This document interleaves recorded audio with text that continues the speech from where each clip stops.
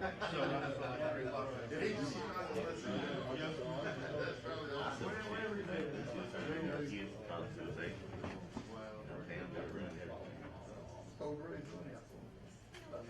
I mean, that's one on my list. I got this one that you know.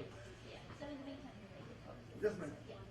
You got your lunch plan figured out yet, bud? I got some right here, Brittany Falls. There's not one right here by you. I think it was this way. Can we go? Alright. You got any special instructions? I'm logging through.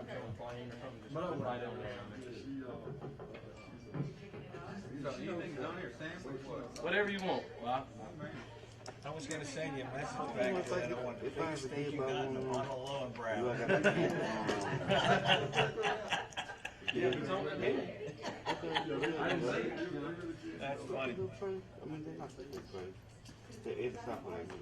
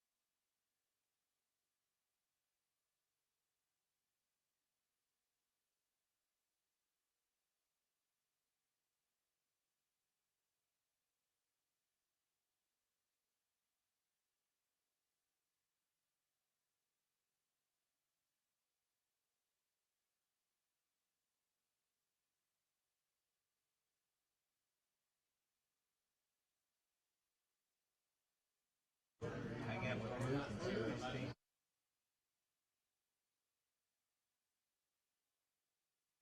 Drinks and snacks back here, everybody. Right back here.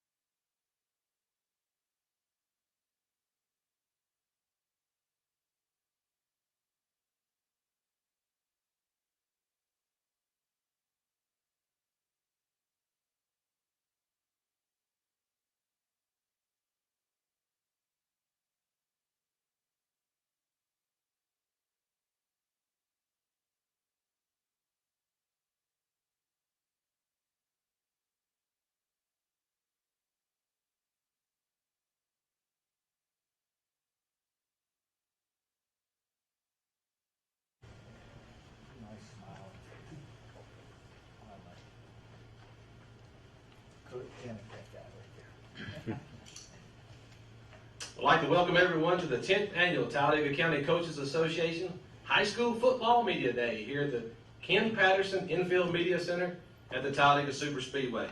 This event certainly wouldn't be possible without you guys, members of the media. We certainly appreciate all your hard work and support of high school athletics in and around the communities that we serve. I also like to offer a special thanks to Russell Branham of the Talladega Super Speedway for making this awesome venue available to us once again here for our High School Media Day with our students represented from Talladega County. One special thanks also goes to Chad Jones with First Bank of Alabama for being our corporate sponsor of today's event. Looking back at 10 years, we have accomplished a lot here with our high school athletes on the football field in Talladega County. I think members that have been represented here at Media Day, we've had at least one of the player reps go on to play in the NFL, win a national championship at the collegiate level. This morning I saw a police officer at Jack's who actually was one of the representatives from his school at High School Media Day. So lots of great accomplishments along the way. We certainly are proud of our student athletes here in Talladega County. With that being said, we're going to kick things off with the only coach who was at the first Media Day and is still at the same school. We got head coach John Limbaugh with the Fayetteville High School Wolves, and representing Fayetteville today we have the Deloach boys, Pacey and Zeke. In addition to Dakota Ogle, they compete in Class 2A Region 4, and they will open up the season against Woodland at home on August the 20th. Coach, just talk about the summer and the guys that you got with you today. Well, I had a great summer. Guys worked hard in the weight room. We did several 7-on-7s this summer. We just got through working out at Midland Christian High School. We did an OTA with them. And Raglan was also there and had a great day of work there. And that was this last Tuesday. Had a great day there. But we competed at the FCA 7-on-7 in Chillsburg. And Cole Limbaugh did a great job organizing that and setting that up. But we did really well there. Went to Sanford and learned a lot about ourselves at Sanford. And had a good day. But a day where we worked hard and put the work in, but things didn't go as well as we wanted to that day, but we knew a lot about us after that day. So we had a good summer in that regard. Had a good summer of work in the weight room, and these boys just ready to get out and go. I got two seniors with me that I'm going to miss terribly when they graduate. Dakota Ogle, and he's a great kid, a great person. Appreciate him so very much for who he is. But on the football field, this one will play at the next level. We're going to get him someone who's going to play at the next level. And the same thing about our senior quarterback, Pacey Loach. I really appreciate him and the way he is as a person, the way he carries himself. He's a serious person when he gets on the field, a fun person off the field. But he's serious about his ball. If he's playing checkers, he wants to win. And I'll often try to talk to him. Just settle down, Pacey. It's okay. And but he wants every ball caught. He wants to win that game, whether it's a 7-on-7 or whatever he's doing. He wants to win. And I appreciate that so much about him. And Zeke is his brother, of course, but Zeke's his own person. Works hard in the weight room, really. And he gets after it. And he can live more than I can, which that's not saying a lot, but he gets everything in there, works hard, but he's one of our top receivers. And I appreciate Zeke so very much. But a good group of guys here, and I need about 15 more just like him. John, would you just speak to what Griffith talked about? I had not realized that you've been here from the first to now, and the deal about being the only guy still at the same school, that's kind of cool too. But would you speak to that longevity and how you've seen this thing grow? Well, we've had success at Fayetteville. In 2A ball, things go up and down. You hear a lot of people say it's not the X's and O's, it's the Jimmy and the Joes. Well, that really comes into play a lot in any level. But in 2A ball, you have special players come on. These guys are all special players. We're looking forward to a great year. But we had a year where we won the region when we were in 1A. And we've had years we've gone to the playoffs. Year 4 last we were in the playoffs. Last year we were very, very close in a lot of games. We just, couldn't turn the corner, couldn't get that edge we needed for whatever reason. We're working on our resiliency this year. We're working on family and teamwork and just putting forth effort in whatever we're doing. My longevity at Fayetteville means we got a lot of forgiving people in Fayetteville, all right? We got a lot of forgiving, it's a great community, great people, and, but all this happened.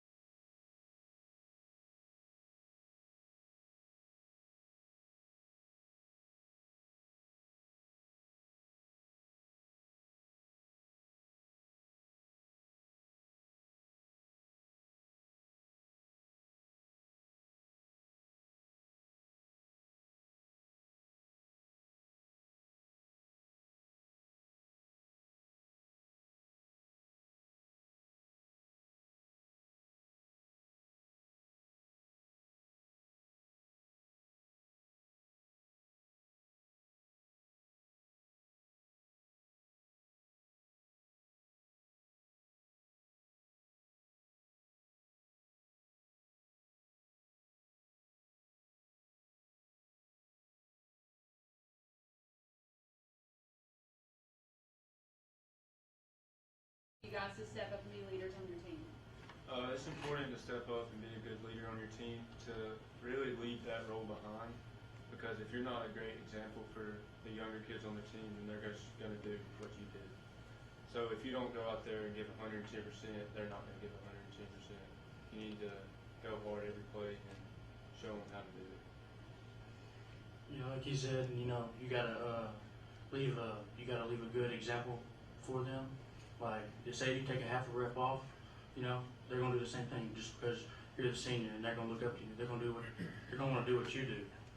And you know, we're all of us are family, so we're all gonna fall in behind each other. And if we do bad, then they're just gonna want to do bad too, and be lazy. So we all gotta do good, try our hardest. Now, can you just talk about how difficult it was last year just dealing with everything with COVID and the protocols? Well, Dr. Lacey sent out protocols for us to go by. We went by those protocols. I just was talking with her, sharing with her we're still, you know, spraying our locker room and so forth like that. We've used, the big difference was using water bottles instead of squeeze bottles. We've been using those for years, but being able to have water bottles and to drink out of was a challenge. You know, we're going to do some fundraisers and ask people to give for the water. But it's amazing surrounding people like Walmart and other facilities like that. Businesses stepped up and would give us donations of water and things like that. Home Depot gave us a couple. I really appreciate those guys doing that. Some of our parents, but that was the big change, just giving the kids the water. But through the COVID, it was challenging. But I think, you know, anytime you go through a tough time or hard time, you can rise above what's happening. It teaches you a lot of you know, life lessons and other things like that. And I think we grew up a lot, but it was very difficult, to say the least, last year. But I'm just thankful for our county and AHSAA, the state that governs everything over athletics. They allowed us to play, and we played every game, and I appreciate that very, very much. For the players, how difficult was it just trying to play through it? Well, it was really it was harder to do everything. Like, when we go to the weight room, you got to wear a mask. It was really difficult being in those protocols. You had to wipe down everything after every time. You had to stay 6 feet. It was a lot different to play through it because it wasn't the same. But we fought through it and we still played all of our games. It was just weird to me because, you know, it's something that I've never experienced. We like you said, we had to wipe everything down, and one of our games got forfeited because the other team got COVID. You know, missing out on games like that, you know, just takes away from what you could have done, and it was just weird. Yeah, it was definitely different, and like we're the first people in high school to experience this, so you just get a different mindset. But going into the game, you don't even think about it, so it's just the same as it was last year. So just talk about what you guys want to accomplish this year. What are you going for this season? You know, first goal is to be the people of character we should be. First goal is the classroom. And I'm serious about this. We have to do the right things in the classroom to be the people that, you know, our God wants us to be the people that our parents want us to be, that our coaches want us to be. So our players have to first be men of God, and their faith plays a role in that. And from that, they develop the character they need to make the grades they need. Because I believe I'm sitting by a couple right here on each side. I mean, they can play at the next level. We're working towards that. But that ACT score's got to be what it ought to be, okay, for them to get where they need to be. So the first thing is the academics part. Be who you're supposed to be for everybody that it matters to, including yourself, and set that role, establish who you are, okay? And then from that, it's our community, how we impact community. You know, because when they wear something federal outside the school, they're representing. Now they're representing. So that character is the first thing. Then our goals, of course, we want to win. We're going to compete at that high level, and we're going to win. We got to stay away from turnovers. Okay, we got to stay away from that. Our last game of the season was against Chiltonburg, and you can't. I don't know many victories after turning the ball over 5 times. You can't do that. So we're going to cut back on those mistakes, and we're going to play not just to compete, but to win. So it's about winning. Our goal is to go to the playoffs and move from there. But first, we got to get there. Okay, we got to beat Vincent. We got to beat some teams. Okay, and win some games. And those close games, we got to turn that corner and learn how to win the third down. Learn how to win the fourth down. You get in the red zone, you got to score. Okay, so we get those opportunities for the red zone. The same thing as opportunities in life. We got to know how to score. We got to know how to do the right things. And I do believe wholeheartedly that believes with Christ first. You put Him first, and He said all this other thing I'll add it to you. But you got to put Him first, and all that comes from your faith and your family and your community, what you do in the classroom, and it all pays dividends on the football field. It really does.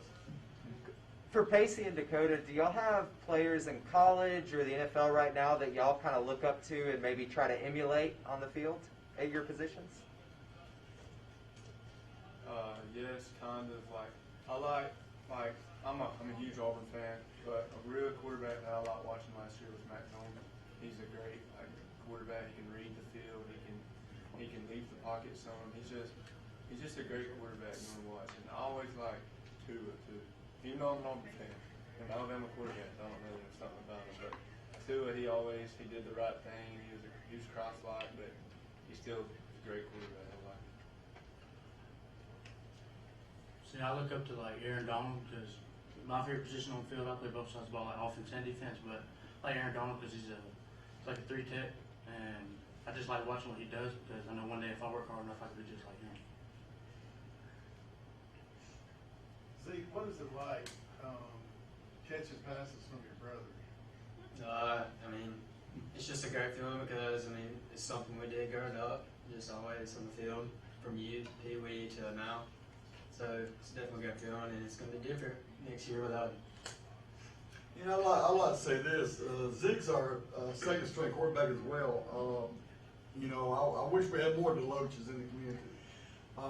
We've always done well with these Deloaches.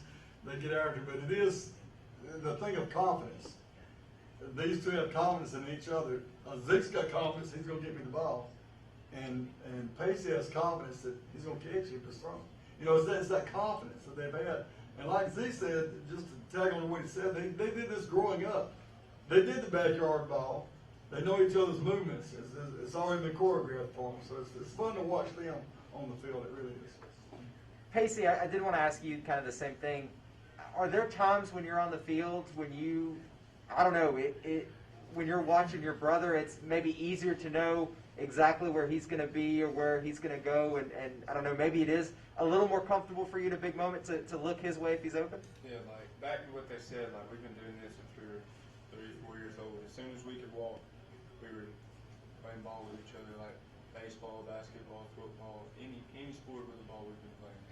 And it's really nice, and like, I don't know, it's almost like comfort feeling just have like knowing because you've done it for so long and knowing you can rely on them to catch the football. For all the players, what's the y'all's practices that y'all got coming up here before your first game, the kind of fall camp period? What's your least favorite part of that? Do you have a least favorite drill or a least favorite thing you go through? Conditioning. It's rough running them sprints and snakes and the gassers. I mean, it kills you, but I mean, at the end of the day, it gets you ready. It gets you ready for the fourth quarter. For y'all? Yeah, I'd say conditioning is probably the worst part because we got to coach him out there, and he never gives up on you, and he'll just keep pushing you till you can't run no more. I don't like to say the same thing, but it is conditioning because our coach definitely doesn't care if you're tired, but he'll make you do it no matter what. But it still helps us through every game, just get ready to run. Pacey and Zeke, your older brother was also a quarterback at Fayetteville. How has he been able to mentor you guys in this position? I mean, I don't like saying the same thing, but ever since we were young, I mean, he's about 5 years older, 6 years older than Zeke. So he's been teaching us everything he does, and we've watched him. We've watched him on the field. We've watched him in the backyard. He's honestly like sit there and work with us when no one else would. Like when we didn't have a field, we're in the backyard, and he's teaching us everything he knows. And it's really a great feeling knowing to have someone like that in your life to help you out in life. Yeah, he was always there. We always played in the backyard with him, and just seeing him on the field, he was a leader to us, and we looked up to him all the time. So now it's our time, and everybody's looking up to us. So, I will say the Pacers stayed in the pocket a little bit better. Bailey would bail, and I would, my saying on the radio was, here we go. You never knew what was going to happen. He was a great fun player to watch, absolutely. Coach, just talk about offense. Last year, averaged 13 points a game. What improvement can you guys make this year to get the scoring up? Right. Well, it's all about execution. We would be on the cusp of something good happening with throwing the ball or something like that would always happen. But it's about execution and completing what you're doing. Finish, got to finish. So that's what we're working on is execution. It doesn't matter what offense you run. It doesn't matter if you run out, if you run pro set. It doesn't matter if you spread out. It doesn't matter. Whatever you're doing, do it correctly. Simplify and do it correctly, and that's what we're working on. And we're gonna get those numbers up this year. I can promise you that. We're gonna have a lot of emotion involved, a lot of fun things happening. So, and Pacey is intelligent, so he can carry these things out. Pacey, I mean, last year you didn't have the year that you wanted. Sophomore year had 19 touchdowns. Just talk about trying to bounce back and having a great senior season. Yeah, my sophomore year, I came in quarterback after game 3, and I started doing good. And then last year, I don't know, we just had a rough season. We just couldn't connect. We were missing something. I don't know, but we've been working hard. The team's been getting after it this year, and I think that we can bounce back from our senior season and we can make a run. Do you think that's part of turning the corner, just getting things going right on offense, Coach? Absolutely. We were right there on that edge last year, and there were a lot of things that were, you watch us practice real good against ourselves. We look pretty good, but carrying that over to the field, carrying that to the game field, that's the point. Executing there where it matters, making that happen there, and we're gonna do it. You're gonna still know a lot of Fayetteville this year. We're all very excited. And, Pacey was saying when we were walking into this facility, he said, Coach, I can't wait till Monday. So we're excited about practice. These guys are excited about getting on the field and hitting someone and playing this ball game and the game they love. And offense is going to move the ball this year, absolutely. I know you got these 3 guys here, but has it been somebody else that's really been standing out for you throughout the summer, spring and summer? Hunter Hammonds. He played tailback for us, and he's been working hard, and he's a standout to me. He's doing good work. I like Cass Duke at center position. He does a great job, and I don't recall him messing up a snap. That's what I like about him. He's just very consistent, very reliable, and I appreciate Kez Duke a lot. And there's a lot of kids that's making a jump for us, but you know, we've got 13 seniors. You look at us and you say, oh, that's a squad that's got a lot of older guys. Well, it's kind of it would kind of fool you because we got a lot of outgraders playing, and some of those guys are stars. So something Ms. Hammond said a while ago is we're young. She may know felt we're better than most because we are. We may have 13 seniors, but other than that, we're still young. And we're getting production that we need out of about half of those seniors. Okay, some are coming out for their first year of football, so we're allowing them to come out because you know I like having numbers out there at the 2A level. So they're going to grow, they're going to get better, they're going to compete, but we are still a young team. But with the guys like this around me, we're going to be okay. We're going to make a little noise. I promise you that. You talked about having numbers. I mean, you think that's going to help with the uncertainty that's going around still with COVID being here? Well, we've got one out right now, but he'll be back. Actually, his last day is the day before we start practice, so he'll be back at the first practice. And I appreciate him. He's been texting me. He wants to be there so bad. I'm like, stay at the house, get your 10 days in, and all like this since his negative test. So it is a struggle, but every coach wants numbers. I mean, we're not at a 7A level, so if you've got 35, and we're playing with 36 actually. We have 37 on the roster. We got one that's still injured, but won't play this year. But we have a great squad of kids that care. And they want to work. They want to get after it. You don't have to beg them to show up. They're there to work out. That's what I like about our kids at Phelps. I hear a lot of coaches say, well, we just can't get them there. That's not our problem. Our kids do come. And they also have jobs, they work, but every coach wants numbers. Every coach wants to be able to have a one, instead of somebody going both ways, you just play them on offense, one-way players. That's awesome if you can do that. And we're trying to develop that, instead of the two-way players. Right now, all these guys are going to be going two ways, but we're trying to develop just that one way. I know this one does set me a lot because he wants that defensive time. And he's going to get some of it, but not probably as much as he wants.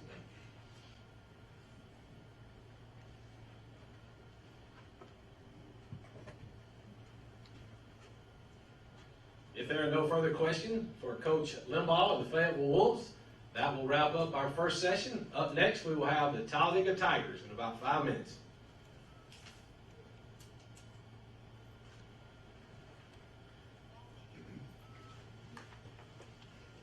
We're good.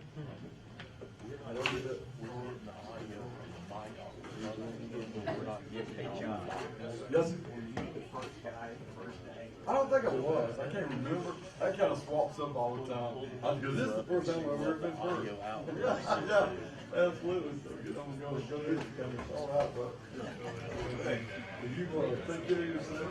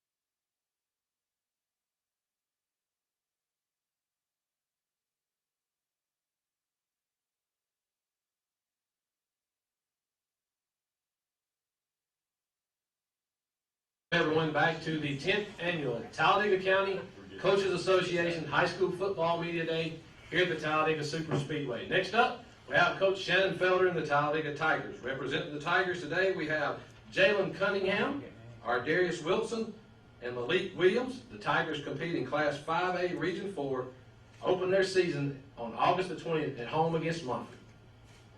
Coach, just talk about how your summer been and the guys you brought with you today.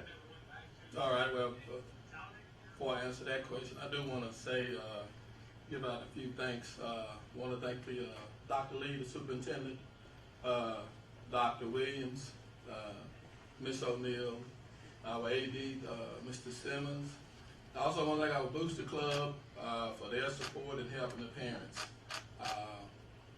Also want to thank First Alabama and Chad Jones and Alpha.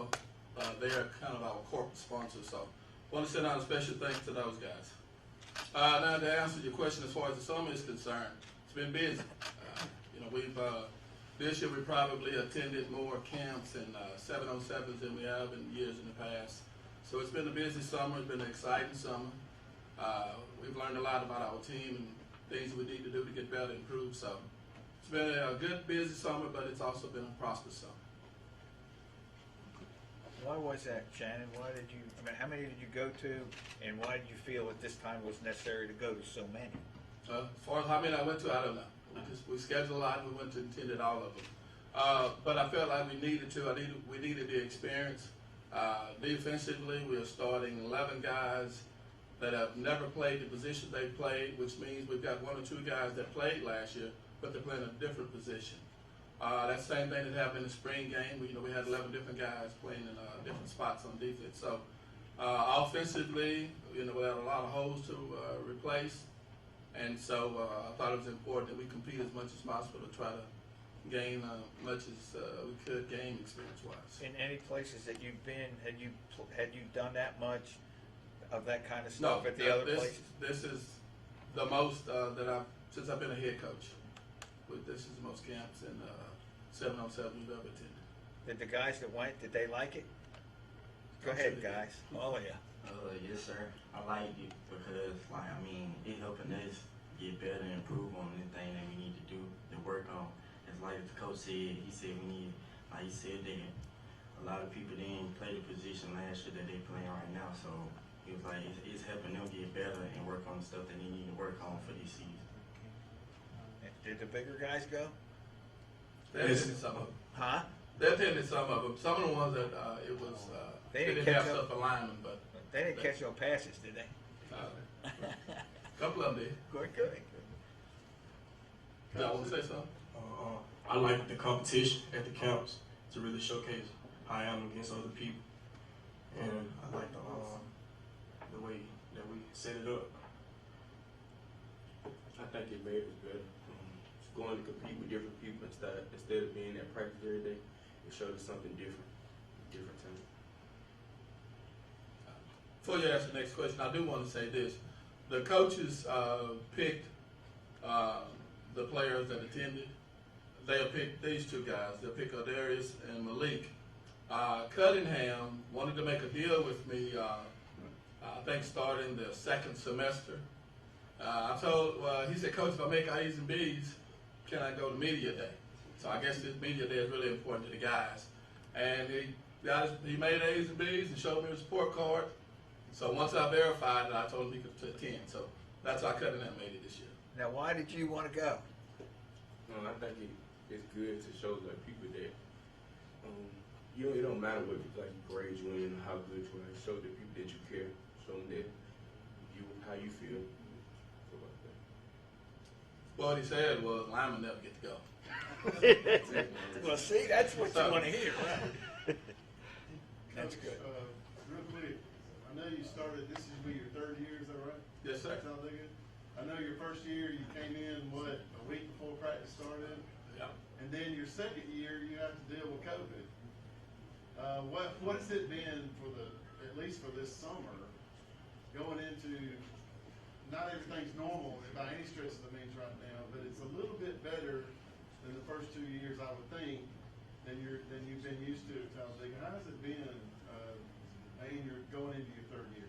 Well, my second year, we suffered with numbers, as most schools did as well.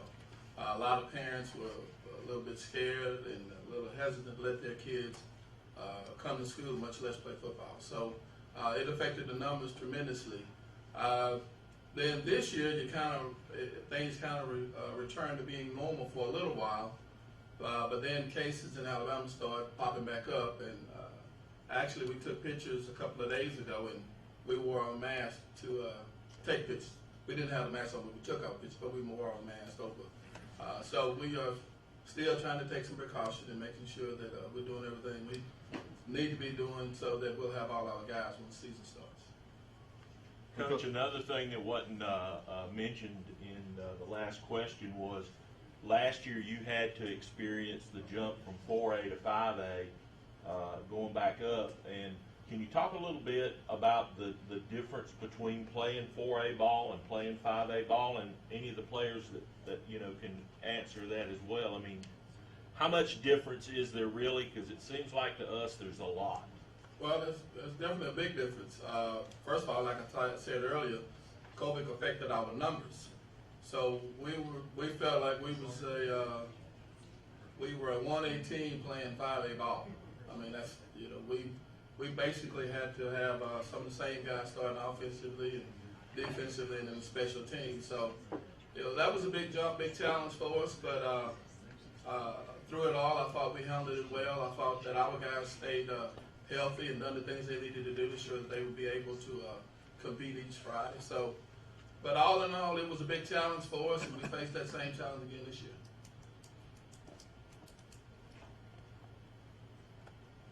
Coach, new team, new year. You lost a lot from last year. Just talk about replacing that core group of guys that made it to the playoffs 4 years in a row for you. Well, last year, I think we graduated one of Talladega's most successful group of seniors. There was a lot of closeness with those guys. Nigel's here with us today, even though people can't see him. He's in attendance with us today. Those kids are close. We have a good team. There's a good family feeling among our players, and so losing those guys, it's tough. Not just because of what they do on the field, but just because of the relationship that we have with our players. So we're excited for Nigel and Michael and a few of the other guys that are going on to play college ball. But we're also excited about what we have coming back. And so we're trying to get these guys, put these guys in a position that they can get them some scholarship to go play football as well or go further in education. Just talk about replacing Nigel. Do you have a quarterback battle? Do you have one? Just talk about your quarterback situation. Well, that's a spot we still working on. I know if we get in when we get in the gun, Malik will play quarterback. When we get up under the center, then we've got a few people that are competing for the spot, and we really haven't settled in on any one person yet. But when we get in the gun, Malik will be playing quarterback. What did y'all do in the camps? How did you do the gun all the time? So Malik was your 7-on-7 quarterback? We attacked it like it was a season. We rotated a little bit. We was under the center some, and we were in the gun some. When you're in the gun in 7-on-7, you can do a lot of the stuff that you want to do. Obviously, when you're under the center, it's more play action, and defenses typically don't play fair when it's 7-on-7 because they know you're not going to run the ball.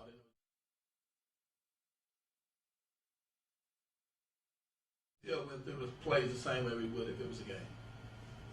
For all the players, do y'all have guys that you look up to that are in college right now or in the NFL or maybe players that have played in the past that you're like, I like watching that guy and I try to emulate them at some point? Yes, sir. I emulate right now Nigel Scales. I mean, he's a good role model, and I look up to him from Nashville to being a good key player to the game. Just teaching us everything. I try to go to the field and work with him, just to work on my game. It's like, as Coach said, when we go in gun and stuff, I play quarterback, so I just have to step up to the plate. I'll pick back off what he said before I let the other guys. We've had Nigel come up to the school and work with Malik on some of the stuff that he's done. So Nigel has actually been working with Malik and trying to. We'd like to be able to get Malik under the center some. He's just a little shy a little bit up when we get up under the center, but Nigel has been working with it. For y'all, do y'all have any players that y'all kind of looked up to and try to emulate? Yes, sir. I like to imitate Lane Johnson. He's one of my favorite players in the NFL, especially for me playing O-line. I like to do situations like what he do in the NFL. For me, I look up to Mike because he showed that to play as a team and not just play for yourself, but also play for the other people that's on the field with you. Because you're not out there by yourself and you can't win it by yourself. Sorry, who did you say? Mike McGriff. Okay. Not an NFL player, but again, that just goes to show you the closeness that these guys have. Mike graduated last year. Mike's going to UWA to play football, but I think Mike set a perfect example for a lot of the guys as well as a lot of the seniors. But for him to say he looks up to Mike and the way Mike was a team player and all that, I think that says a lot about our guys. Jalen, since you wanted to be here, you wanted to represent your teammates. Do you have, I don't know, do you feel like that you can be a leader for this group this year in a way that maybe you haven't been in the past? I think I can. I think that I can show like the young kids that I think I can show them that by doing right, you'll get your chance. Your chance always comes.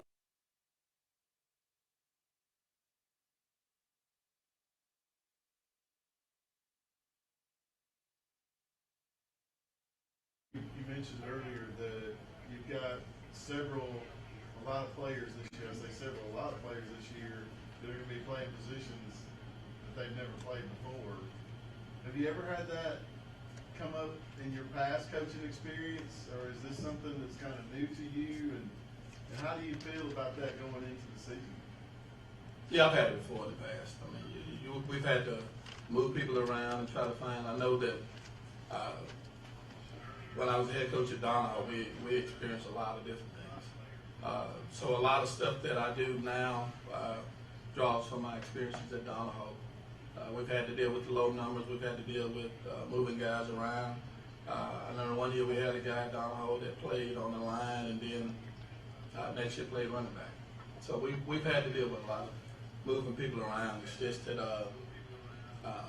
I feel like for us this year, it's a little bit more challenging because at the 5A level,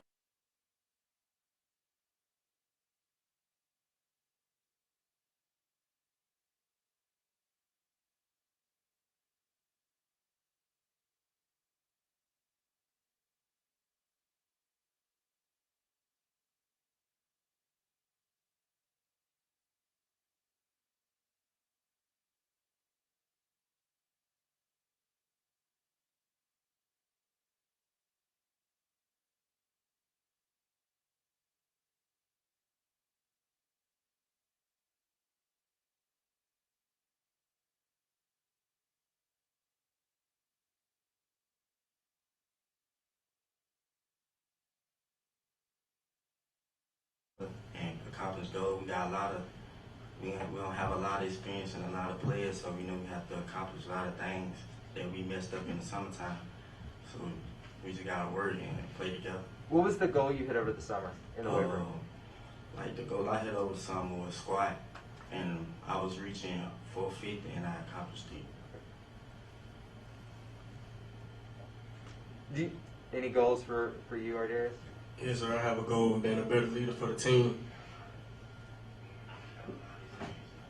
I wouldn't say I have a goal, a set goal for myself, but I just go practice by practice, game by game, take one day at a time. Is there an area that you maybe hope to improve in, a certain aspect of your game? I would say defense. I mean, get more time on defense and practice more myself. He's one of those guys we talked about it, that hadn't played defense before, but this year he's going to have to play offense and defense. Jalen, were you excited by that when Coach told you, hey, you're going to see a lot more time on defense this year? Was that exciting for you? Yes, sir, because in the past I tried to play, but there was something that I just had to do offense, so it kind of gave me a boost that I could finally do it. So I just know I had to work harder at it because there were other people that set that position that can can do better than me, so I had to work hard. In the past, I think we've always been in pretty good shape. But when your numbers are low, you have to be in better shape because you have to play both ways. And again, that was one of those things that when I was at the other school, that we've had those numbers where we've had to have guys start offense and defense, and we're gonna have it again this year. Coach, how does that impact you from in the past when maybe you have 5 or 6 new guys, maybe it's easier to kind of install stuff defensively. How does that sort of affect things, especially early on, as you're trying to bring along not just a couple guys on defense, but maybe the whole group together? Well, it's all about the preparation. I mean, you know what you have to do. You know what areas you have to improve. You figure out the time that it's going to take to do it, and then you put the plan together, and then we execute the plan. So it's no different than it's been for me any other year. We're always going to put a plan together early. Make sure that the plan is catered to improving in the areas we want to improve in, and then we just execute the plan.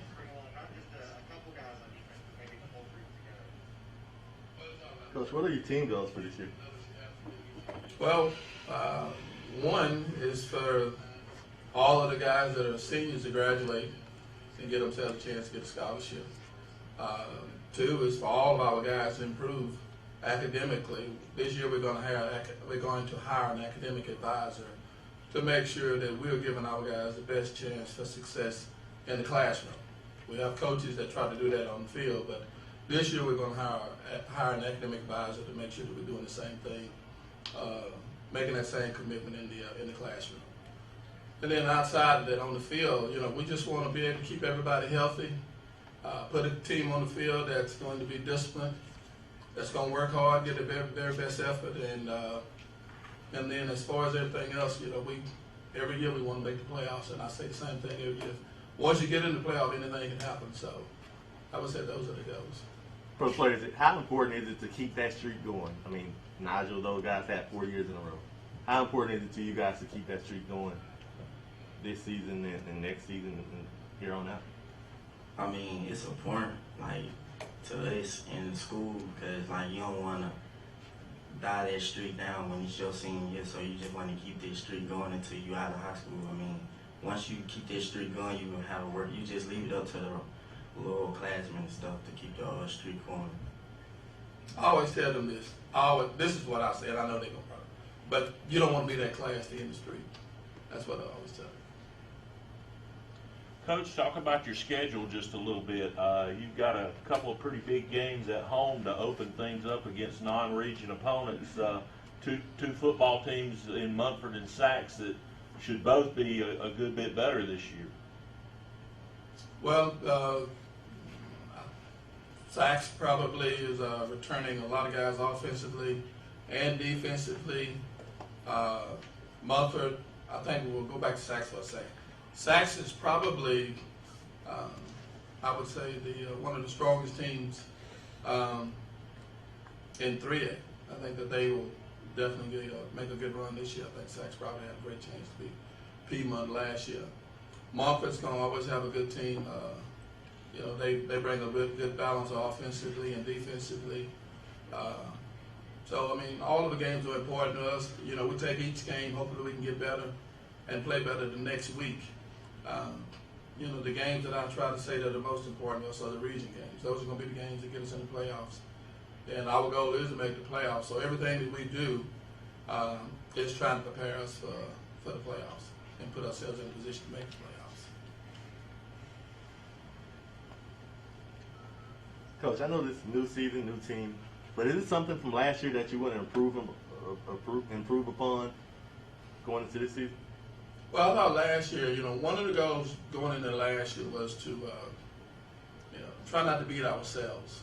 Year before last, we'd have teams 3rd down and short, 4th and short, and we'd jump on defense or on offense. We'd be going on a long count, and we'd move. So I thought we'd done a lot of things year before last that really would beat ourselves. I thought last year we done a better job, particularly on defense, but we didn't make those mistakes. I think we cut those mistakes in half last year. One of the things that hurt us a lot this year was You know, in third down situations, offensively, we couldn't convert. Defensively, I didn't think we stopped teams as much as we needed to be successful.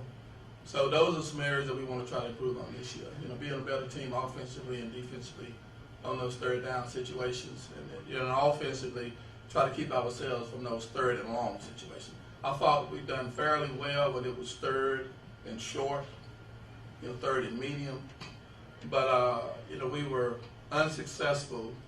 I want to say about 85% of the time when we had third and long. So we want to try to keep ourselves out of those type of positions.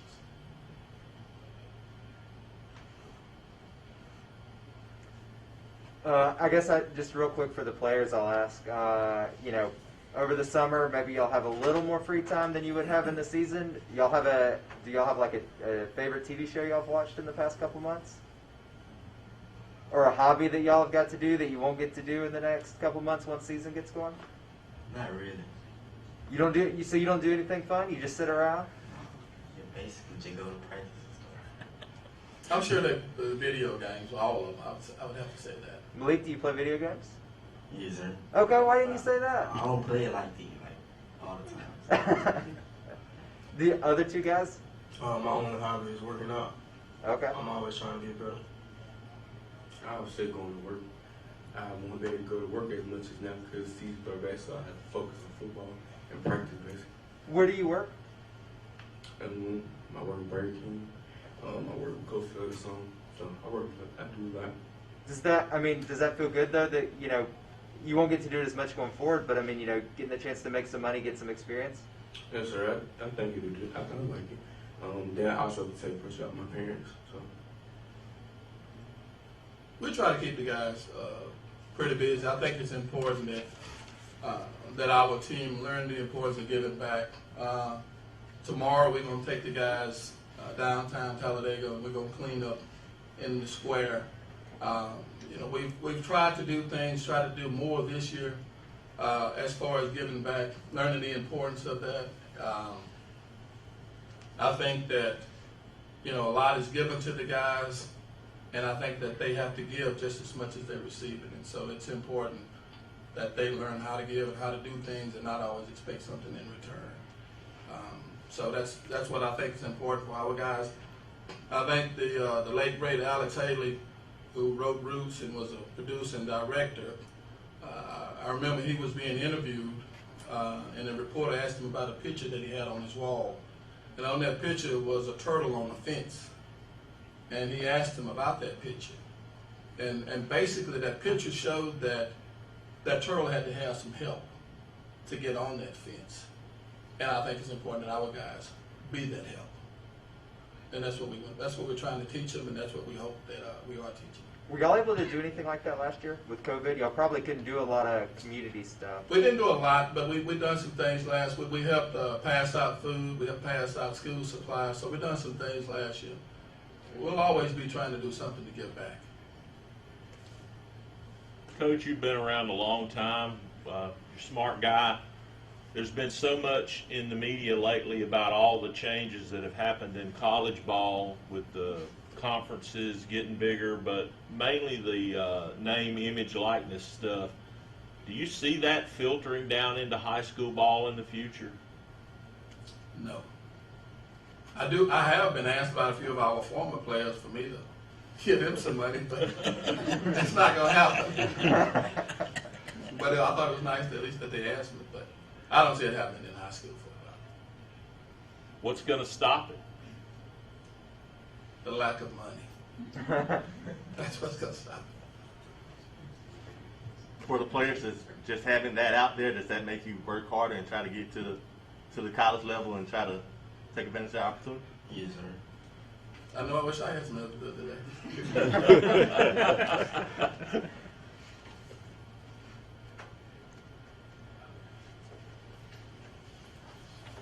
If there are no further questions, that wraps up our session with Coach Shannon Feller and the Talladega High School Tigers. Good luck this season, Coach.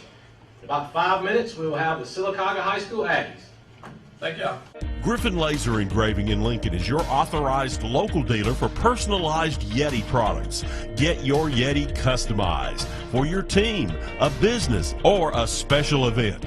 Your color, graphics, even photos. At Griffin Laser Engraving, we make it the way you want it. Order just one or hundreds, and you'll find a full line of Yeti coolers and accessories on hand, even the hard-to-find items. Nationally recognized, but right here at home in Lincoln for quality awards, trophies, powder coating, and personalized Yeti items, Griffin Laser Engraving. Thank you, sir. Yes, sir. Good to see you.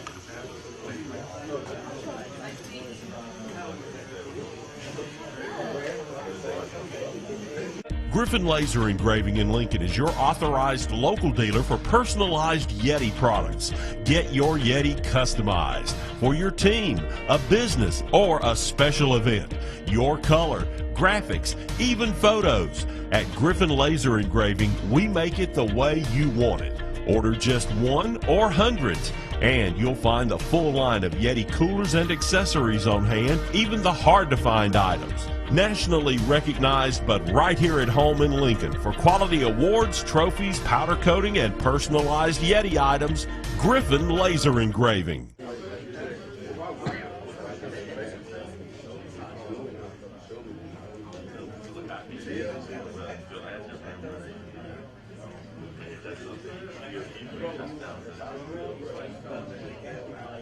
Griffin Laser Engraving in Lincoln is your authorized local dealer for personalized Yeti products. Get your Yeti customized for your team, a business, or a special event. Your color, graphics, even photos. At Griffin Laser Engraving, we make it the way you want it. Order just one or hundreds, and you'll find a full line of Yeti coolers and accessories on hand, even the hard-to-find items. Nationally recognized, but right here at home in Lincoln for quality awards, trophies, powder coating, and personalized Yeti items, Griffin Laser Engraving.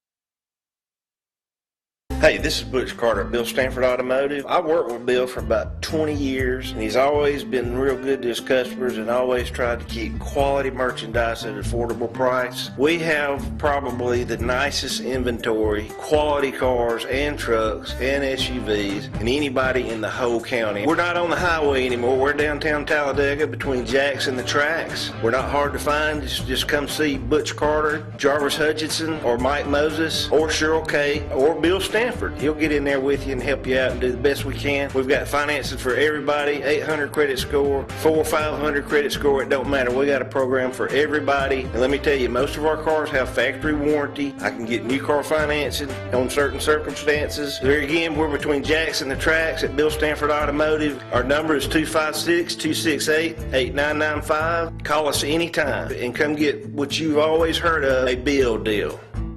Cofield Asphalt Refinishing is Northeast Alabama's go-to source for exterior parking lot maintenance. We provide a broad range of products and services in the asphalt, seal coating, and striping industry. Whether it's for a commercial or industrial customer or helping serve other contractors like ourselves, we're here to serve our community with over 25 years experience. Get a free estimate. Call us at 256-454-5336 or contact Cofield Asphalt Refinishing. Griffin Laser Engraving in Lincoln is your authorized local dealer for personalized Yeti products. Get your Yeti customized for your team, a business, or a special event. Your color, graphics, even photos. At Griffin Laser Engraving, we make it the way you want it. Order just one or hundreds, and you'll find a full line of Yeti coolers and accessories on hand, even the hard-to-find items. Nationally recognized, but right here at home in Lincoln for quality awards, trophies, powder coating, and personalized Yeti items, Griffin Laser Engraving.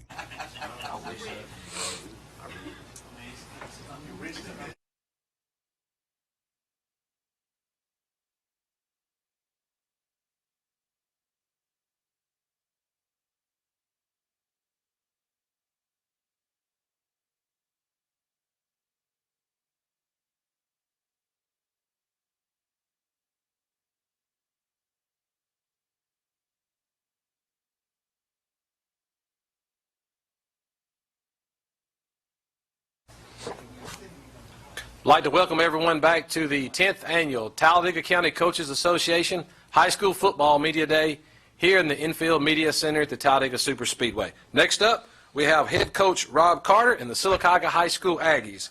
Representing the Aggies today, we have Malik Pope, Brayson Edwards, and Kyron Hughes. The Aggies open their season at Leeds on August the 20th.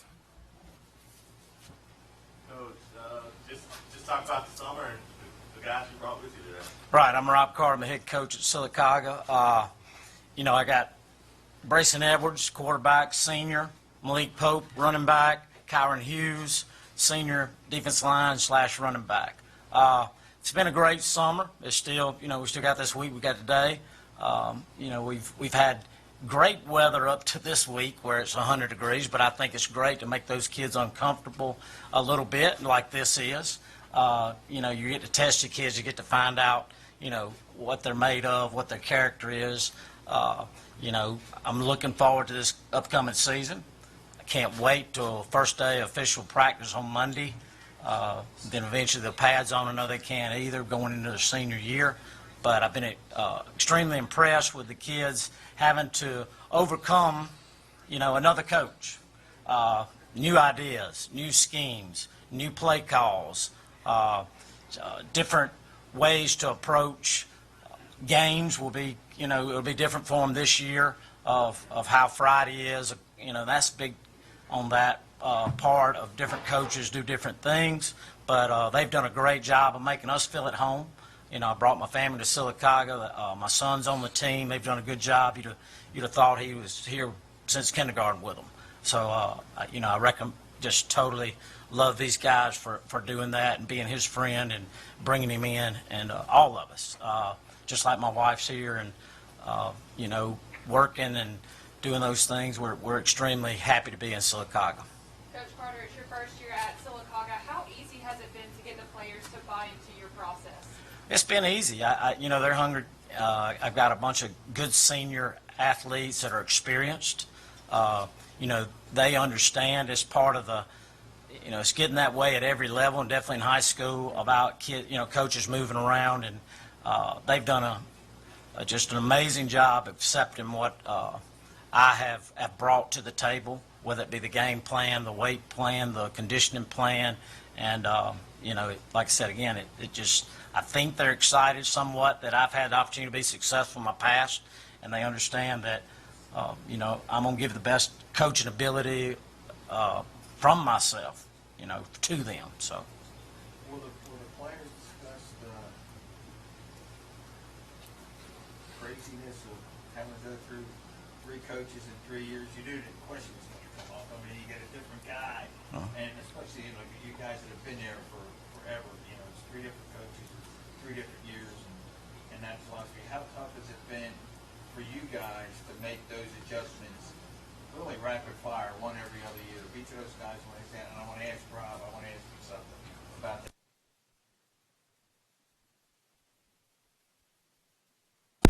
Having a new coach, I still had a different coach 3 years in a row, and it's change, and it's going to make the team stronger, being able to go through different things each year, and coaches bringing great things this year, so our team's going to be stronger, and it should be a good year.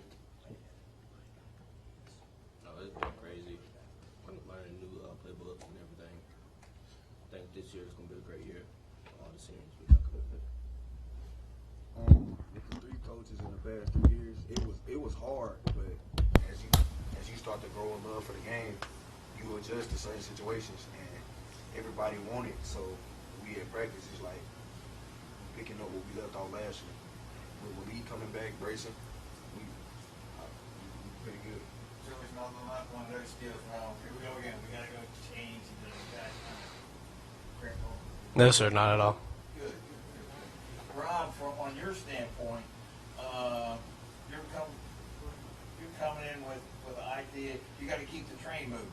I think they've had 13 straight non-losing seasons, 9 straight winning seasons. What are you stepping into to keep that train rolling with the ones that you have here? Yeah, I was, that's what brought me here. The success, the athletes they have continually put on the field that come up. I'm excited looking at our middle school teams and the young kids involved in the community leagues. I knew that was here. So coming to this situation, this is the first time, my second head job. I spoke to a lot of guys that had experience. I'm not one to think I know it all, but I knew their coaches that had moved, that had experience in this sort of situation. And knowing I was coming to, an athletic team, I'm not rebuilding anything. The worst thing I could have done was eliminate a staff that's done a good job and go strictly new. So I inherited some really good assistant coaches. I can go through their names, all of them, but they're really good. I didn't get rid of any just to bring somebody I thought was maybe my flavor. I knew they were great guys and they would accommodate because they had been through, now 3 different coaches. And like I said, that was probably the biggest thing I knew I needed to do is retain those guys that have done a good job. Where they had relationships already built within the team that I was inheriting. I knew I had good athletes. I got high expectations for them. I think they've got high expectations for themselves. So I think that was the number one thing. Coaches are going to change from year to year. I might change my game plan next year here. So X's and O's always change, but the people and the relationships, you come into a place, you don't really want to unsettle it too much, especially if you've got already a successful system. And one last thing, indulge me with this, please. And I think you have enough people in your school to do this. What's your thought on the girls' football stuff? Are you guys going to do it? Who's going to do it if you are? And I ask that of the bigger schools because I think they'd be the ones that would do most of it. But would you mind addressing that? Yeah, Are you going to do it?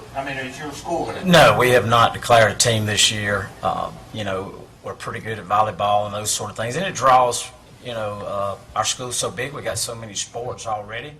I watched it this year by chance, watching the Georgia one, state championship for them. And, we play powder puff football. It's usually more physical than these guys. I hate to tell them that, but it is. I'm for it, Today, a lot of unfortunately women are raising, boys themselves, and I think it will help, keep the toughness in these kids and help them, when they are raising one by themselves, a son that gets them involved in football. So I'm for it. It's just that sometimes it takes away when you don't have, big, I say, population of students. You know anybody that is? Anybody in your county doing it? They talked about that? By none in this county, no. Thanks for indulging me on that. Okay. Coach, you saw firsthand last year as the coach at Beauregard, Silicaga, at your place. What did you see last year as an opponent of Silicaga to what maybe you're seeing now as the head coach at Silicaga? Well, position-wise, it was very few weaknesses. I knew they had really good talent, great speed. I think I expected more for Silicaga than they accomplished last year, to be honest with you. When I watched them play, their first region game was Clay Central, and it came into just a mistake here or there. Could have gone either way, but I played them for years, and we got back in the this region where I was last at Beauregard, and I was extremely impressed, especially this junior class that was going to be seniors, and I just always have known this area and community supported its athletics and brought great athletes to the table. Players, it's your senior season. How are you going to step up and be a leader for this year's team?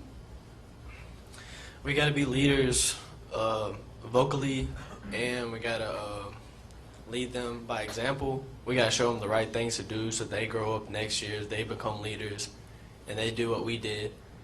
And we just got to keep them right behind us, make sure they follow our lead, and we should lead them. We got to be leaders on and off the field, get their grades up in class, and just stay focused. Just like Malik said, we got to be teammates on and off the field. So therefore, if you see your younger brother doing something that he doesn't need to do, you step in as a leader and tell him that that's not right, and that's what we shooting for, is to keep all of the young ones out of trouble. For the players, what was y'all's maybe first or second impression of your new coach? Like that maybe that first day you met him, or the first week as you're getting to know him. Like, I don't know, is there something he said that really stands out to y'all? Yeah, he had told us that he had got a ring when he was at Beauregard. That stood out to me real good. Malik? I don't know. Probably gonna say short. I just realized how educated and how successful he was in his past, and it showed confidence, and it's bringing confidence into our team. So.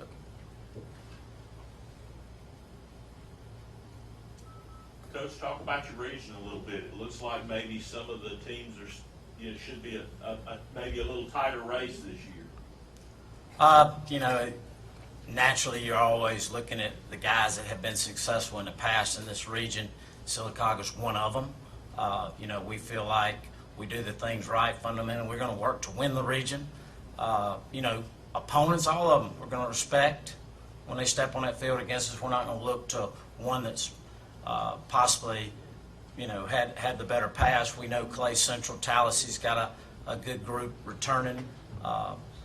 Hopeful. You're right. It's always competitive. The state champion has come out of this. I don't know, in the last 5 years, probably 3 of them, or so, I would say that. Since 2016, there's been 3 state championships come from this region. So, that you're going to battle every Friday night in this region against each other, and you're going to face some good players. But I expect, we'll worry about the first game we play this year, Leeds first, before I get concerned with the region play right now. Coach, earlier you said that, you saw them last year and your expectations were higher for them than maybe they had for themselves. So this year, what's your expectation for your team? Always high. I mean, to win the region, to have a home game first round of the playoffs, to win your first game. There's several steps there. And, you can eliminate 1 or 2 and still make it. And I've told them this, I finished second in this region, won a state championship that year. So, keep your goals, understand what they are. Don't let it, if you don't reach one in one of those games, keep churning. I heard Coach from Talladega say anything can happen, get in the playoffs, and it can. That's no joke, but, I expect these guys to be really successful this year. We're going to try to win every game, but we start with the first one. Coach, last year's motto was "Prove It." What is going to be this year's team motto? I've thrown together. Don't be afraid. Be a little cocky. Be confident. Understand that I'm going to make you uncomfortable, these guys in practice, but together. That's the whole key. We're going to be family. We're going to fuss with each other. We're going to come together at the end. I think that's probably been more conversation in huddles as a team. that, you know, we've all had families. I fuss with my brothers. It's also a coach as much as anybody, but in the long run, we got each other's back. We love each other. We fix it. And, you know, that's, you know, Malik may not have a great game, but Kyron might. You know, Brayson may not have a great, you know, throwing, but we're able to run it. That's sort of picking each other up. So I'd say a together.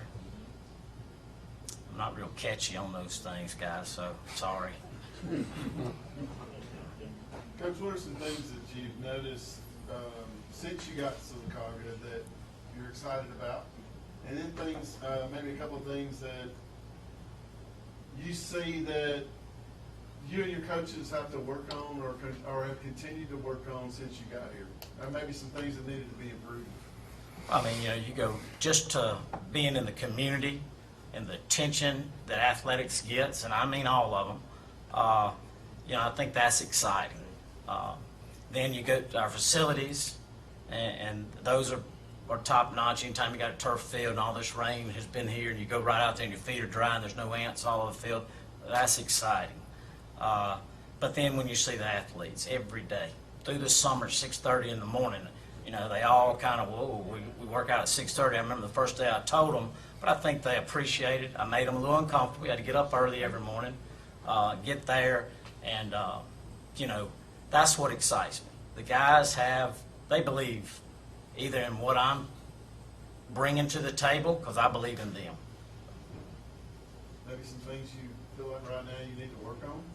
Oh, every aspect. I will not ever think I don't, you know, shouldn't work on the fundamentals of blocking and tackling and securing the ball and having 11 on the field, all that discipline part of the game, we will work on. You know, each one of them. Malik's got to work on stuff, you know. Brayson's got to work on stuff. Kyron, they're seniors, but you continually got to make those guys understand, you know, don't be satisfied where you are. Continue to work. But, you know, I don't have any just one thing because we're going to continue to work on everything. Coach, talk about what you want to see from those guys. You got Malik, your rushing lead, you got your passing, returning quarterback back. What do you want to see from those guys this year? You know, like I said, leadership. Give me the ball. You know, be confident. You make a mistake, give it back to them. You know, I think that I'm gonna lean on them a lot.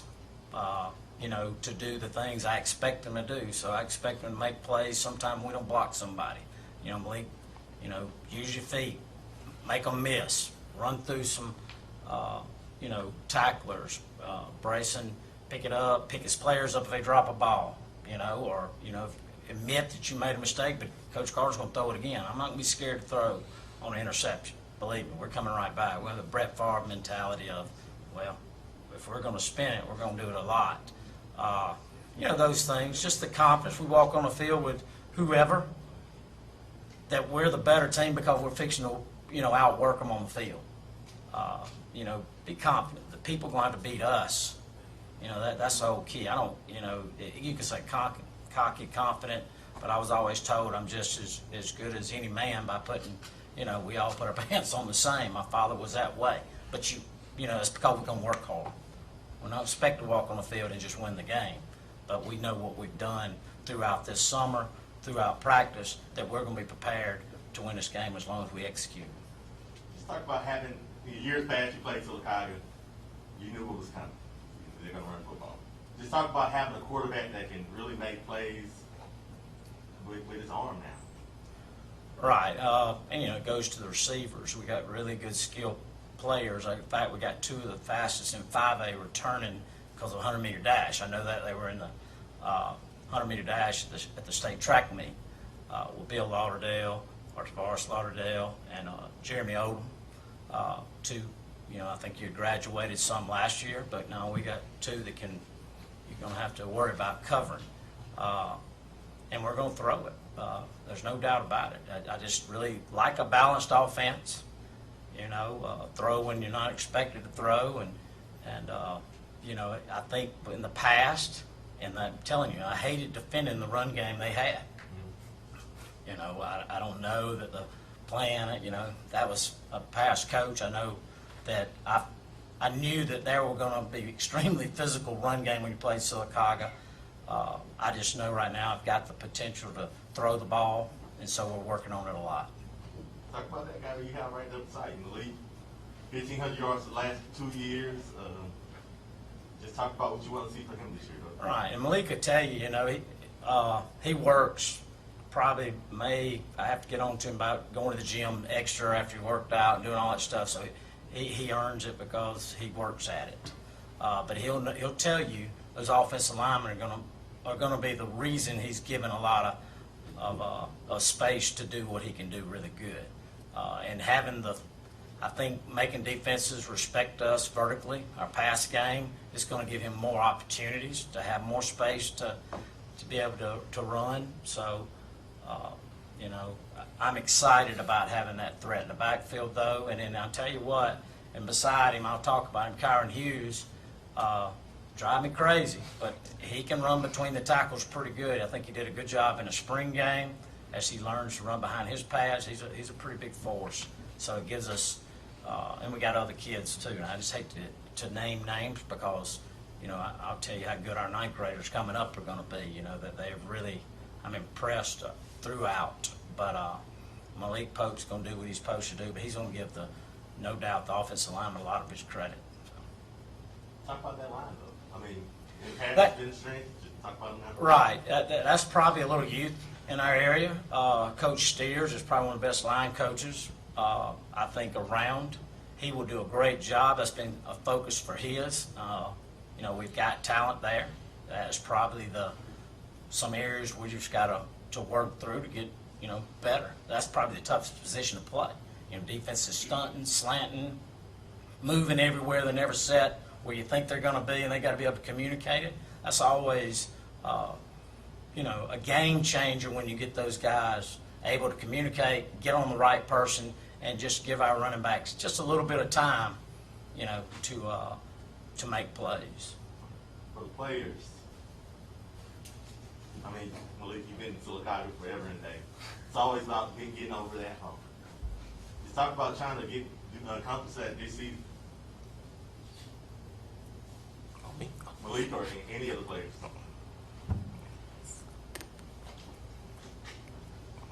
What hump you talking about? Playoffs.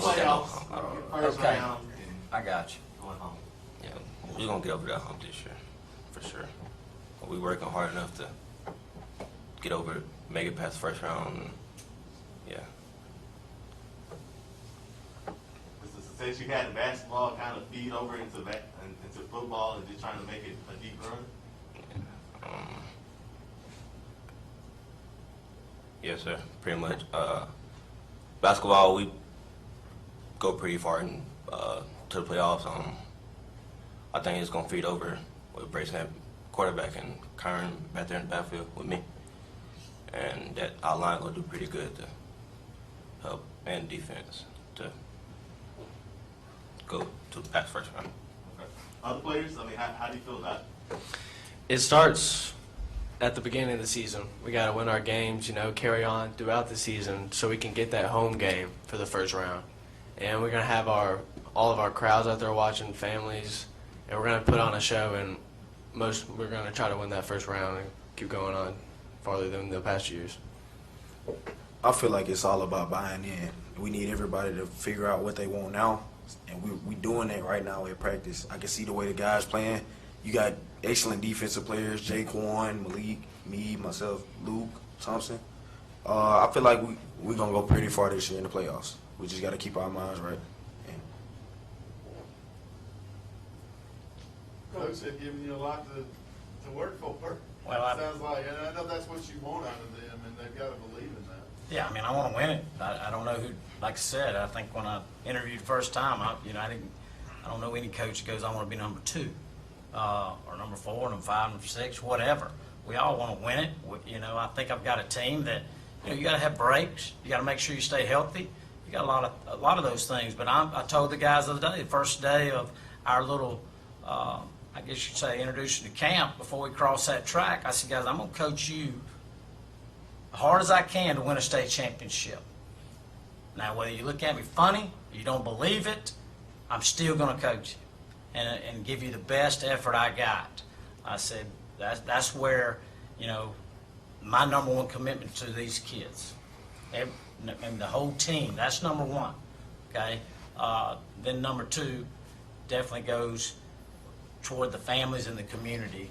Would be a number three. I'm doing the best I can for Sylacauga, but number one, these guys are going to get coached hard.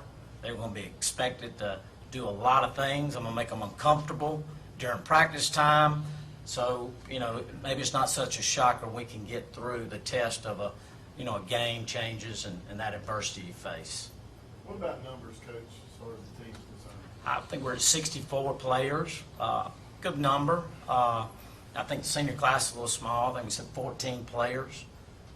But, I like the numbers. If it's 11, we're going to give it all we got. But, good numbers and great participation throughout this summer. What about you said you mentioned your ninth graders coming up. Are you looking at some of them to maybe step up?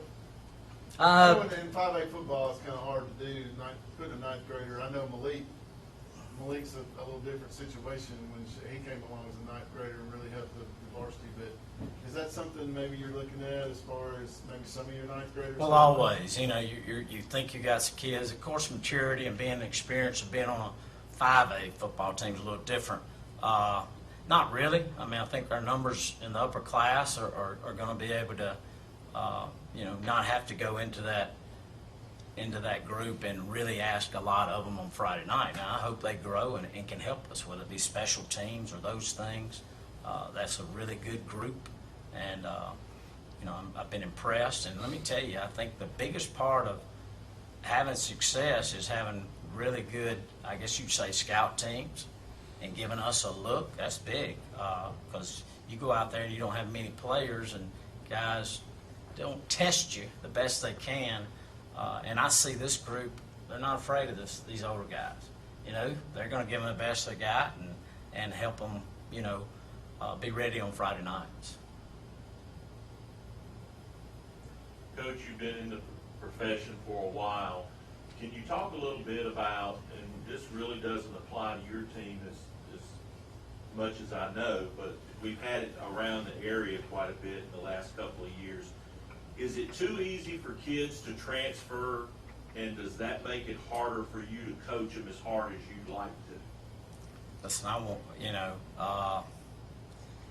the transfer part, needs to be based on a move pretty much, not due to, I think the lack of really playing number one is for your community and yourself for memories. We've gotten a little out of thinking scholarships are the number one thing. And it starts with, I could go in forever and tell you about where I think the community that you move into and you play for is what you do. That's the way it was. It was so strong at that time. The move-ins due to jobs or family jobs or those things, I understand. Moving just to play football and think you got an opportunity to play college football or to play any other athletics is, I'm not in favor of. But we'll accept anybody who wants to come play for Sylacauga High School and move into our community. I promise you that. I'm gonna coach every one of them as hard as I can. Kind of as a follow-up to that, Coach, from a coaching perspective and from the kids kind of looking to get support from the school and the coaches, do you feel more pressure to do any of the social media stuff that's being done to promote your kids? I don't know if it promotes the kids too much, honestly. The social media creates a lot of selfishness, a lot of individualism, and less team. I'll tell you that. When one guy's located on everything or dancing around him with a bunch of lights, I want to see highlights from Friday night on there, where they actually play the game. I don't want to show a lot of film of one guy running around cones. I haven't seen a cone on the football field except in the very corners of the end zones. I'm not a guy that just believes in promoting one kid until I get actual game footage. Now I'm going to promote you. Well, you've been part of that team. They can see the efforts on the actual situation on the field. I believe 100% in that. But all this glitz and glamour and, I'm still a little old school in that part. If you got to have kids that got to have that to play, then, I think we're going the wrong way. And for the players, what is it going to mean just to have all, I'm guessing you're going to have 100% capacity for games. What is it going to mean just to have all your fans back in the stadium for you, especially in home games? It's going to be great. It's going to show a new level to our players. We had a lack of crowd last year, and we still put on a show. So once we get the full capacity, it's going to bring a lot more confidence, and to our players, it should help us out a lot. Like he said, it's going to bring a lot more confidence, and it's going to be great to have the full stands. Full capacity is going to be very electric. You got Malik running for 80, 90 yards. That's what we need. We need the fans. The fans will going to make us go harder. When we have stress, do it for your community.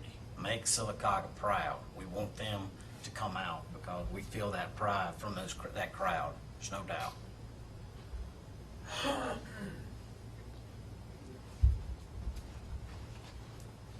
Okay, if there are no further questions, that wraps up our session with Sylacauga High School Aggies. We want to wish Coach Carter and his team best luck this season. Next up, we will have Childersburg High School.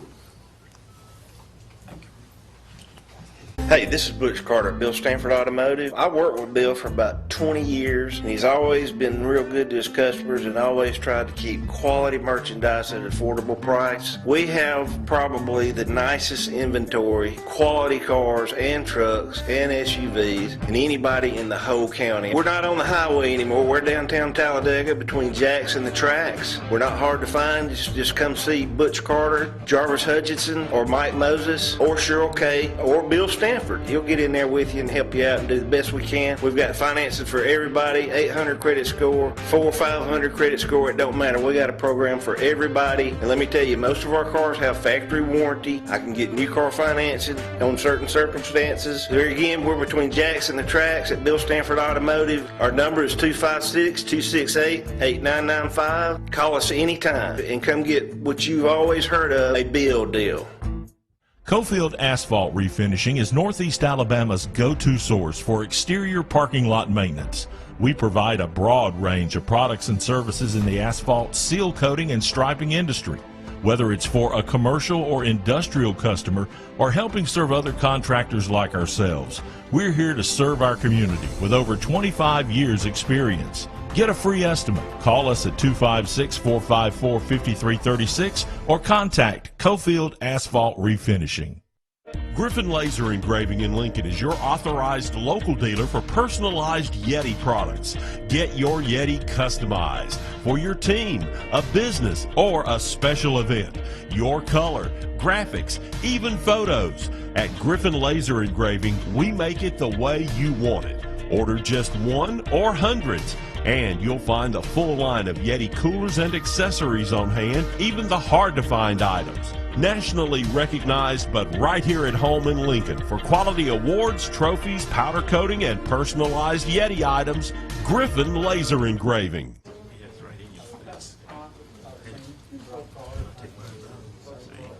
Turn it off.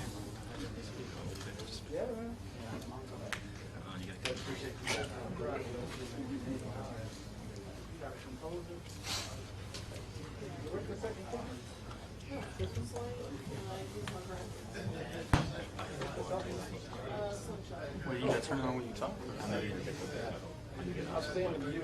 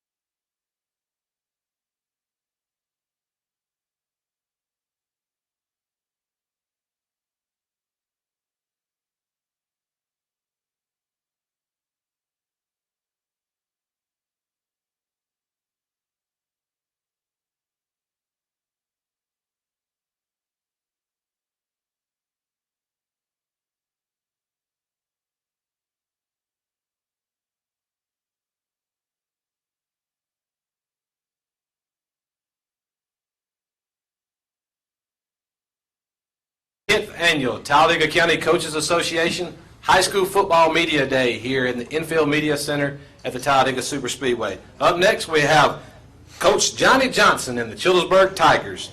They're represented today by Skylar Rice and Elijah Sims. The Tigers compete in Class 3A Region 4 and will open their season at home on August the 26th against B.B. Comer. So just talk about the summer you guys had and the guys that's brought with you today. Right now, I'm going to start with these two guys here. Elijah Sim, been with me for a while when I was assistant too, but in Skylar Rice. Two guys you can't ask for to be part of your football team, two leaders. You count on these guys, do everything you need right. They're from the classroom, football field. These guys I can count on. We just talking now. He texted me last night at 11 o'clock asking questions about something. But these two guys is you want more on your program to have to be successful. For us this summer, it had a better summer than last summer. With everything was going on, but we got to do some things that we didn't get a chance to do as a team in the weight room, on the field. But it's a process for us, just trying to get better, improve. These two guys right here, this is what I got to count on to do things on both sides of the ball, and we need everything they can do to help us out. Johnny,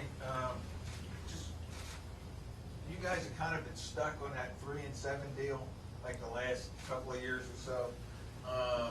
Does that resonate at all? It's like 3-7, 3-7, 3-7. And how do you get off of that? And maybe it's just a victim of the way the schedules go. What do you think about that? Well, that's what we talked about. I think in the practice, all the coaches talking about, we need to get over that 3-7 hump. But we're in a tough region. It ain't nothing easy what we in right now. But we want to do our best. The kids understand what we got to do to try to get over that 3-7. We had the moment we thought we were going to get over that hump. So, but we're going to keep working. Like I say, it's a process, the weight room, and learning some things as coaches that we know we need to do to help the kids be successful. But right now, we in that tough schedule, in that tough region. We got to come every Friday night and play great football. We can't make mistakes.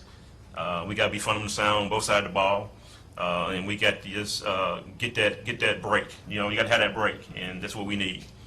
Well, the players kind of talk about that a little bit. What do you, Coach said, you've been talking about what it takes to get over that. In your mind, what are the things that you have to do to break that mold? Well, we just need, it takes all of our players. We got to put in the work, not just the work required by your coaches, but also the extra work. That's what it takes to. If you want to be a winning team, you can't do the same thing as everybody else. You got to work harder to be the best, to do it better, more than what everybody else is doing. Like Elijah said, you just got to put in the work. And the days we're off, you still need to be there. We work on the weekends sometimes, and just put in extra work outside of office hours. And lastly, on that point, to the players, when I know you're working hard, obviously all year long. You want the record to be better than it. But at the end of the year, when you see it's been like 3-7, 3-7, you look at it and say, "Gosh, it's like that again. What we got to get off of this thing." What do you think in that kind of train that you're on the last couple of years with the players? Because you guys have lived, obviously, play to play and all that. I mean, every year, when you getting the same results, you got to change something. So we're trying something new. You got to work harder every year, and we've been trying new things within our game plans every year, and we got to get all the players to come together and play together as a team. Yeah, like Elijah said, everybody has to buy into it, want to do what Coach wants us to do, but the people that don't want to be there, we just got to get them out of there. Well, I don't know anything about that. Yeah, but just having everybody there working out with us and working through the program. What would it mean to finally get through that? Just even to be 4-6 as opposed to 3-7. It just show improvement. I mean, that's all we're looking for is improvement. Yeah, anything's better than what we've been at. If you can do better, that's progress. That means something's working. Keep going. Keep getting better. Thanks, Val. You have a new line coach this year. Talk about him and how he's been with the players thus far. That's what we've been needing since I've been there. I got a great O-line. Coach Winston coming in. He came in spring for us. Now he's full-time with us. He is bringing that attitude, that grind for us on both sides of the ball. He pushing the kids, bringing more techniques, what we need Again, we go on, we talk about it all the time. The group we got coming in, another young group, but we got to put them in the fire. We going in, hey, we ain't talking about you young no more. You got to go play. We got to have you play on Friday night. And what we doing and what he doing coaching, it means so much what improve what we need to do up front on both sides of the ball, because that's our weak spot. We've been there up front on both sides of the ball, but just having him there, having a guy that know D-line, guy that know O-line, it means a lot to us for the program. Coach, got a couple of questions. First of all, you're your second year as head coach. Last year was kind of a weird year for everybody. I know a lot of first-year coaches, everybody's got their back up against the wall, but especially first-year coaches. And during the summer, you weren't able to have a spring. It was hard to have anything to do in the summer. But how things have been different this summer than last summer? Because I know you got to host the FCA 7-on-7, which I know is a big deal for you guys. You got a lot of guys come in. Second part of the question is about numbers for your team and where you stand with that. I think I did last night. We're going to be about 46. Right now, we go in the year with 5 seniors, and playing 3A ball, 5 seniors with a lot of young kids that, 9th grade, 10th grade. Still got some kids that never played football before. But having a summer means so much to us. We fix the schedule with things. We start at 7 to 9:30. We do some things in that period to help us on the field, in the weight room. We get a lot of work done from 7 to 9:30. We got the kids that getting there working with all of them. Got the opportunity to be on the field, do drills, how we want to do things, what we couldn't do last year. So it's a plus that we get to do things that we get to imply things that we didn't do last year, some things we wanted to do, we couldn't do. Then we learned from last year what we can do, what we can't do with this group. So that was a plus right there, just knowing the scheme we want to do. Know the kids that came back that we can change, the defense, offense to fit the personnel we got. So I guess having this summer, the kids coming up, just being around the kid, coaching know what they had to improve on. We have a lot of coaching meeting personnel meeting that what we can do, coaches what they can do. We made a change with some coaches that fit them, what they can help on the field and help the kids. You have a lot of long road games this year. How are you going to keep your team focused for those trips? I hope that when we get home, we're ready to play, because that road trip is some long trips right there. So, yes, if you compete and you like to compete, it don't make no difference of the road trip. You're going to get off the bus. You got to get ready to play. It'll take a second or two to get yourself going. But, at the end of the day, it's all about getting off that bus. You're at home, away, be ready to play football.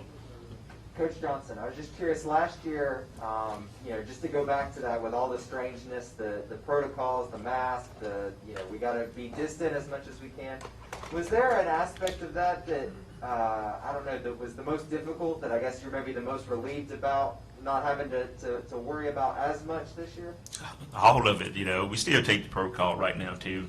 But yes, it ain't more of checking that temperature all the time and make sure we got these water bottles here. But so it's kind of relief that we got a normalcy. We can go do some things and get the kids moving. Tell them, hey, coach, I need you to go do this. I need you to do this. Make sure the kids doing this part right here. But so just being back kind of normal a little bit. But we still got to take the precaution of that, everything, the locker room and what we do. So we still had a successful year and play football. What are some of those, since y'all are still doing some, what are some of the bigger things that y'all are still doing just to make sure y'all don't have to deal with Well, when we work out, when everybody out and clean, I go spray, make sure we spray in everything in the locker room. I do the same thing, make sure everything is clean, just clean everything, end of the day. Coach, you lost a lot last year. You lost your quarterback, lost running back, lost the leading receiver. Just talk about the guys you have coming in replacing those guys. I think Chris Swain, Sherrod Robertson, Seth Garrett, Elijah Sim. You got Skyler Wright up front, Kevin Swain. We still got some guys can play. We still got some good skill guys that it's going to take a game to get going. The speed of the game. That's why that spring game helped us out a little bit. We see what we got to do, but we got some guys can fill in. For Chris Swain, we had the 7-on-7, the FCA 7-on-7. Hey, first time playing quarterback. We went 4-1 with him. I know it's 7-on-7, but we went 4-1. He did a good job. I think this year, right now, defense is ahead of the offense right now. But we got some guys can play. We just got to put them in the right position and have so they can be successful.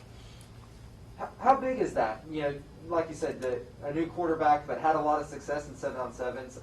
How big is that just to get some confidence for him and the rest of the guys? For him, it's big because he's a quiet kid. You know, he don't say much. You know, and you see him just jumping around. And he, you know, the quarterback got to be that leader. You know, you're just trying to mold him a little bit so he can be that leader, and they give everybody else confidence that hey, we got a quarterback that can play, can do some things. Even though we don't have a quarterback from last year, that he can do some things for us. I guess for the players, what you know, as with Chris, what have y'all seen from him? You know, Coach just said he's quiet, but I don't know. What have y'all seen from him, and have y'all, as y'all watched him work this offseason, how have you seen him approach that? Chris has definitely made some major steps in his game. You know, he is a quiet kid, but I've noticed just from watching him play from last year to this summer coming in, he's increased a lot in all his attributes. And for his first time playing quarterback, like Coach said, he did a great job for his first time ever being back there. You know, it's pretty exceptional for what I could tell. Yeah, Chris, no matter what you ask him to do, he's always willing to do it. You ask him to play any position, sure, Coach, I'll do it. So I feel like a quarterback could be good this year. Did pretty good in 7-on-7, so we'll have to see how it goes the rest of the year. Coach, first game against Comer. Talk about that small town rivalry. You know, just starting back last year, it's a rivalry game. You know, like I say, you know, I coached with Coach Foster with his OC. You know, he called me. We call all the time. He called me all the time. So just playing him and all kids know each other is big for both communities right there. You know, especially on a Thursday night. You know, most time we on the team playing that Thursday night. You know, last year we didn't have a great success against them, but you know they're going to come in with a very good football team. So yes, Thursday night, we at home. Knowing him, knowing his coaching staff, you know my coaching staff, we know they know the kids. It's a big rivalry game for us. To start the season off for us is it's good to be home and get the community come out and support the kids, and good for the program. Good for both programs to have success playing each other. Coach, you talked about the 3-7 hump earlier in the thing here, but can you talk a little bit about, from a coach's perspective, what you look at during the week and after games and stuff that will tell you this is where we're making progress, and you know how are we going to get past this? Well, you know, you're going in, you know, you always practice the game, you see what we can improve every week on. You know, we try to do some things that, try new things, you know, but we're going to get away from what I believe in to get over that hump.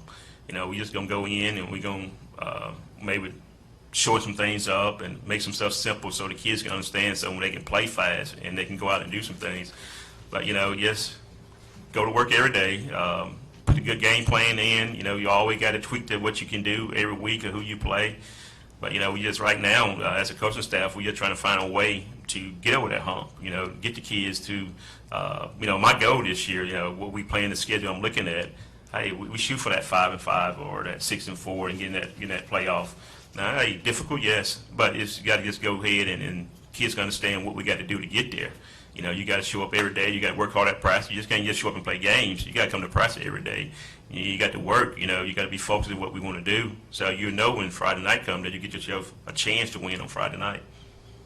Well, we just punched your schedule up here on the screen, and is there any particular region game that you guys maybe have circled that's like, this is really important for us to make that next step, to get over that 3-7 and maybe grab a playoff spot? Oh yeah, we already marked some things on the schedule that we know we got to have. You know, we going in there, you know, as a coaching staff, and hey, and we're gonna really get at the kid. We got to have this game. You know, when you look at that schedule right there, ain't nothing easy on that schedule. You know, it's tough every week.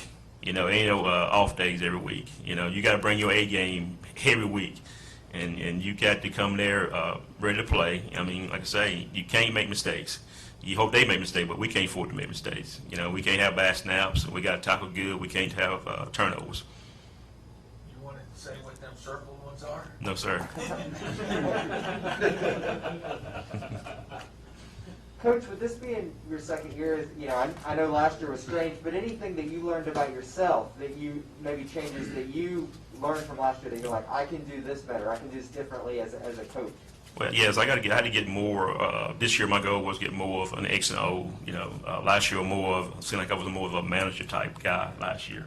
Now this year I'm going to be more of the X and O, more in the game plan and what we're doing. More inputs on what we're doing. And last year was with everything going, was so much going on. But this year, I think we more as coaches, my coaches, that we know what we want to do. Last year I came in with a new OC, new defense coordinator. So now we're at that point. We know what we want to do. We got that down packed. So yeah, it was too much last year. But now we at that point of, yes, this is what I want. This is how we're going to do it, and we'll make it work. What's the biggest thing you want to clean up from last year, Coach? Turnovers, penalty. That's our biggest thing last year was penalty and turnovers.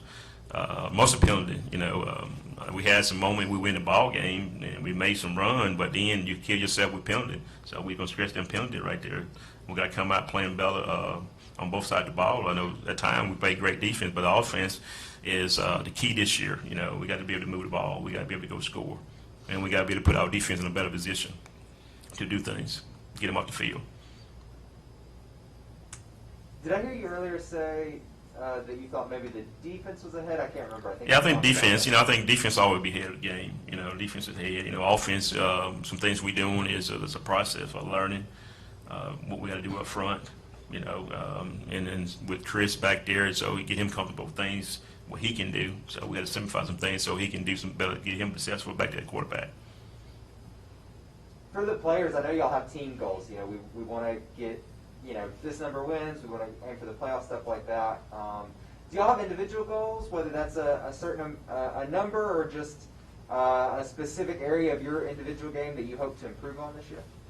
I would like, me as a defensive player, I like to, I never want to have any missed tackles in a game.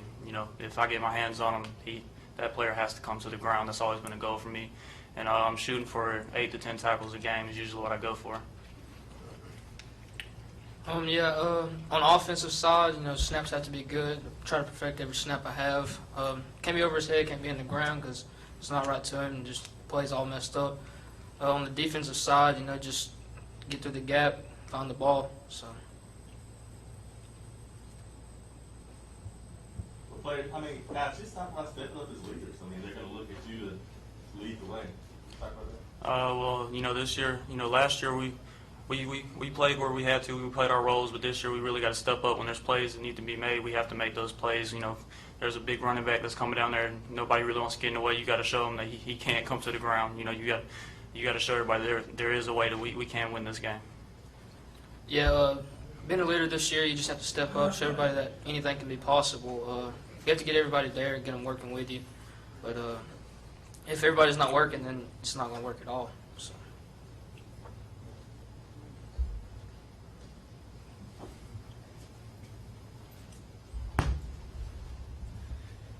If there are no further questions, that wraps up our session with the Childersburg High School Tigers and head coach Johnny Johnson. Good luck to you guys this season. Next up, we'll have the Winterboro High School Bulldogs and head coach Skylar Mansfield. Cofield Asphalt Refinishing is Northeast Alabama's go-to source for exterior parking lot maintenance. We provide a broad range of products and services in the asphalt, seal coating, and striping industry. Whether it's for a commercial or industrial customer or helping serve other contractors like ourselves, we're here to serve our community with over 25 years experience. Get a free estimate. Call us at 256-454-5336 or contact Cofield Asphalt Refinishing. Hey, this is Butch Carter at Bill Stanford Automotive. I worked with Bill for about 20 years, and he's always been real good to his customers and always tried to keep quality merchandise at an affordable price. We have probably the nicest inventory, quality cars and trucks and SUVs, and anybody in the whole county. We're not on the highway anymore. We're downtown Talladega between Jack's and the tracks. We're not hard to find. Just come see Butch Carter, Jarvis Hutchinson, or Mike Moses, or Cheryl Kay, or Bill Stanford. He'll get in there with you and help you out and do the best we can. We've got financing for everybody, 800 credit score, 400 or 500 credit score, it don't matter. We got a program for everybody. And let me tell you, most of our cars have factory warranty. I can get new car financing on certain circumstances. There again, we're between Jack's and the tracks at Bill Stanford Automotive. Our number is 256-268-8995. Call us anytime and come get what you've always heard of, a Bill deal. Griffin Laser Engraving in Lincoln is your authorized local dealer for personalized Yeti products. Get your Yeti customized for your team, a business, or a special event. Your color, graphics, even photos. At Griffin Laser Engraving, we make it the way you want it. Order just one or hundreds, and you'll find a full line of Yeti coolers and accessories on hand, even the hard-to-find items. Nationally recognized, but right here at home in Lincoln for quality awards, trophies, powder coating, and personalized Yeti items, Griffin Laser Engraving.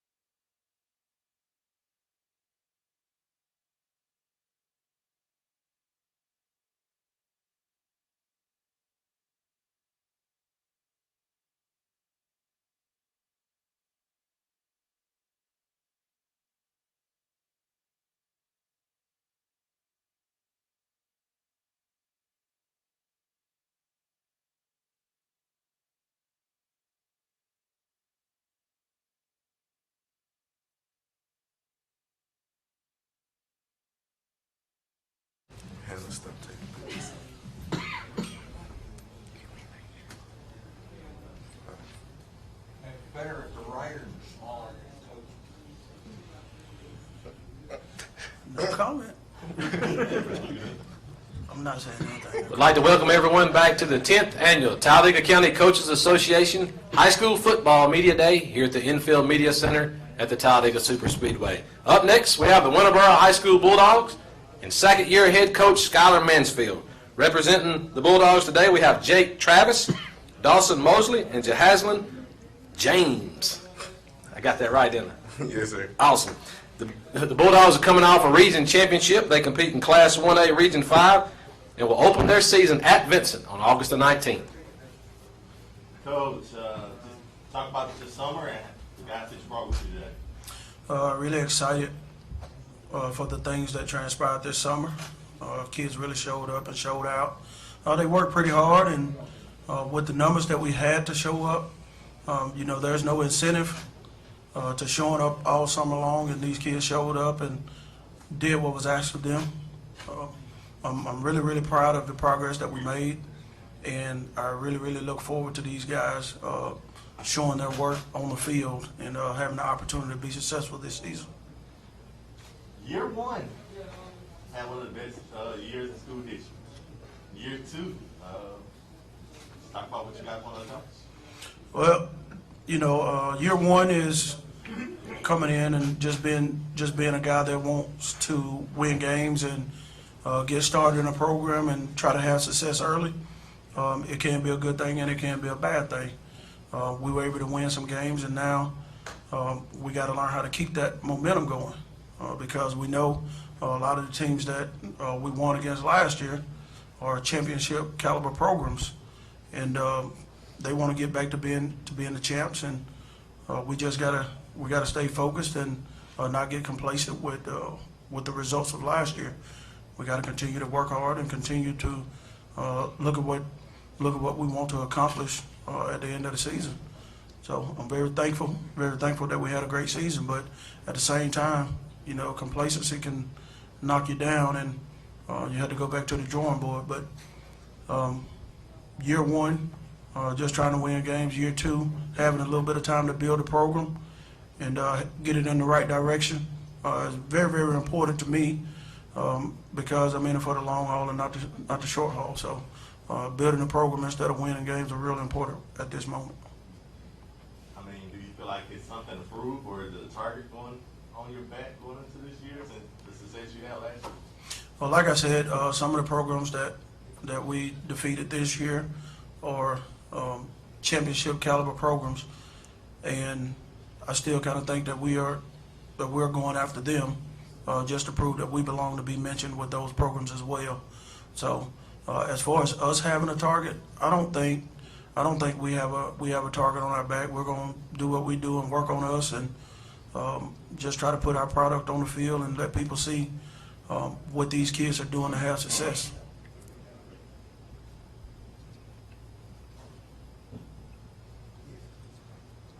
You talked about Brody a lot last year. He was the alpha. He was the leader. I mean, had somebody stepped up this year to fill that role as leadership-wise? Well, the guys we have now is they're leaders by example. Losing Brody is huge.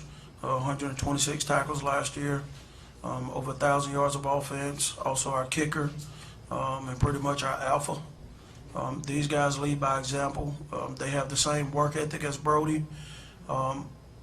But what I'm trying to get them to realize is their potential in the locker room and being able to sway the entire team. These guys will be able to feel that a lot. Also, not only are we missing Brody, but we're missing an entire offensive line. So these guys are the guys that's going to have to carry the ball. So moving Dawson to tight end, he'll get the ball a good bit. So these guys are going to have to really motivate those offensive linemen that we lost to block for them so they can have success. So yeah, losing Brody is hard, but we also got guys coming up that's going to be pretty successful as well.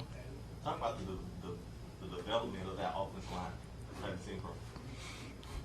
Well, they are big guys. A lot of them are entering 9th grade. We have some that we have one senior, starting right guard, Devin Jones, and Kyler Griffin, who will be playing the tackle. But the rest of those guys will be 9th graders.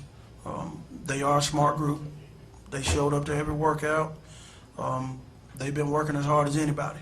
And what our coaches do for them after practice, as far as making them condition a little extra, is really going to help those guys. Those guys are motivated, they're eager to learn, and they want to be successful on the field. Also, those guys are great students in the classroom. So, at some point in their development, they're going to find out that when they really put their minds together and they work together and they develop themselves in the weight room and in the off season, that they're going to be successful. For the players, I was there for y'all's last game last year. I remember seeing, I think all of y'all, or most of y'all, just what, I don't know, have y'all thought about that game this offseason? And if so, I don't know, what has that meant to y'all looking back on it? Looking back on it, I think the second half of that game we didn't have the same fire and the same spark of energy we had in the first half. I think we got complacent with how we was playing and the lead we was trying to get at, and just we didn't have the right mindset coming in the second half. We didn't have the right winning mindset to come out there and get the job done. And as you can see, it resulted in what we all knew was going to happen by the end of the third quarter, start of the fourth. Score represented what our mindset was coming into the game. Like Jake said, we just got comfortable with the first half, and we thought we had them going into it. We thought we was the better team, and we got comfortable with it and didn't translate it to the second half, and didn't work out. I took the game from when we lost into the summer and took it as motivation, as to come back and be better and strike harder. Coach Mansfield, kind of piggybacking off of looking at your players that you did lose last year, you did lose some very good long-term players for your team. What does it look like this year as far as numbers are concerned, and how many you think you're going to have when you line up during your first game? I think we'll have around 40 by the time the season starts. You know, we're still growing in numbers. We're really going through the hallways trying to motivate kids to come out and play. I had a couple of kids that didn't come out in the spring, as well as decided that they didn't want to be a part of the program, and now, just staying in touch with them and their parents, and allowing those kids to come out, but they know they have some extra things to do for the things that they missed. So we'll be around 40 players coming into the fall. Did you have any last year, Coach, that didn't play because of COVID? And if they didn't play because of COVID, did they come back this year, or how's that work? Well, I don't think we had any that didn't come out due to COVID. I can say one thing about the Warnerboro community. They really love the sports, and the parents really trust what's going on in the athletics. And that is a shout out to our principal as well as our assistant principal, as far as giving us the resources to make sure that these parents feel comfortable being around the athletic program. Skyler, you talked about in year one you wanted to win games and have some success early. As you look back on it, was the level of success that you enjoyed surprising you for the first year, coming in trying to establish stuff, and then you go like 9-2? Or did you expect to be 9-2 or better when you got this thing? Well, I did my homework coming into it, and looked at the players coming back, and also looked at the players that were lost in the program. The expectations have always been high, and these kids know they're going to be prepared going into a game. Whether it's we're looking at the huddle, making sure that they're logging as many minutes as the coaches, and just asking a lot of questions. Coming into last year, our main thing was conditioning.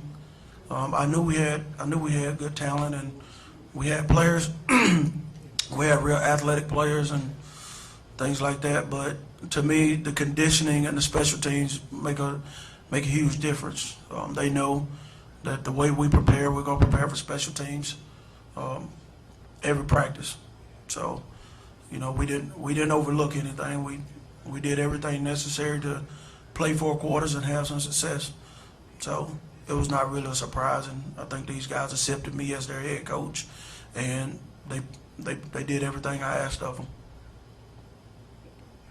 Coach, have you noticed a different, just talking to members of the community, I don't know, do you feel like last season there's a little more, not that there wasn't excitement before, but maybe there's more excitement because of how well the team did last year? Well, like I said, the community really loved the athletics in Warnerboro. So, the expectations are the same. Everybody expects to be successful, whoever is running the program. It don't matter if it's basketball, track, baseball, softball. Whoever's at the helm of that sport, everybody expects to have success. So it's still exciting. Everybody's still looking forward to some of the mandates being lifted so they can come and watch the product that we're putting on the field. So we're really looking forward to giving our community something to be proud of. Just talk about offense. I mean, you guys averaged 20 points a game last year, and I know at times it seemed like you guys didn't fulfill your potential. What do you want to see from the offense this year, and what does Dawson add to it? Well, just more execution, being able to execute plays, being able to practice more efficient, being able to understand our offense and what we're trying to do. And I really stressed to our offensive coordinator this year that we need to find ways to get the players the ball. You know, I understand that people have concepts and finding people playbook and want to run certain plays, but at the end of the day, we have to find a way to get our players the ball. You know, Dawson going to tight end is really going to help us because he's familiar, has been an offensive lineman, which he can help zone block and some of the things inside the box, as well as be able to be a force on the perimeter as far as running routes. You know, the good thing about Dawson playing tight end is, you know, he and Jake are good friends. So, you know, when Dawson throws his hand up, Jake know, hey, it's time to go to the tight end. And also, we got blitzed a lot. By other teams, whether they were putting 8-9 men in the box and playing us man to man. So Dawson is going to give us an edge of being able to release the tight end on some slam routes and being able to be a matchup problem for a linebacker. So really excited. As far as our offense, we really look forward to getting Jahaslin the ball between 20 and 25 times a game, and Jake running the ball a little bit more. We also have Troy and Chance on the outside, and Troy can go in the backfield, and Chance can go to quarterback. Even Jahaslin can go to quarterback. You know, we just want to focus this year on our players and making sure that we get those guys the ball so we can have success. 20 points a game was an underachieving year for the caliber of players we had. So we're really looking forward to kind of maximizing everything, all the potential that we have on offense. I mean, Jake, just talk about, you know, going into the season, being a quarterback, and trying to get things better on the offense side.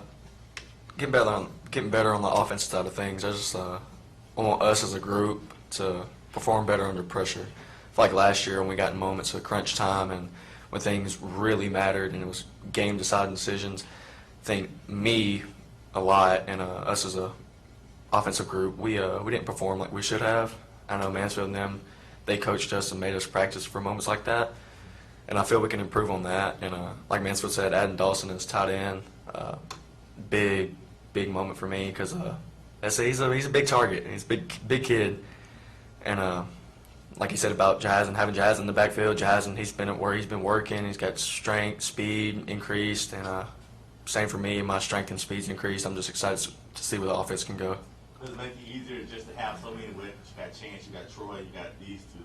Does it make it these things gonna make your job a little bit easier this year? I wouldn't say easier, but it helps me. It helps me a little bit better because just knowing that my receiving core, my running back core, they're putting in the work and they're getting better, and it's just exciting to see it, and just gonna see what happens this season. Talk about being a man in the backfield. Just work hard. You got to work hard and train. You got to be untouchable. You got to be hard to stop. Do what I train for. Is it something that you want to improve upon from last year? Let me say this about Jahaslin. Going into spring ball and summer workouts, he has really dedicated himself to developing his body's physique as well as his conditioning. So he's had a really great summer, and I think he's really. How much weight you dropped? About 20. You dropped about 20 pounds. So, you know, we really, when I say 20 to 25 times, I really mean getting in the ball about 20, 25 times. So. Can you tell the difference in the weight loss? Yes, sir. What? I got more explosive and fast, and I can go longer. My endurance on that for all the players, a couple minutes ago, your coach mentioned, how fans were looking forward to mandates being lifted, being able to have bigger crowds this year. I know from being at several y'all's home games that impacted some of your numbers and some of your games. I know y'all moved your home playoff game to a bigger site, so y'all could, have more fans come out and support you. I mean, how big is it for all of y'all just to be able to have larger, maybe full capacity crowds this season? Oh man, it's huge. I don't think people understand the amount of momentum and adrenaline you get from full capacity fans and sold out crowds. And last year, I mean, we still had a lot of fans last year and a big crowd last year. But I'm telling you, this year they're going to show out, and I know they will. It's going to make a big impact on us. Just the atmosphere with the fans all there, it makes you want to play better. It makes you want to play for them. Having a limited amount last year, I wouldn't say it was hard because we still had one goal and that was the win. But just this year having the fans, hopefully it'll just, make us want to play harder, play more for them, and see what we can do. It gets you more hype to me, and you just feel more comfortable instead of having a limit. See, from my end of that, my perspective on that is just give people more opportunity to yell at you. But we're grateful. We're grateful that a lot of the mandates been lifted, and we'll be able to let our community see what we're putting on the field. But you said mandates been lifted, but I mean he's still around. Coach is still here. We got him in service right now. How do you keep your players safe, even with the protocol and mandates being lifted a little bit? I can tell you this: when they go in the weight room, it smells like Clorox and disinfect. Yeah. And they always complain about it, but we're still going through all the protocols necessary. We're not grouping up. We're cleaning every day. We're doing laundry every day. We're still treating it as a situation that we're still under strict mandate, and we just can't be too careful and relax a little bit, especially with the new strands of this stuff that's going around. I mean, what did you learn from it? I know you had coaches had it last year. They had people step up and help out. I mean, what do you take away from last year that's going to help you this year? That we have leaders, that we have kids that want to play football. We have a community that want to play football, and no individual makes this program. This is, I said it when I took the job, this is the community's team. I'm here for the community. I'm here for these kids and to do everything that's necessary for these kids to have success. And like you said, last year we had just about every coach out dealing with some form of this virus, and we were able to still have some success in a region game. So the kids want to play. The coaches enjoy being there, as well as the administrators. You said you talked about the community. I mean, the community made impact on TJ Green. He came back and spoke to you guys. For the players, how did that impact you? Something you took away from that? I just think him coming back shows that it has a long-lasting impact on a player that leaves the community from here. And honestly, it just means a lot to me personally, and I know it means a lot to the team as well, that people like that come back and give back and provide opportunities and stuff like that for the younger generation and for us as well. I just find it great how he doesn't forget where he came from, and he comes back and gives back to us and wants to teach us and shows that we can do something for them that used to go here, and we can make it better for them. Give us motivation that we can go harder and should have a good outcome this year. I think the number one thing with TJ coming to speak to these kids was him being able to validate that they can be in the 1% of a kid that makes it to the league. Just him pulling kids aside and having one-on-one conversations about their development and some things that they need to be doing, and how they need to carry every day in their mind that somebody is trying to take their spot. So I think that was really, really good for our kids, because mentally I think kids need to hear that right now because of what's going on. A lot of kids didn't get signed this year because of what's going on, but him putting words in their head really inspired them guys to work a little bit harder and to be on time every day. Talk about the All-State guys. We got Troy and Chance coming back this year. Talk about what you want to see from them. Well, number one is we want to find a way to get them the ball. As you know, both of those guys made the All-State team on defense, and we're looking to Troy made it as a defensive lineman. Troy's 160 pounds, but his speed is phenomenal. So in order to try to help him get recruited, we've kind of moved him around a little bit from a strong safety standpoint and a free safety standpoint. Just let him roam and use his ability. We expect both of those guys to continue their success. I think Troy had 12 sacks this year, and Chance had 8 interceptions. Just looking at those numbers, we have to build on what those guys are good at. I think we had about 22 to 25 interceptions last year as a defense. With Troy providing the pressure and making the quarterback get rid of the ball, I think it was really, really good for our secondary to be able to jump on some balls and be able to locate it quickly. So if those guys continue their progress, they should be able to do a little better, as well as these guys also being a part of our defense. I don't think Jahaslin is going to play any defense, but Dawson and Jake are also going to be a part of our defense.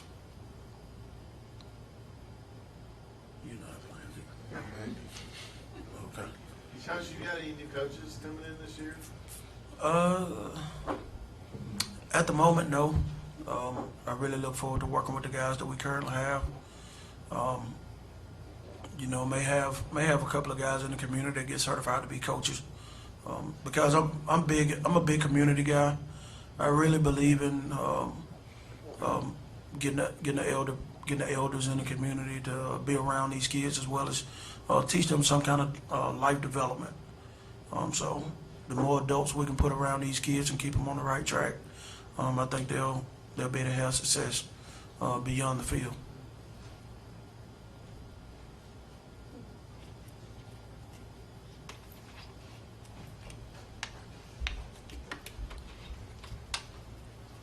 If there are no further questions for Coach Skylar Mansfield and the Winterboro High School Bulldogs, that will wrap up this session of the 10th Annual Talladega County Coaches Association High School Football Media Day. Good luck this season, Coach and players. Thank you. Next up, we'll have Talladega County Central High School Fighting Tigers Head Coach Chris Mahan.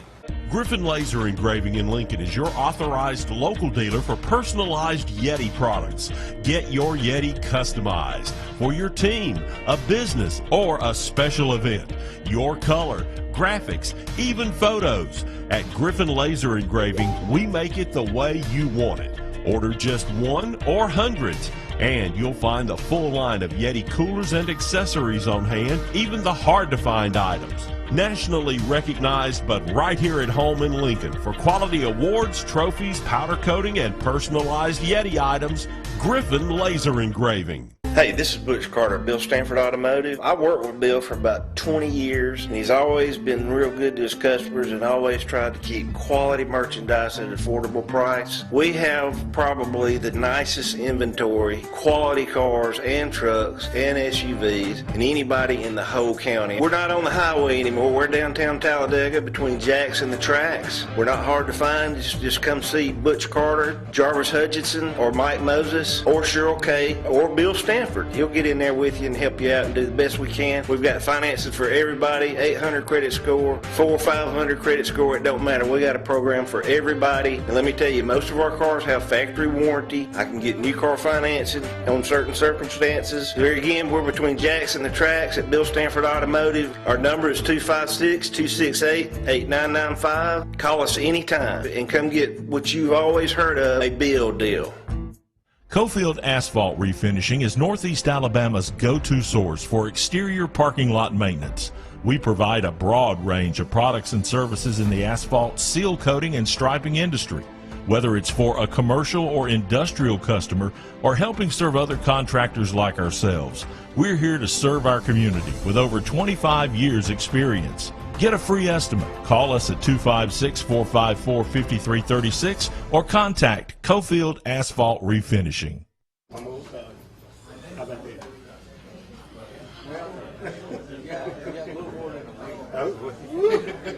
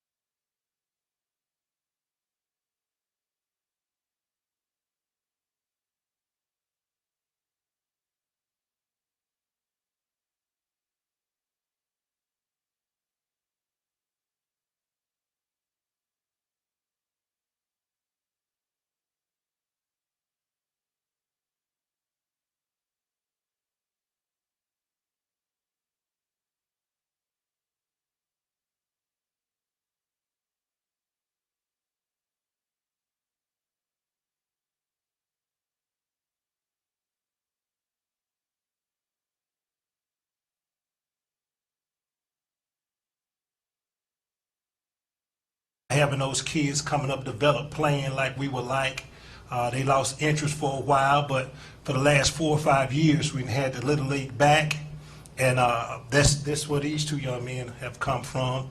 So that has helped a lot. The struggles, I think, are about to end here. The kids, I won't say it's a lack of talent that we have right now. It's just the talent right now is young. And the experience factor is always big. I don't care what kind of talent you have when, you can't replace experience. So I think when these young men that I have playing for me now get an opportunity to get the experience of actual game time up under their belt, I feel real confident that TC is going to be a team to be reckoned with in the near future. That's what I just think about it. And for the players, when you win that first game, right? What will that feel like for you guys? I mean, to be honest, and we're talking about, they hadn't won on the field in a couple of years. I mean, Right. COVID winning, that kind of stuff. Yeah. We're not stirring that pot. But once you break that losing streak, and you guys win for the first time while you're playing, let's say this year, what will that feel like, and how much pride will there be that you two guys, players, will have, having known that you've gotten it back to winning again? I don't feel good.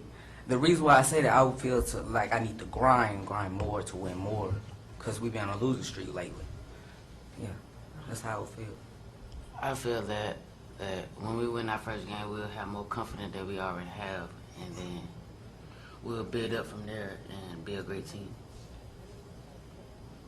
Yeah, I don't think, we haven't won the game, like you said, recently. And that's like I said, I can't say it enough, that's painful. These kids are winners. I'm a winner, but like I tell them all the time, you got to learn how to lose first before you know how to win. And like I said before, these kids, these young ones in particular, are putting in the time. I think that that's going to be needed for us to put us on the right track. Give us a little more time.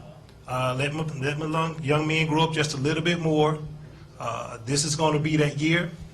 I think after this year, we're going to be back to old TC. Now, I'm not downplaying this year.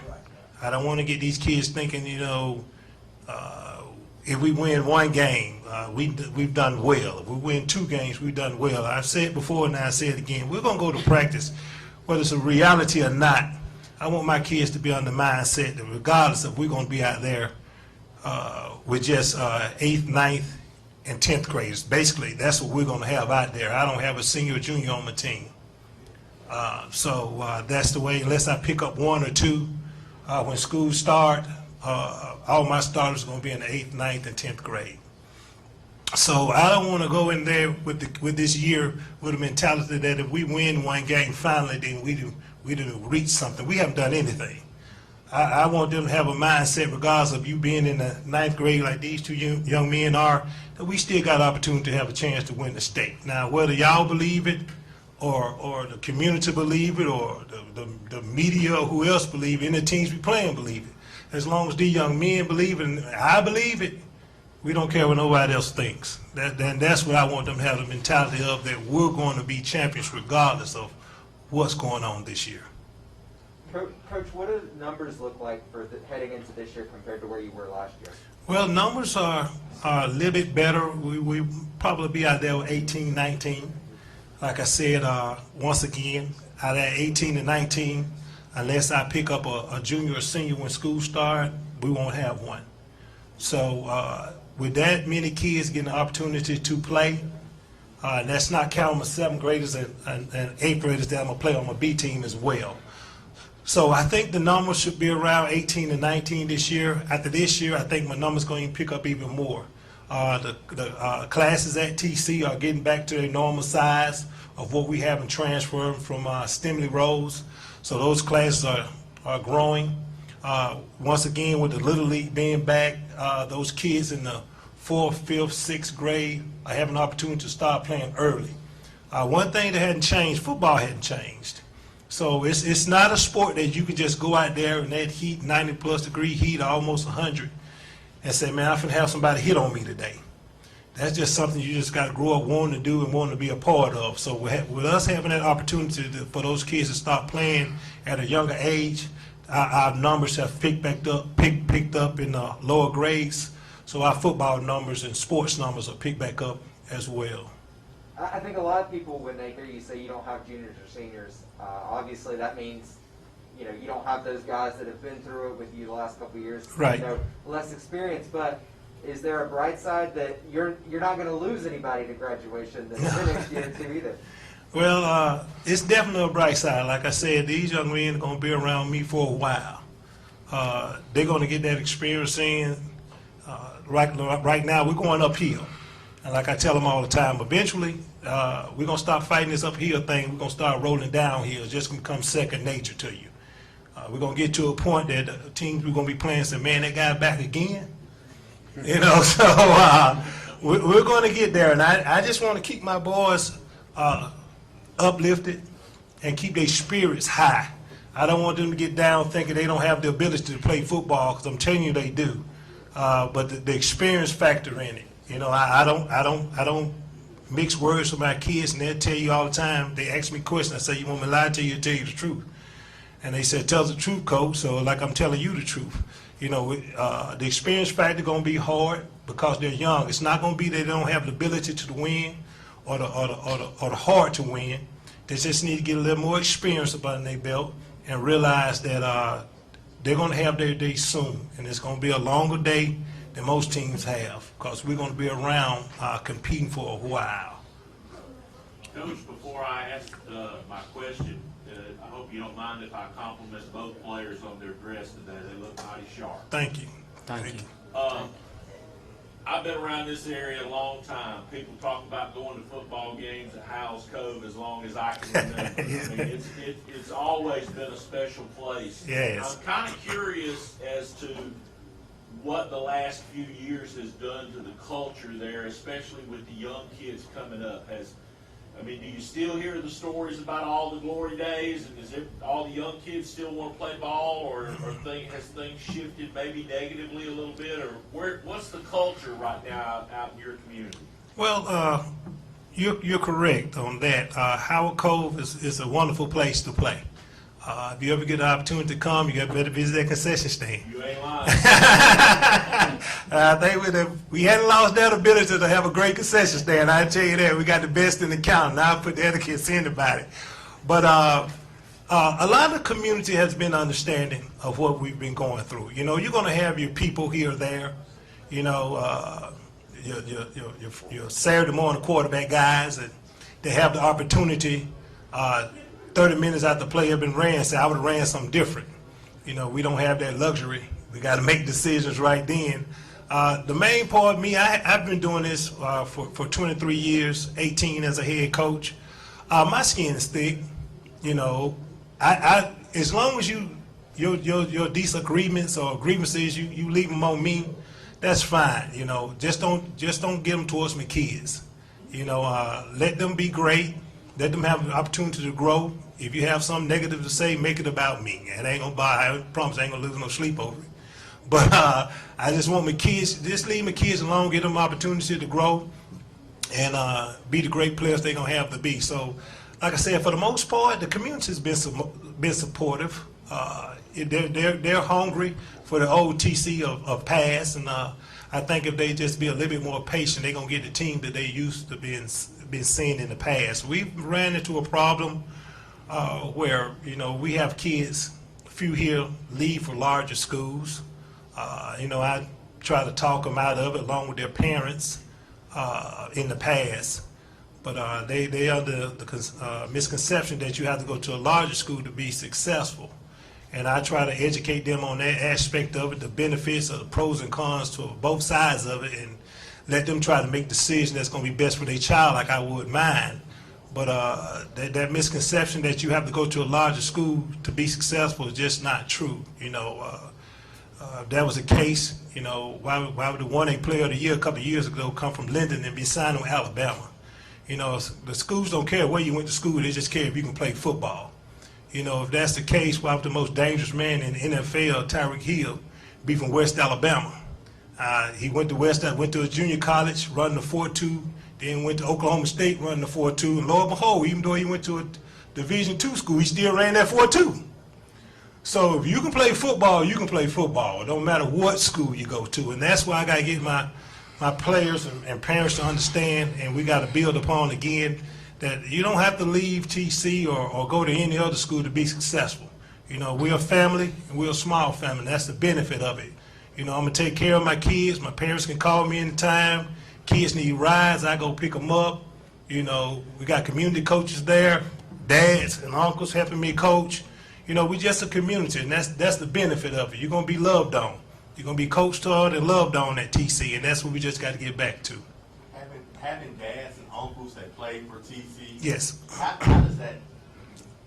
does that help with the pride part of what TC used to be and wants to get back to?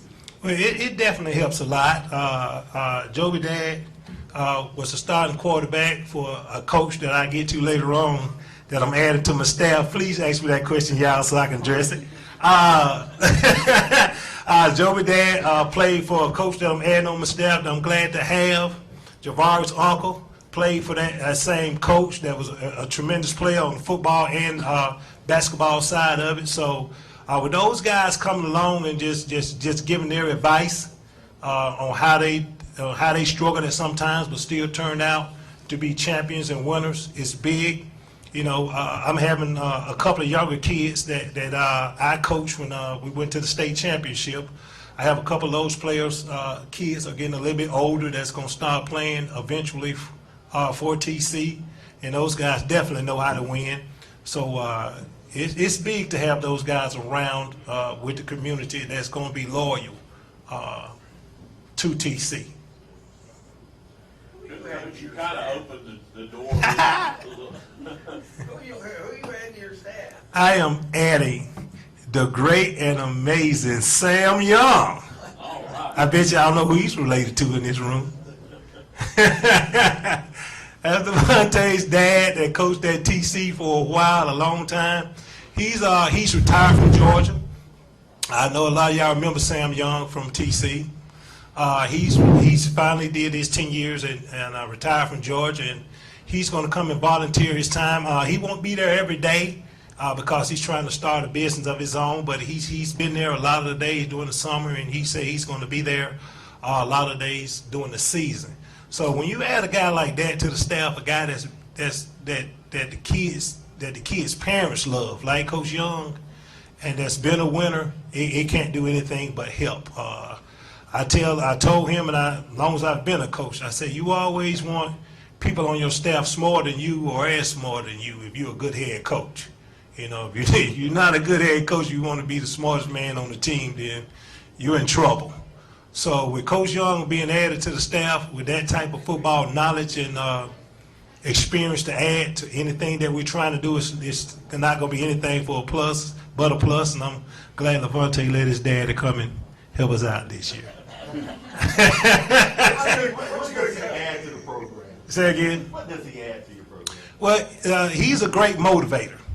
That's one thing that he's done that he said he really wants to do, that he's going to help as much as he can position-wise and knowledge-wise, but he wants to be more of a motivator to the kids.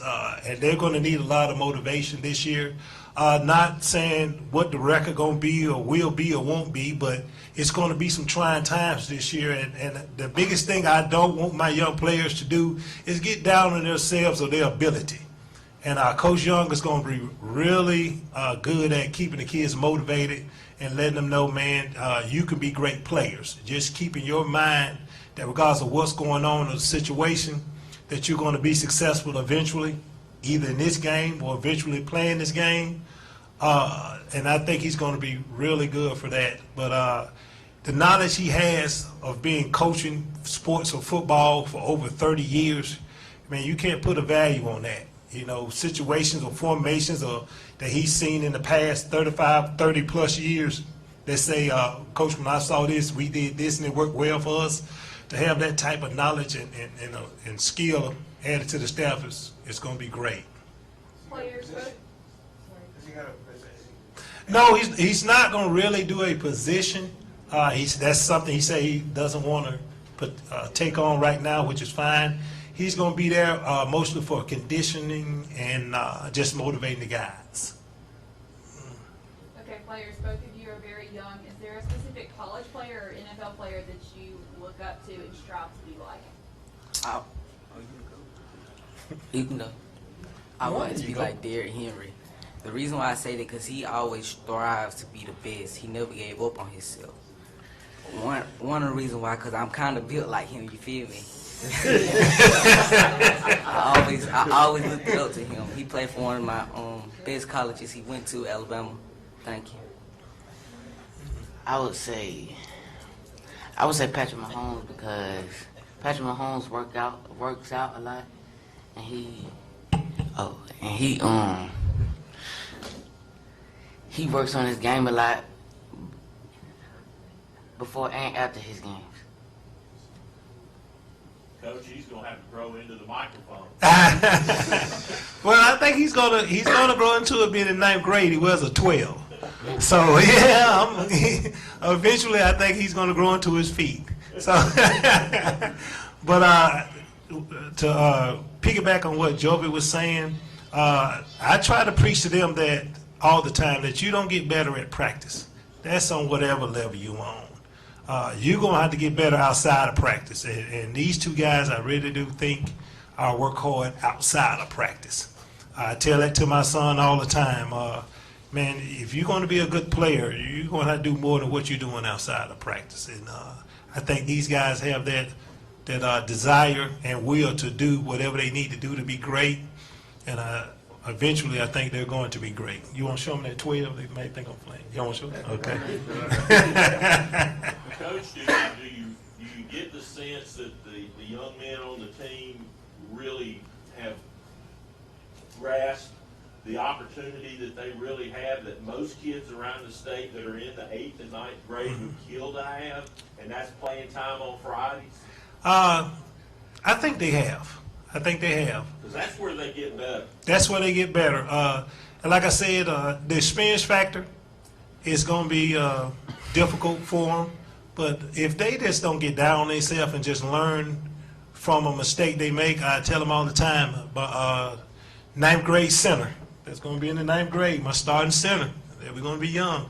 I tell them all the time, I said, man, if you give me 85% of the snaps correctly, then you've done a wonderful job. He said, Coach, why not 100? I said, because even I make mistakes. Can you believe that? I said, so nobody's going to be at 100%. But you give me 85% of the snaps correctly and to Joby, then we're going to have some success. And then yesterday we had a little practice going on, and I said, man, he had one bad snap out of him. I don't know if it was a long time, wasn't it? And I said, man, don't worry about it. Give me 80%. He said, no, Coach, you got to at least give me 85. You said 85.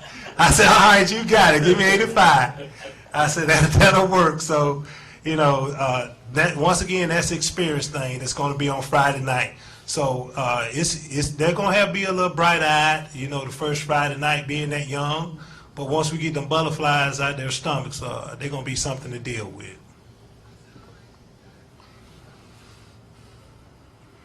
Coach, you mentioned a couple times earlier the importance of having that youth football. Is this the first class you have come in since that started back, or? Would be the first class, wouldn't it? I think so. Yeah, I think this is the first class that I'm going to have back from the youth program. Yeah, it is. Y'all are. Mm-hmm. Yeah, this is the first class back. Would you say that played a role in how these two guys ended up here with you today? No, the role that brought them here with me today was, like I said before, they've been dedicated this summer, the whole summer, and I'm gonna have about 4 or 5 sophomores, but they missed a few days more than I would expect them to, for a variety of reasons, whatever it is. But these two guys have been here consistently. So that's why I'm bringing them. I don't bring seniors because they're seniors, and I don't bring juniors because they're juniors. I bring guys that deserve to be here, and these two guys deserve to be here. So that's what led me to bring them with me today. Coach, coming from a small school like TC, what does a deal like this, where you've got all these TV cameras, radio people, and stuff like that, what does that mean to your program and your young men to be able to come do something like this every year? Well, definitely the exposure helps, and to anytime you get an opportunity to sell your program for the betterment of it, I think is good, and that's what Media Day does. It gives us opportunity to continue to sell TC and the great things we're doing academically and sports-wise, you know, because they're student athletes first, and that's another thing. I'm glad I said that. These two young men right here are AB students. I always have been since they've been in school. So, you know, that's another reason. So anytime you get a chance to sell your young players or any player or your school, as far as something like Media Day, is a great opportunity, and I enjoy doing it. And that's why I enjoy coming every year, because it gives us opportunity of somebody that might not know about TC or Howard Cole or our concession stand. Now they do. That they get an opportunity to can come and see the school. It's a beautiful community. It's a beautiful school, and it's a lively stadium. So if you haven't had an opportunity to come and see it, I suggest you do. All right, I've been one time. You played Donahoe on a Thursday during race week. So anytime I've been, Yeah. concession stand is more than hot dogs and hamburgers. Oh no! Brag on it now. Brag on it. Now we don't do hot dogs and hamburgers. We have barbecue fries. We have ribs. We have fish. We don't do hot dogs. Yeah. No, we don't do hot dogs. It's an adventure now. You're gonna enjoy the halftime. Coach, you might take 85, but that concession stand's 100. Yeah, that concession stand, I'm gonna tell you now, that concession stand never went down. We're gonna have the best concession stand in the county. I don't care what anybody says. Has that always been that way, or is that? It's been that way since I've been there, from the year one, which was 2006, 5. Which year one? Because you've been there twice. Yeah, I'm saying, I think year one, when I first got there, was 2006, I want to say. It's been that way since I've been there. It's been that way since the early 90s. That's good. Yeah. I guess this is counting. You got the Valley Dogs beat, I guess. They do at Alexandria. Yeah. If there are no further questions for Coach Mahan, that's going to wrap up our session here with the Talladega County Central Fighting Tigers and Coach Chris Mahan and his player representatives today. Wish them good luck this season. Next up, we'll have Lincoln High School Golden Bears here at the 10th Annual Talladega County Coaches Association High School Football Media Day. Cofield Asphalt Refinishing is Northeast Alabama's go-to source for exterior parking lot maintenance. We provide a broad range of products and services in the asphalt, seal coating, and striping industry.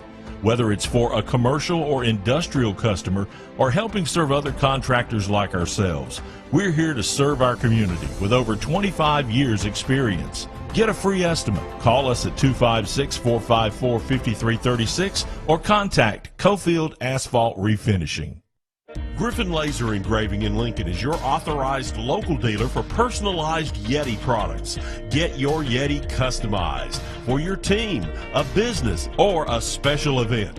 Your color, graphics, even photos. At Griffin Laser Engraving, we make it the way you want it. Order just one or hundreds, and you'll find a full line of Yeti coolers and accessories on hand, even the hard-to-find items. Nationally recognized, but right here at home in Lincoln for quality awards, trophies, powder coating, and personalized Yeti items, Griffin Laser Engraving. Hey, this is Butch Carter, Bill Stanford Automotive. I worked with Bill for about 20 years, and he's always been real good to his customers and always tried to keep quality merchandise at an affordable price. We have probably the nicest inventory, quality cars and trucks and SUVs, and anybody in the whole county. We're not on the highway anymore. We're downtown Talladega between Jack's and the tracks. We're not hard to find. Just come see Butch Carter, Jarvis Hutchinson, or Mike Moses, or Cheryl Kay, or Bill Stanford. He'll get in there with you and help you out and do the best we can. We've got financing for everybody, 800 credit score, 400 or 500 credit score, it don't matter. We got a program for everybody. And let me tell you, most of our cars have factory warranty. I can get new car financing on certain circumstances. There again, we're between Jack's and the tracks at Bill Stanford Automotive. Our number is 256-268-8995. Call us anytime and come get what you've always heard of, a Bill deal.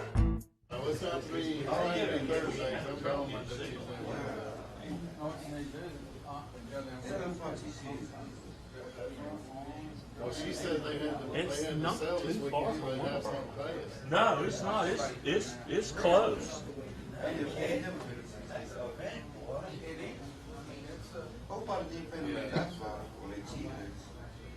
Yeah, it's a Delia.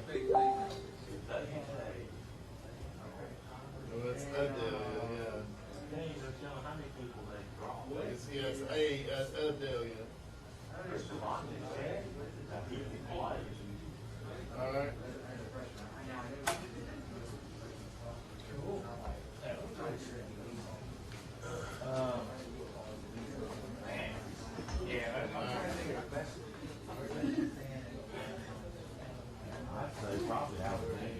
Now, I'll tell you the best chow and pea. You go and sit in the grove before the game. Go dirty up. What's that, Coach? All right. Doing as I'm told. How about you? Well, he is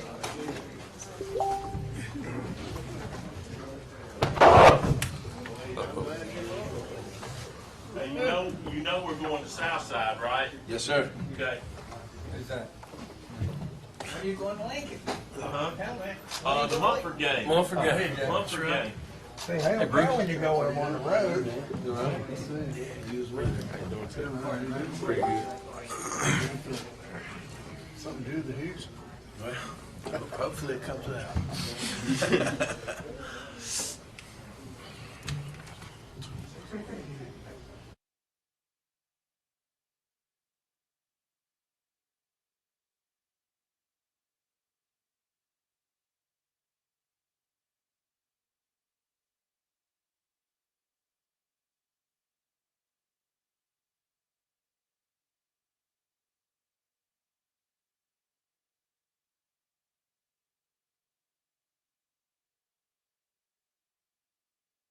Center at the Talladega Super Speedway. Next up, we have Coach Matt Zedeker and the Lincoln High School Golden Bears. Representing the Golden Bears today, we have Jack Porch, Zach Wren, and Corian Kelly. Golden Bears compete in Class 5A Region 6 and open up their season at Southside on August the 20th. Coach, talk about the summer and the guys that brought with you today. Yeah, to the left is running back Corian Kelly. To my right is our quarterback Jack Porch, and next to him is our outside linebacker Zach Wren. Summer's gone well.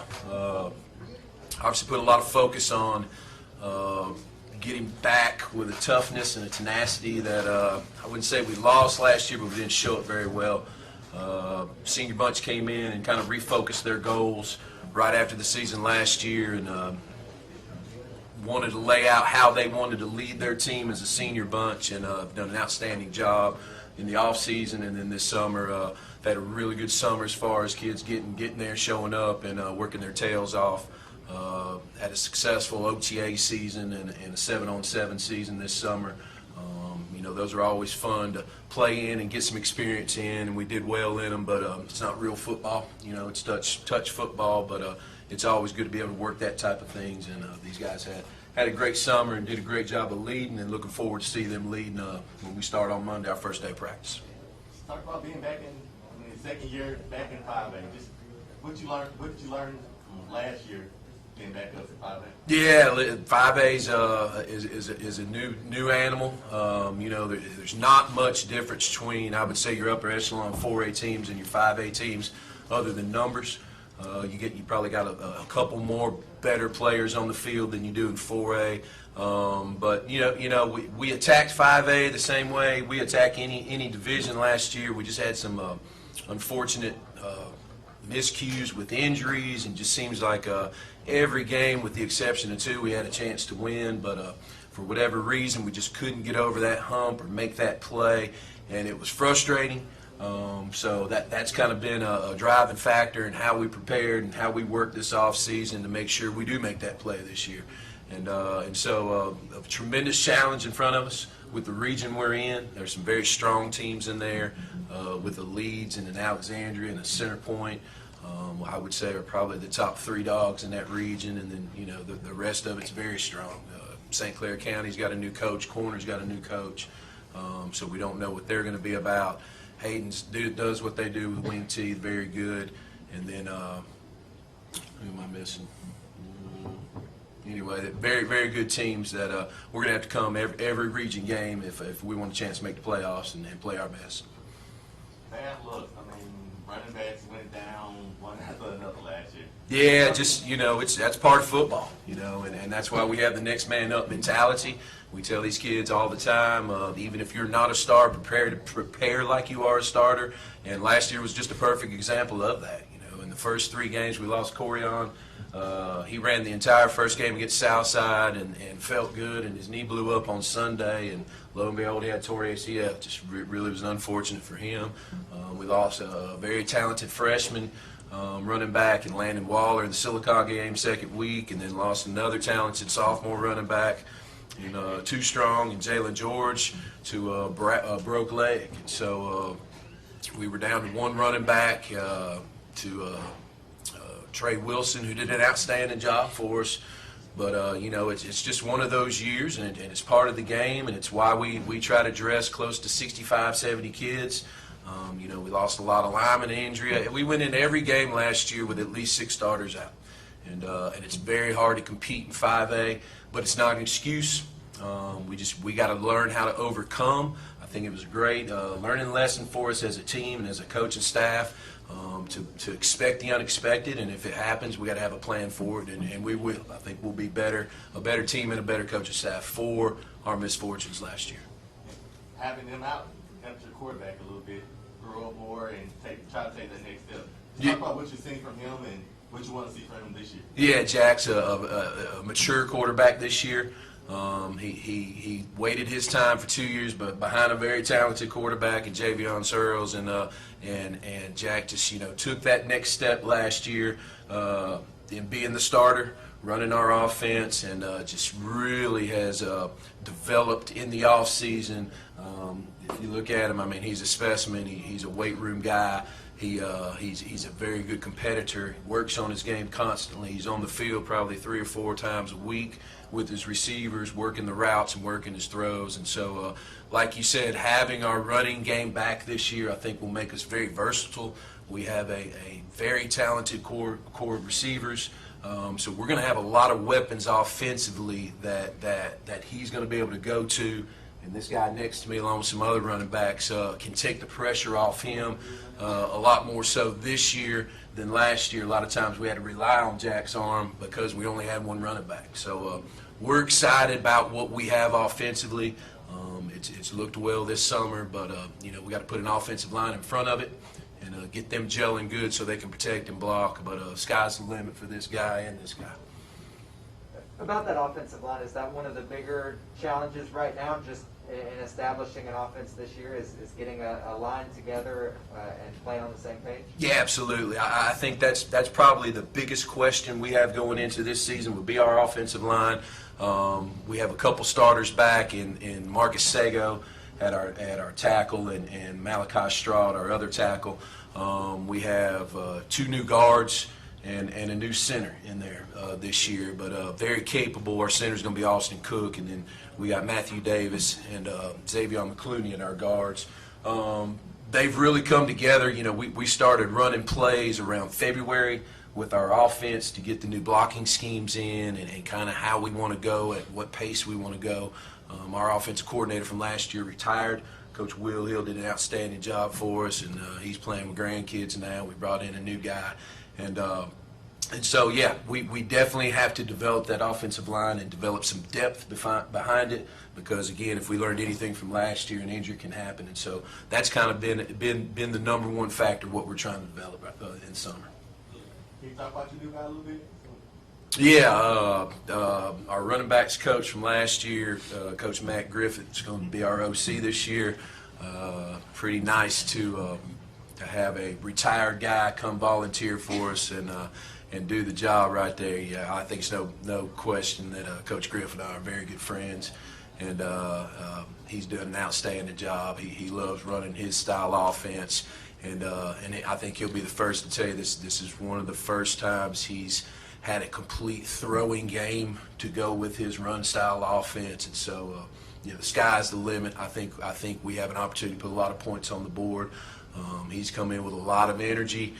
He doesn't have to teach school all day. He gets to sit at home, watch film, get ready, and then come in and really help last year that he's with these guys.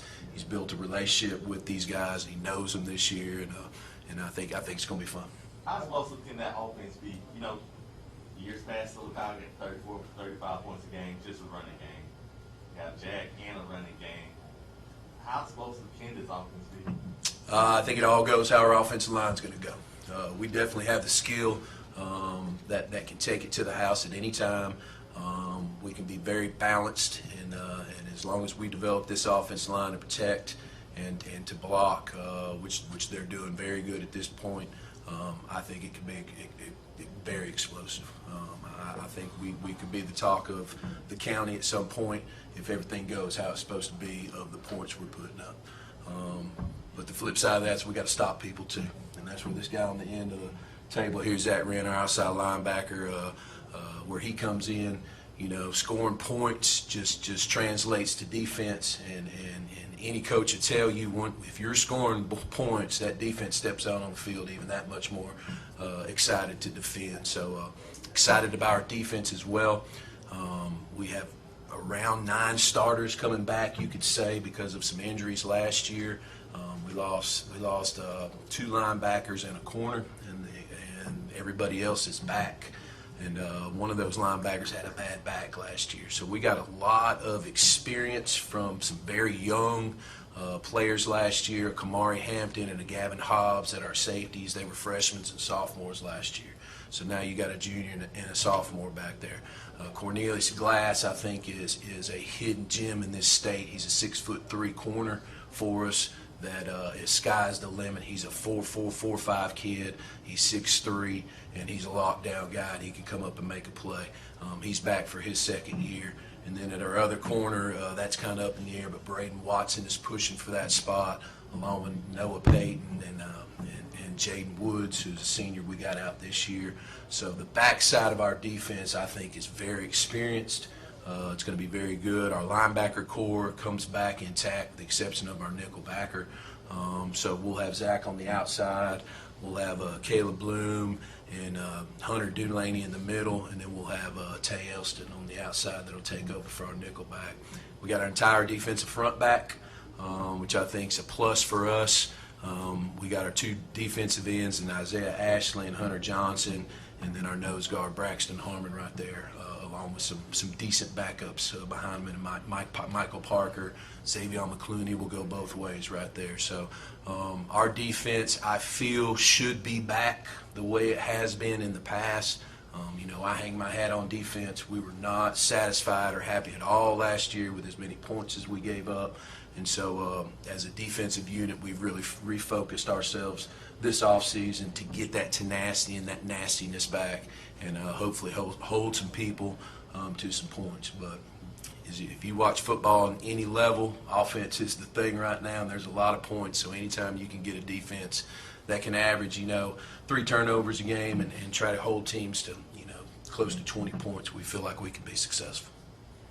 Coach, this will be your 5th year at Lincoln, starting out this season. You bookended a couple of years in 4A with 2 years in 5A, and you almost knew immediately when 4A started you were going to go back to 5A because we had that conversation. Yes, sir. Can you talk about the 4A, 5A transition and how tough it is? Because to me, and we've talked about this between ourselves, to me, that's the toughest transition, at least in this state, in classification. I think it is, and going back to what I said earlier, I think numbers has a lot to do with it. The 2 years we were in 4A, I think we were ranked maybe the 13th or 14th highest population in a 4A school, and that helps.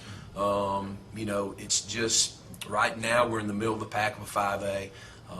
We did know that we were going to be 5A. I talked to our SRO officer a couple days ago, and there's 800 building permits right now, building houses in Lincoln. Lincoln is an exploding community right now with a lot of people moving in. So knowing that we'll be 5A for a while, we try to prepare for that. But transition-wise, like I said, I just think there's a few more athletes that you can pick from, a numbers thing. Coaches, there's very good coaches on both 4A and 5A, but young, inspiring coaches want to go up in a classification, and so it's just a different beast. And if you look at your top upper echelon 5A teams, that's what we're trying to aspire to be. Your Clay Centrals, those type teams. When you let me follow up real quick on that. When you really get to 5A, isn't that really the point where you really can't play a lot of people both ways? It is, and that's twofold. Ideally, you would love the 2-platoon, and you need the 2-platoon to be successful with the top 5A teams. But I also am a firm believer that if you have a special athlete that can go both ways, use them. And we have a few that we can, but yeah, absolutely. We try the 2-platoon as much as we can, just for depth and for having energy in the fourth quarter. But I can tell you right now, we'll have at least 3 or 4 guys that won't come off the field much, and they prepare themselves physically, mentally to not come off the field and don't want to be off the field. So, but yeah, 2-platooning is extremely important. Jack, if you could kind of think back to where you were around last July, last August, where do you think you've grown the most? I feel like I've grown in my accuracy, throwing the ball. I've also gained a lot more chemistry this year with my receivers and also my running back. I've played with Corian since my 7th grade year, and it's nice to have him back on the field this year. Also, I feel like in the weight room, it's helped me a lot as a quarterback with arm strength and things like that, and also learning the plays. I feel like this time last year, I wasn't as prepared as I should have been for the first game, but I've really dug into the playbook this year and made sure I've learned all what I need to. Corian, you're coming off a season-ending injury. What is your main goal for this season? My main goal for this season is to basically stay healthy all season and be able to play a full season. Jack, going back to what your head coach said, what Coach Zediker said about having Matt Griffith as your offensive coordinator now, does that make a difference to you as the quarterback, knowing, and what does he bring to the OC job, maybe that wasn't, and I hope I'm not putting you on the spot, but I guess I'm not, but I am. What does he bring as far as what you've learned from him on the offensive side of the ball? I feel like he brings a little bit more of a more balanced attack to the offensive game.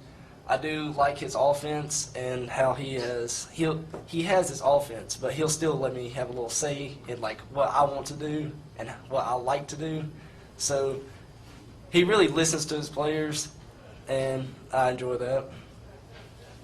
Corian, what was that like working your way back from that injury? What going through that? I guess just what was that like on a personal level to have to kind of get back in shape and come back?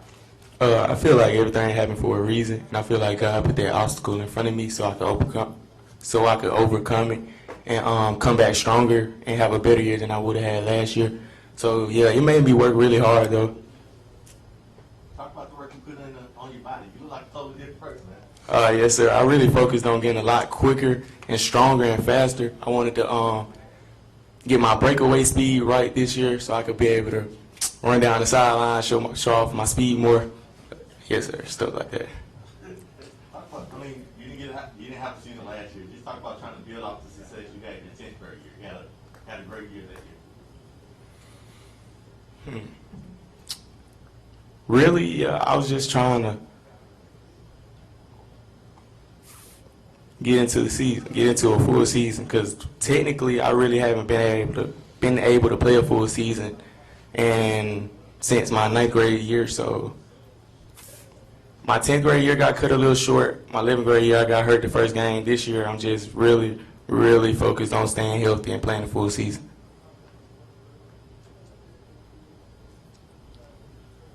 Coach, I'm curious, with Jack, you know, we saw you guys play Etowah in the spring game, and this guy's got no fear when it comes to throwing the football. To both of you, to answer this question, is there any throw he can't make, and is there any throw that you'd like him to try to not throw as much?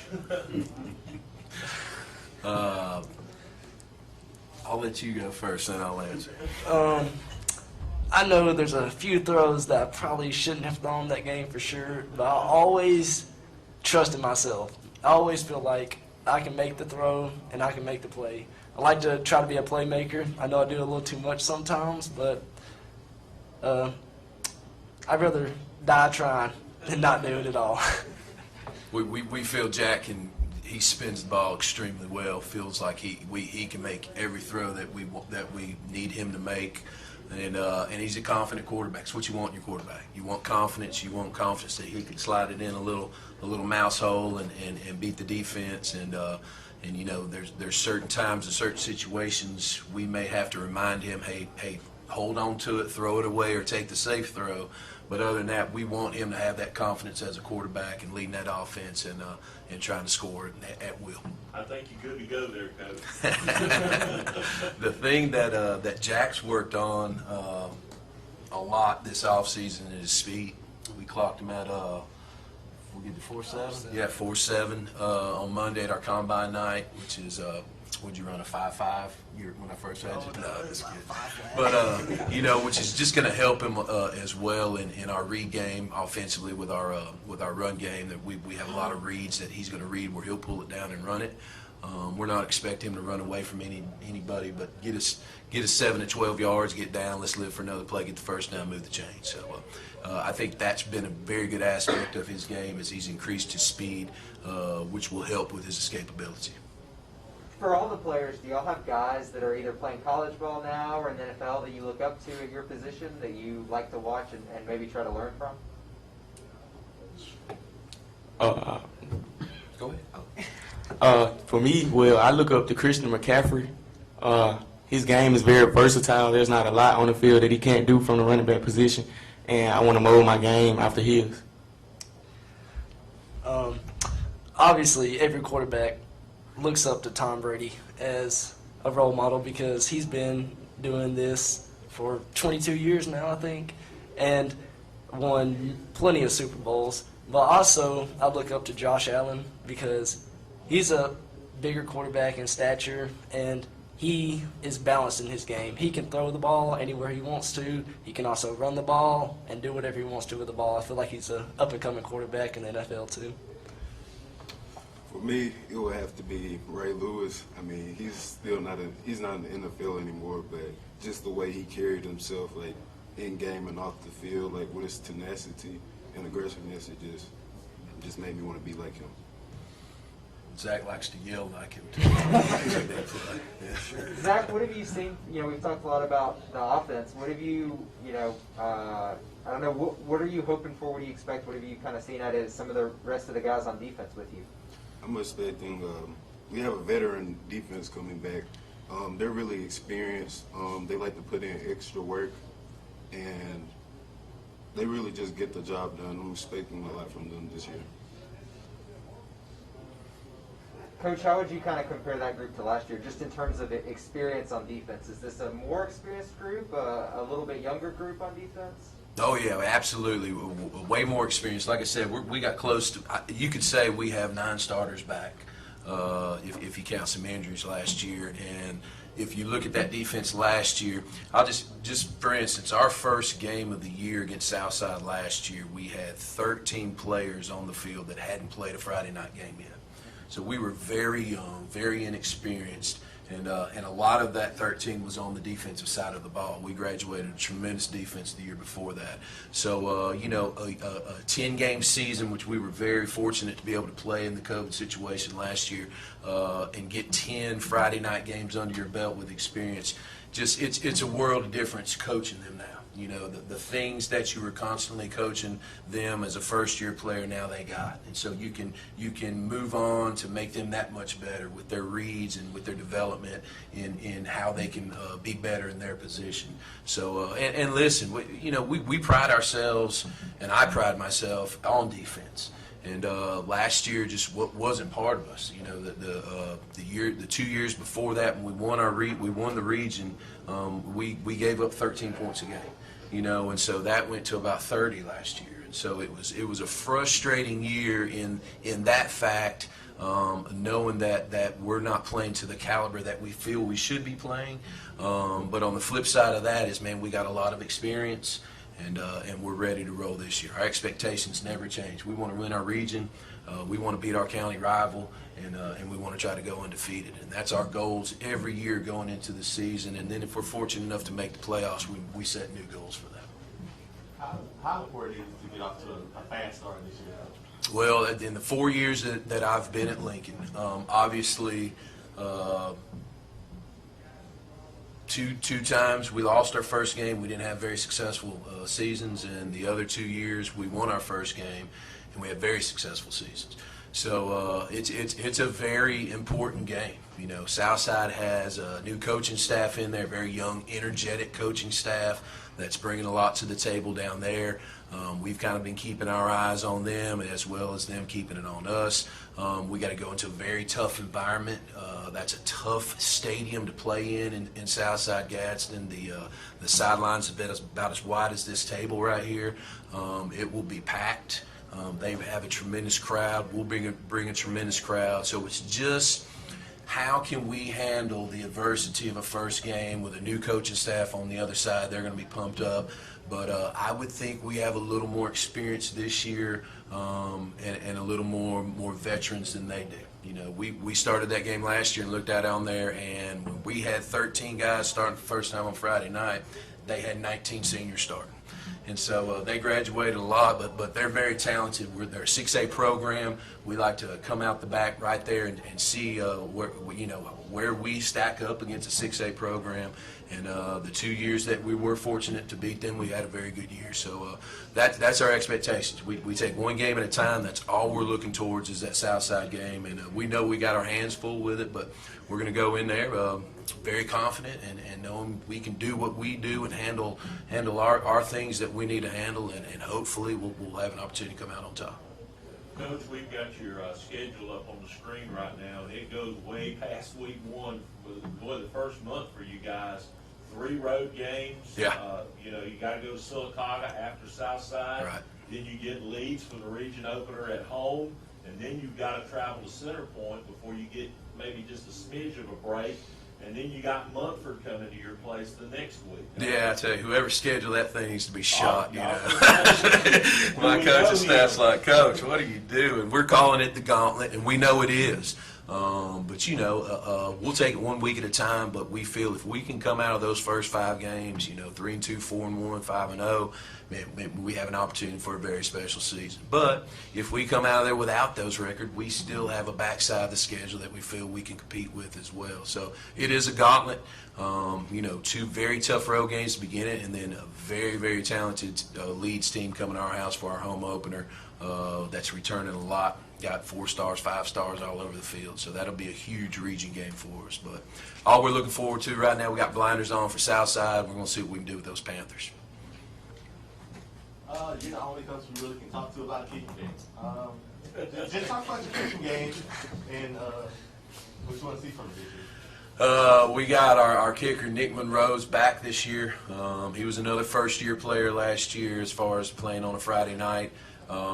He was inconsistent at best. Made some very good kicks for us, very good punts for us, some clutch extra points and field goals, and then he had his troubles as well. He's had a very good off season. He's gone to quite a few camps to try to hone in on his game. And then we have a very strong-legged freshman that will be his backup in Mason Hill that we're going to dress up, and he's going to push Nick a little bit, which I think is what Nick needed, a little competition in practice to make sure that he's doing well. But you know, we've made it a priority to work special teams every Wednesday this summer in our off-season workouts, and we got all our special teams put in. Nick's doing a great job of putting the ball where we want to put it, and we expect to use him as a weapon this year, more as opposed to you know, trying to go for it on fourth last year.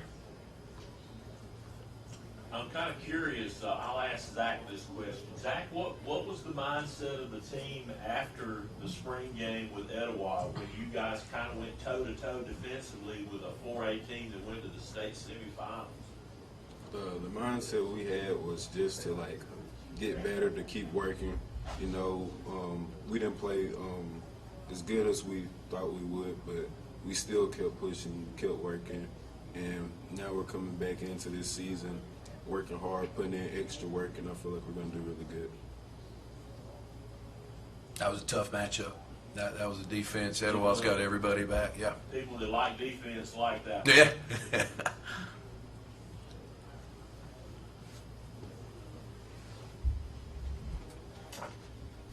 If there are no further questions, that wraps up our segment with Lincoln High School and head coach Matt Zedeker. Next up, we will have the B.B. Comer Memorial High School Tigers and Coach Adam Fawcett. Good luck, Coach. Wish you guys well this season. Bear down. Thank you. Cofield Asphalt Refinishing is Northeast Alabama's go-to source for exterior parking lot maintenance. We provide a broad range of products and services in the asphalt, seal coating, and striping industry. Whether it's for a commercial or industrial customer or helping serve other contractors like ourselves, we're here to serve our community with over 25 years experience. Get a free estimate. Call us at 256-454-5336 or contact Cofield Asphalt Refinishing. Hey, this is Butch Carter at Bill Stanford Automotive. I worked with Bill for about 20 years, and he's always been real good to his customers and always tried to keep quality merchandise at an affordable price. We have probably the nicest inventory, quality cars and trucks and SUVs, and anybody in the whole county. We're not on the highway anymore. We're downtown Talladega between Jack's and the tracks. We're not hard to find. Just come see Butch Carter, Jarvis Hutchinson, or Mike Moses, or Cheryl Kay, or Bill Stanford. He'll get in there with you and help you out and do the best we can. We've got financing for everybody, 800 credit score, 400 or 500 credit score, it don't matter. We got a program for everybody. And let me tell you, most of our cars have factory warranty. I can get new car financing on certain circumstances. There again, we're between Jack's and the tracks at Bill Stanford Automotive. Our number is 256-268-8995. Call us anytime and come get what you've always heard of, a Bill deal. Griffin Laser Engraving in Lincoln is your authorized local dealer for personalized Yeti products. Get your Yeti customized for your team, a business, or a special event. Your color, graphics, even photos. At Griffin Laser Engraving, we make it the way you want it. Order just one or hundreds, and you'll find a full line of Yeti coolers and accessories on hand, even the hard-to-find items. Nationally recognized, but right here at home in Lincoln for quality awards, trophies, powder coating, and personalized Yeti items, Griffin Laser Engraving.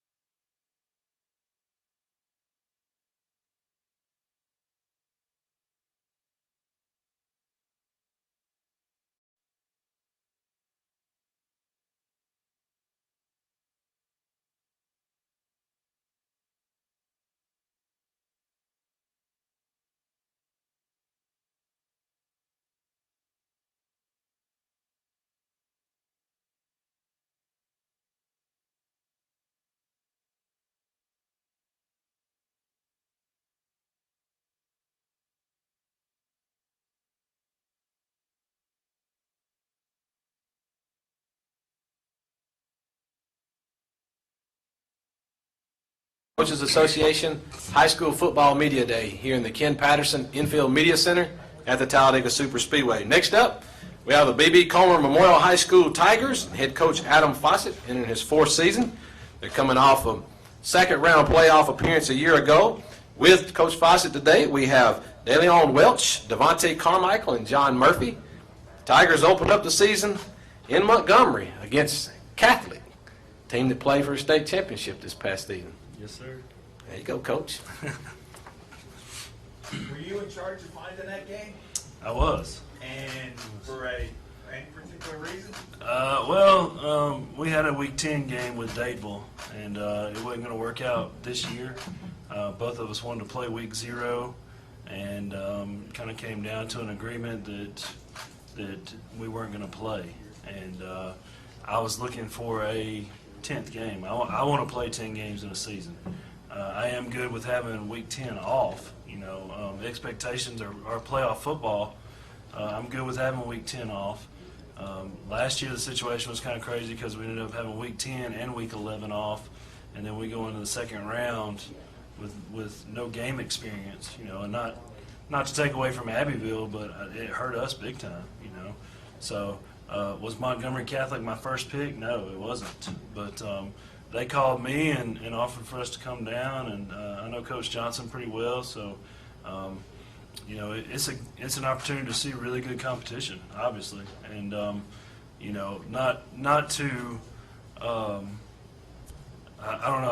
I'm not an arrogant sort, but this ain't the B.B. Comer from 4 years ago. I mean, these kids are bought in. They work hard. They're busting their tail. 4 years ago we played in 5 or 6 homecomings. One of them was the second game of the season. So that's kind of that's changed a little bit. So we want to face good competition and be ready to start region play a couple weeks after that. 4 years ago, you would not have gotten this. You would not have gotten this game probably. Correct. From both sides, you would have Right. played in, and they would no way would have called Right. you, So that Right. tells you how far you have come. Yes, sir. And that's got to be a good feeling. Yes, sir. You know. Yeah, it's one of those things where the program sees all the benefits and the community sees all the benefits of it, and that's that's what I do this for, is these guys up here, for their success, for them to be able to have those memories. High school football's over, and then what have you got? You can talk about the good times and the bad times, and I think these guys up here, all three being seniors, especially if they continue to stay the course and do what they're supposed to do, they're going to have some good memories of their high school career. Last year, Comer had a really good season, making it to the second round of the playoffs. Talk about what that meant to Tiger Nation. It was huge. It was the big thing was it was an opportunity to host a first-round game.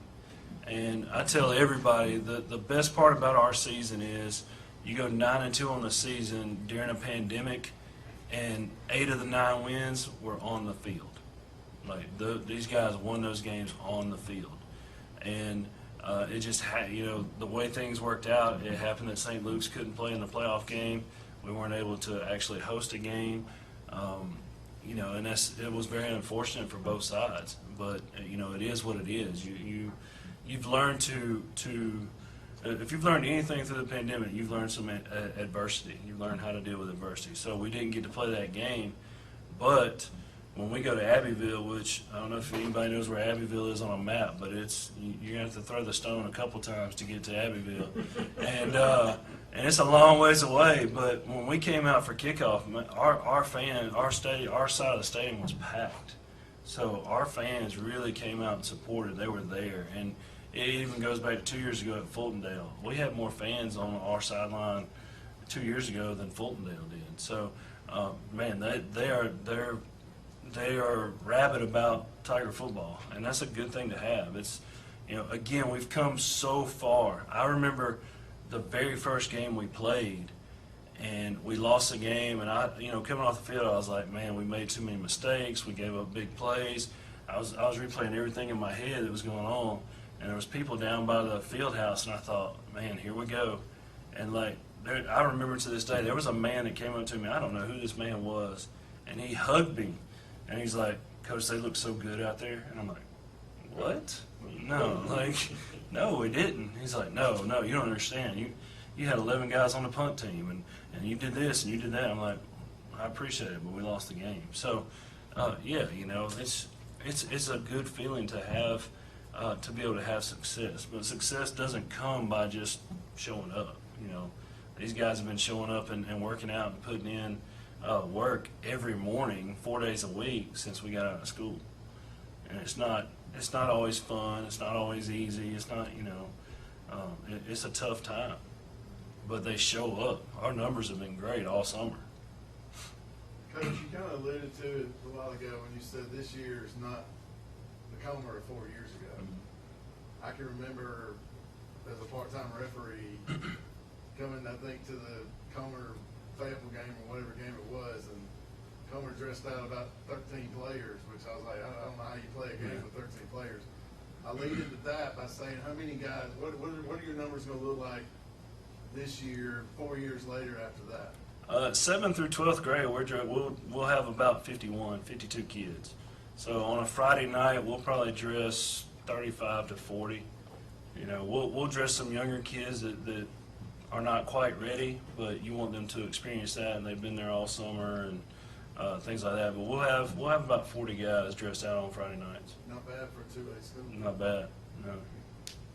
Coach, I know one of the things that coaches never like to do is talk about themselves. They want to kind of reflect or deflect all of the positive things to the kids in the program and stuff like that. But, you know, you were nominated for our Coach of the Year this past year, and your fan base actually voted you ahead of some coaches up in the Calhoun County area and the defending 4A state champ coach as the fan favorite for Coach of the Year. That says a lot about where the culture is for BB Comer football outside of the helmet, shoulder pads, and the coaching staff. Yeah, you know, it does. You're right. Most coaches don't like talking about themselves, but you know, it's a buy-in. It's all about the buy-in and coming in. And I've with these guys, I've gone back and talked to them recently about it. I said, look, you know, if I would have walked in day one and all hunched over and said, hey, you know, we're gonna show up and we may practice, we may win a few games, you know, is the buy-in there, you know? And they're like, no, of course not. You know, you show up, hey, we're gonna have a plan. Hey, this is what we're gonna do. This is how we're gonna do it, and this is how we're gonna make it happen. So they relay that to their parents, and then everybody kind of sees it come together. I will say, in 40-plus years of life, that was the first time I've ever won any popularity vote. So that was pretty cool, you know. But no, you know, everybody was voting, and it was pretty neat to see the votes, and you could. I mean, there's nothing scientific about that part of it. Right. It's just sheer. That's right. will. Yeah, it is. You know? And it was cool because you could see, like, there was other people that had kids at other schools, or even coaches from other schools that were voting and stuff like that, which I thought that was pretty neat. You always want to be respected by your peers, and you know, coaching is a brotherhood, and there's a lot of guys that are kind of on the same page, and then there's some that aren't on the same page. But it's always good to have those guys respect you and see the work that you've done, because we're always sharing, we're always stealing stuff from each other, and you know, how did you do this? How did you do that? So it was a very humbling experience. So definitely appreciated by the voters. Let me follow up that with something that I think also speaks a lot to where you are with the kids in your program.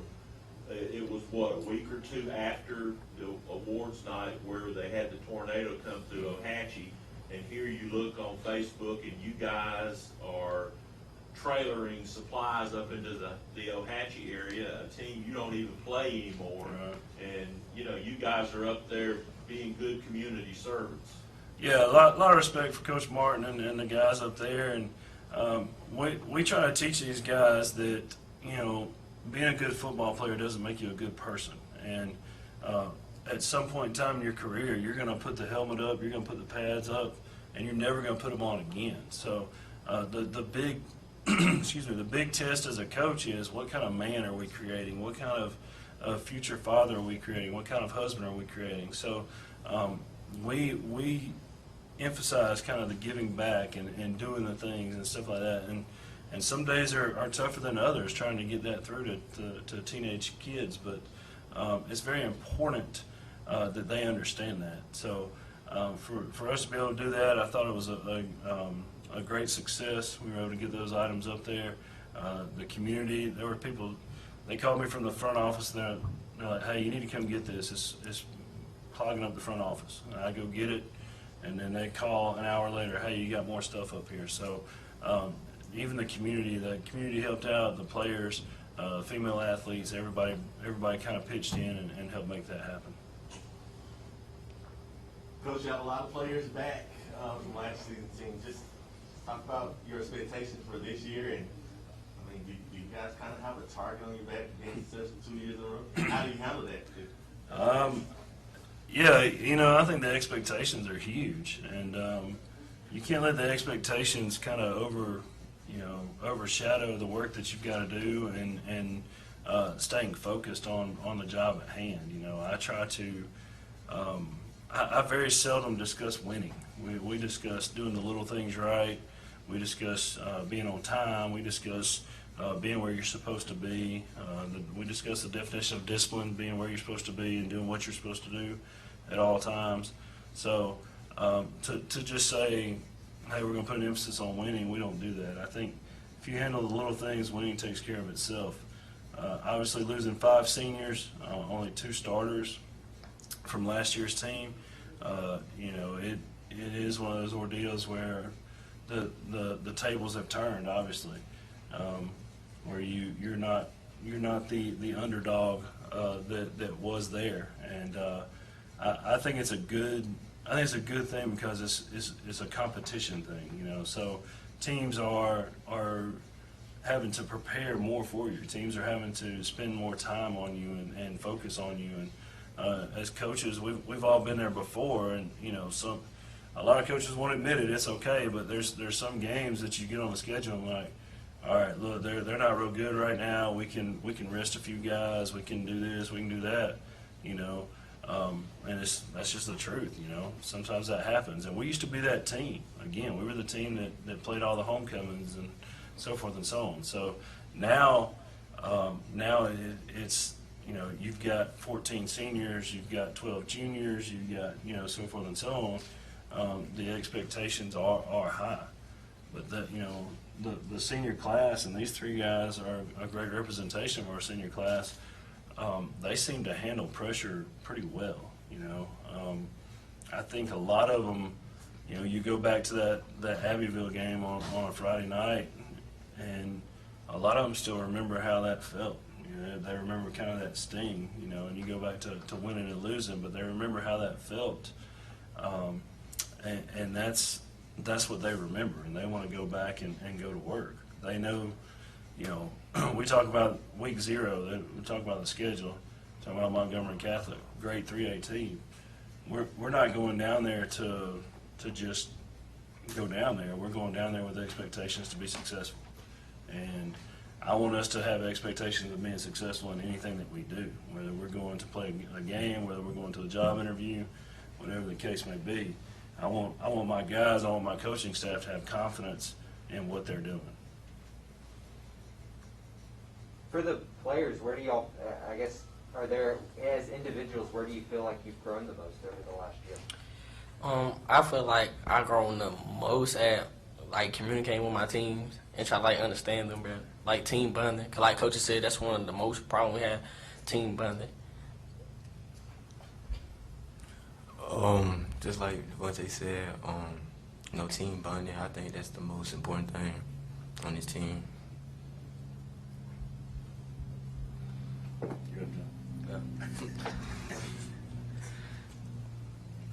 Devontae, just talk about 3 years of starting quarterback. What do you want to accomplish this year in your 3rd year of starting? I want to come with, because last year I didn't have the year that I supposed to have, what I wanted to have, so I have a lot more to come this year than last year, and just trying to control the offense and like make sure everybody stay calm when the time get tough, and go out there and compete and try our best no matter what. Does that add you to the game? Is that something you guys still think about, the players? Oh yes, sir. That's most definitely on our mind every day. That's one of the game we wish we could go back and have, but it's life, so we just have to keep going and move on. Is that for you? Coach, just talk about losing lost Raphael. Just talk about the plan to replace him. I heard you got two. I know you got Chris and you got another running back coming back pretty good. Yeah, so losing a second team All-State kid like Raphael and could really had great vision, had great speed. Losing him, that's big shoes to fill. Obviously, we've had two guys. They got to play in the spring, and then are taking snaps in the backfield for us. Chris Garrett and Kamor Harris are both athletic. Both of them kind of bring a different style to the table. Chris is a little more elusive and has a few more moves, and Kamor is straight ahead, and he'll try to run over anything in his way. So, we've got to be able to utilize them to the best of our ability. I think one thing that hurt us last year is we became so one-dimensional. We had a real hard time throwing the ball, and a real hard time, being a threat in the air. So, and I think that because of not having 7-on-7s, because of not having OTAs and things like that, that hurt us. But I brought in a new offense coordinator, and he's really taken what we've done and kind of taken it to the next level. We do a good job. We've done a good job in the summer throwing the ball. I think Devontae's starting to read defenses a lot better and see things a lot better than he has in the past. Dayleon's had a good summer catching the ball. We moved him to a slot position so we can kind of move him around a little bit. He's had a couple good 7-on-7 outings and catches the ball well for us. So, excuse me. So that ultimately will kind of determine the ebb and flow of the offense. I'm still an old school guy. I still want to run the ball.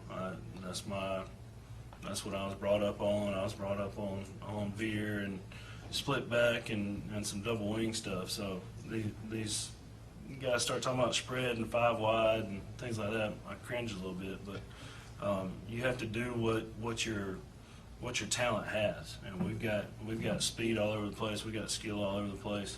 So what suits us best is that we're going to spread it out and try and make some things happen on the perimeter. And then once you start covering that, we'll let Chris and Kamor start pounding it in the middle. For the players that have participated in those 7-on-7s, how big is that just for confidence, and maybe do you feel a little less rusty than maybe you felt heading into camp last year when you weren't able to participate in that stuff? It helped me out a lot. Then last year when he had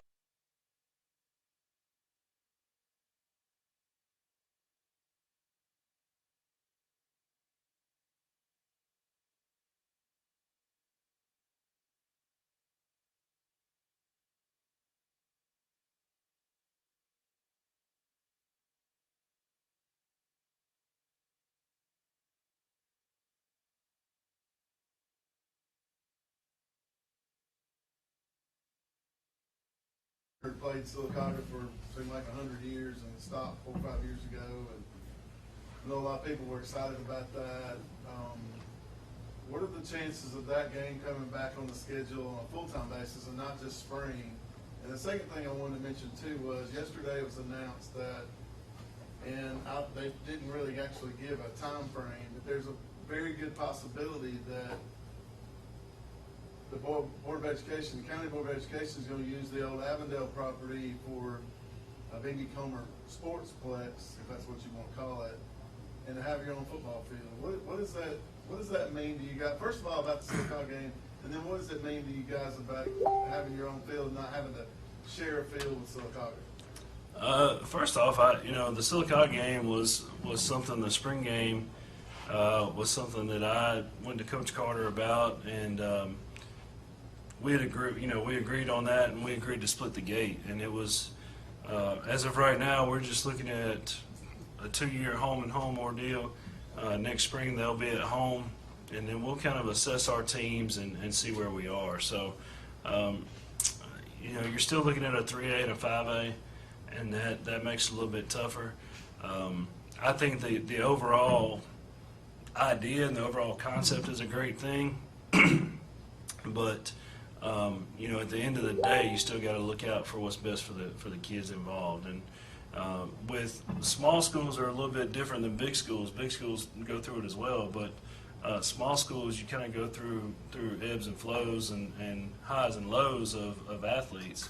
And we have, so the way our count works, we've been kind of looking at it, there's a chance we may go back to 3A numbers wise, but we don't have a lot of male athletes coming up in those younger classes. So the classes are big, but we have a lot of female athletes that aren't playing football. So that makes it a little bit tougher. But down the road, 5 years, 10 years, 3 years, that I couldn't tell you. So as far as the announcement yesterday, that was a big to-do. I think the number was like $1.75 million to get it cleaned up and get it kind of where you can start building on it. So, it's an exciting thing. It's a positive. I think I've seen the plans, and the plans look good. But the community has to understand too, it's going to take some time. Like it's kind of a disaster over there right now, where everything's just been sitting and everything just rubble piled on top of rubble. But it's a positive thing. It's going to be a good thing for Comer when it gets to that point. So it's something to definitely keep an eye on. Something that I don't know time frame wise. I had a sophomore this morning ask me about it, and I said, listen, I'm going to be honest with you. I'm not trying to be negative, but you probably won't play on it. I was like, it takes a lot of time to do all this. I said, it'll take over a year just to get all that stuff out of there. But yeah, it's going to be exciting. I think the field part of it is kind of funny. I'm not originally from Sylacauga, but it's funny just to you line 10 people up and ask them about the history of the field and whose field it is, and you'll get 10 different stories. So I know that we've had no issues since I've been here with the coaches at Sylacauga and administration over there. We've had no issues. We've shared the field and got along great. So as long as that continues, we'll be good to go. For the players, do y'all have guys in your position that are either in the NFL now or college now that y'all like watching, that you kind of look up to, like, I want to play like that guy, or maybe I can learn something by watching that guy? My favorite player in the NFL is Russell Wilson, just the way he can keep plays alive and just read the defense so fast, with the arm and his legs. My favorite player is Odell Beckham Jr. and and Jerry Judy, but Jerry Judy, I like his routing style, like how he runs his routes, and Odell, he don't give up on plays. I like Bobby Wagner, just the way he controls the defense. I thought I was going to say Bosworth.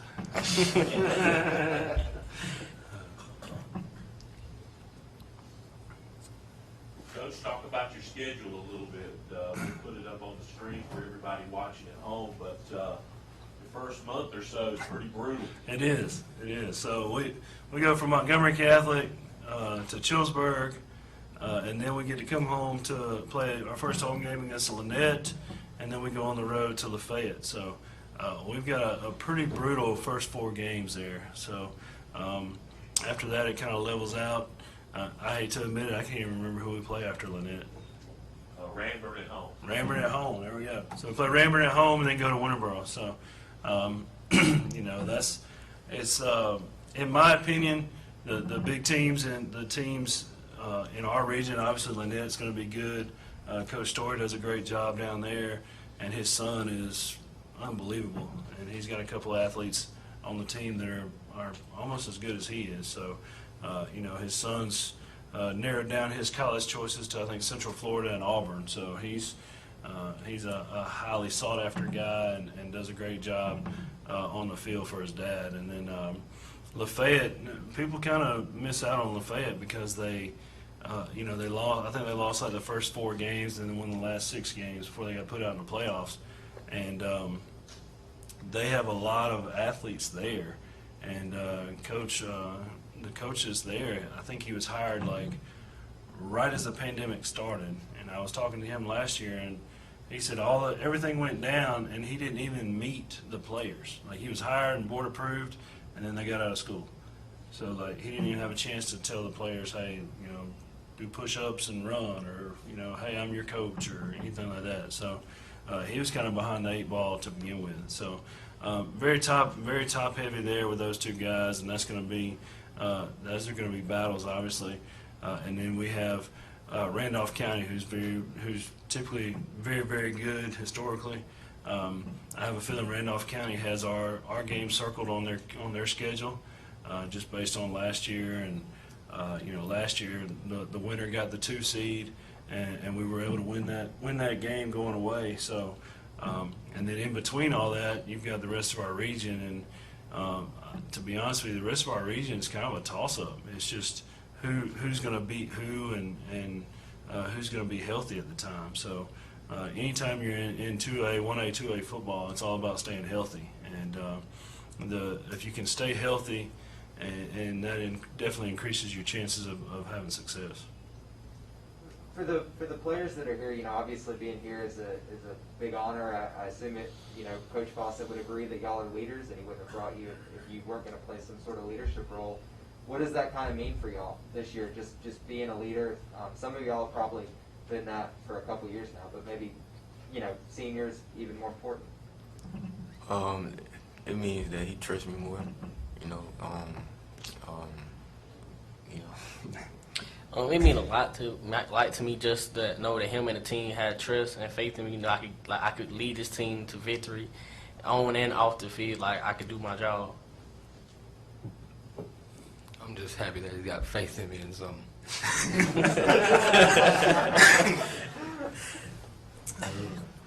Coach, just talk about media day. I mean, you've been here a lot of years. I don't know if it's 6, 7, but you've been here with 3 different things. Just talk about what media day means to you and for the programs you led. You know, it's a lot of fun. The toughest part about media day is, and I told somebody this earlier, the toughest part about media day is figuring out what 3 guys you want to bring with you, because there's, especially this senior class has really endured a lot, and there's out of the 12 guys, there's 12 guys that could sit up here and represent our team and our program and do a good job of it. So that's the tough part of it, but you know, it's always put on, it's always done well. You guys do a good job, and I know last year we were even able to make it happen, and I thought that was a big event. It's pretty cool to have it up at the Speedway. When I leave here, I'm going to see if there's an open gate and see if I can hit a hot lap in my truck. So, you know, I don't know if the officials are here or not, but you know, maybe I can sneak out a lap or something. But no, it's a good man. It's a lot of fun. It's a lot of fun just bringing these guys up here and letting them experience it. And you know, it's really this kind of sort of, you know, kind of shows, hey, it's time to play ball. So anytime media day hits, hey, football's right around the corner. So we're excited for that. We're excited to get started Monday morning and get after it. Coach, for you, how exciting is it to, you know, after what happened at Smith Station, to come take this program and just to be able to walk through the community now and see how things have changed in your time being here? Man, it is probably the most humbling thing in the world. Like, it's for you to go from the bottom of the world to the top of the world in a matter of a few years. It's really it's really humbling for me.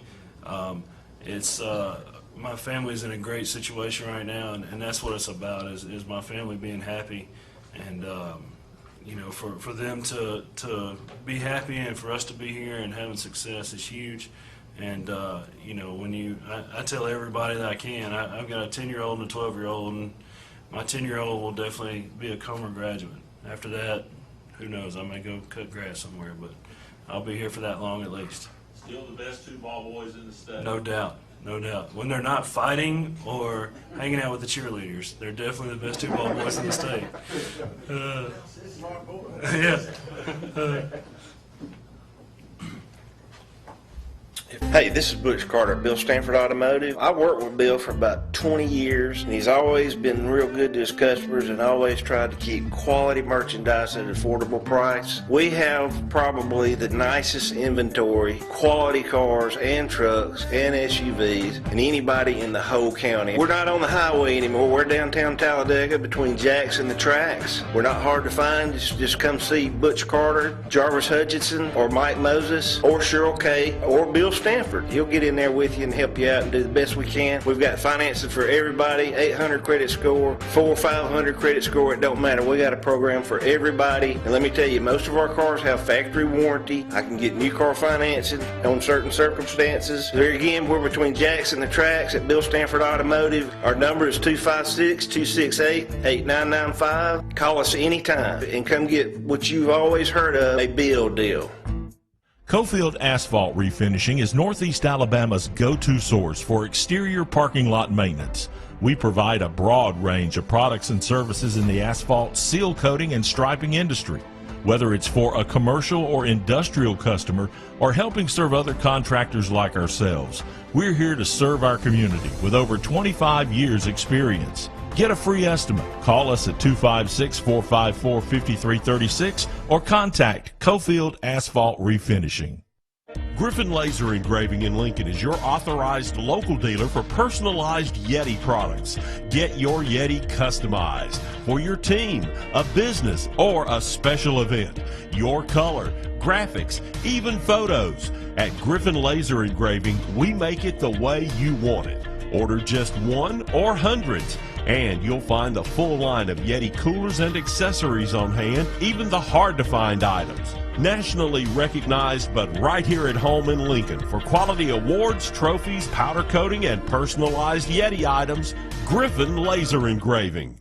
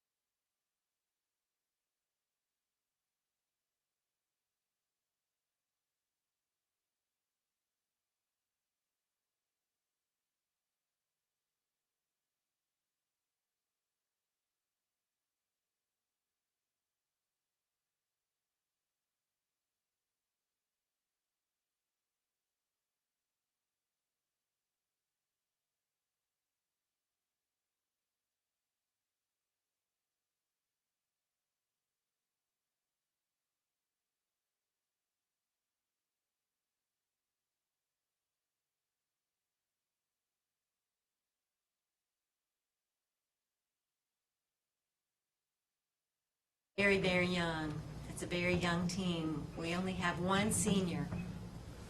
We have 7 juniors, and the rest, 16 players, are 8th and 9th graders. But they're good athletes, so I'm looking forward to working with them this coming week at camp. Just talk about just having a full season. I know last year the guys cut short due to COVID. The hindsight is to get back to a full schedule. Oh, I'm thrilled to have a full season this fall. Last year, we were expecting to play a full season, but due to COVID, we only played half of our season. We only had 4 games. So we played 3 schools that weren't deaf and 1 deaf school. And the 1 deaf school that we played against was Mississippi. And we lost to the schools that weren't deaf, but we did beat the Mississippi School for the Deaf. But this year, we're excited to have a full season, and all the boys are coming to the football camp this week, and then we've got two schools that aren't deaf, 2 public schools, and then 7 deaf schools. So the first 2 will be playing 11-man games, and the rest will be 8-man games, because most deaf schools they have smaller enrollments, so they can only play 8-man teams. But there's only 3 deaf schools in the United States, Indiana, and that we're playing on the 3rd week, our 3rd game, and that'll be a home game. And then the Model Secondary School for the Deaf, that's from Washington, D.C., we're going to go to them to play. And then Shoals Christian will play on August 27th up there. It's an away game. And then we'll play Galesville High School. And those are going to be our 11-man games. And the rest are all going to be deaf schools, Connecticut, South Carolina, Mississippi, Florida, and all of them will just be 8-man teams. But,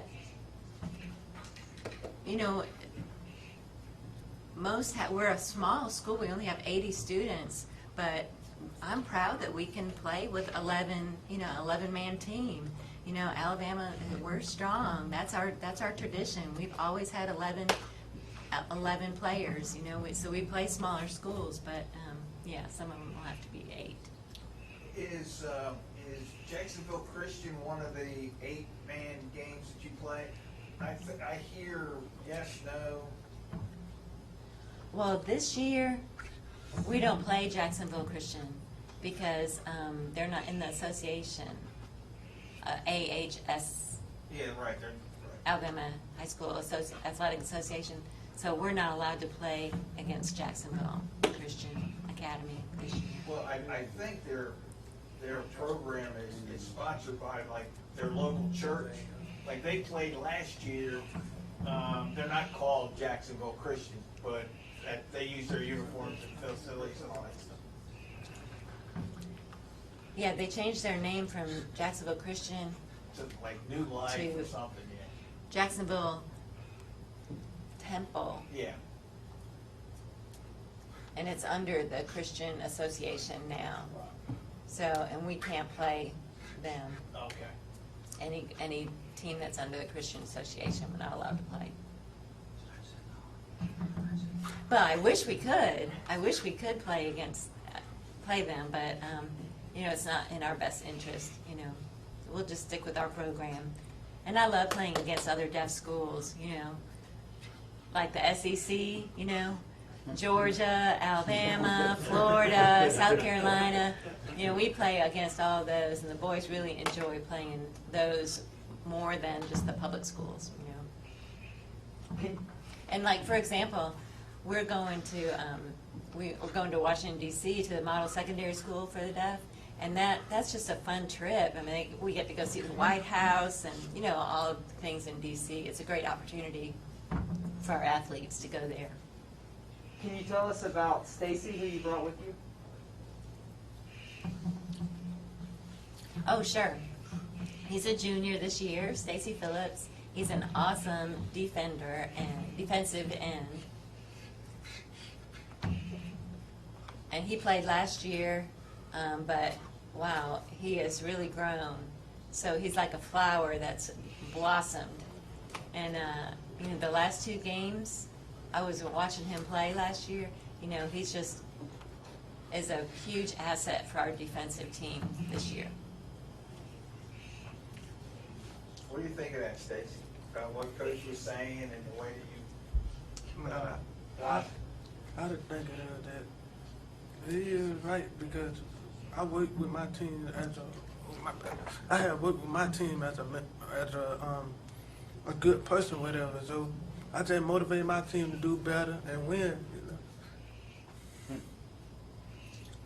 Stacy, do you have any goals for this year for yourself? Anything you want to improve at? I have a lot of goals. I want to have a lot of goals in school too. I want to just be a better person for people can look at me better.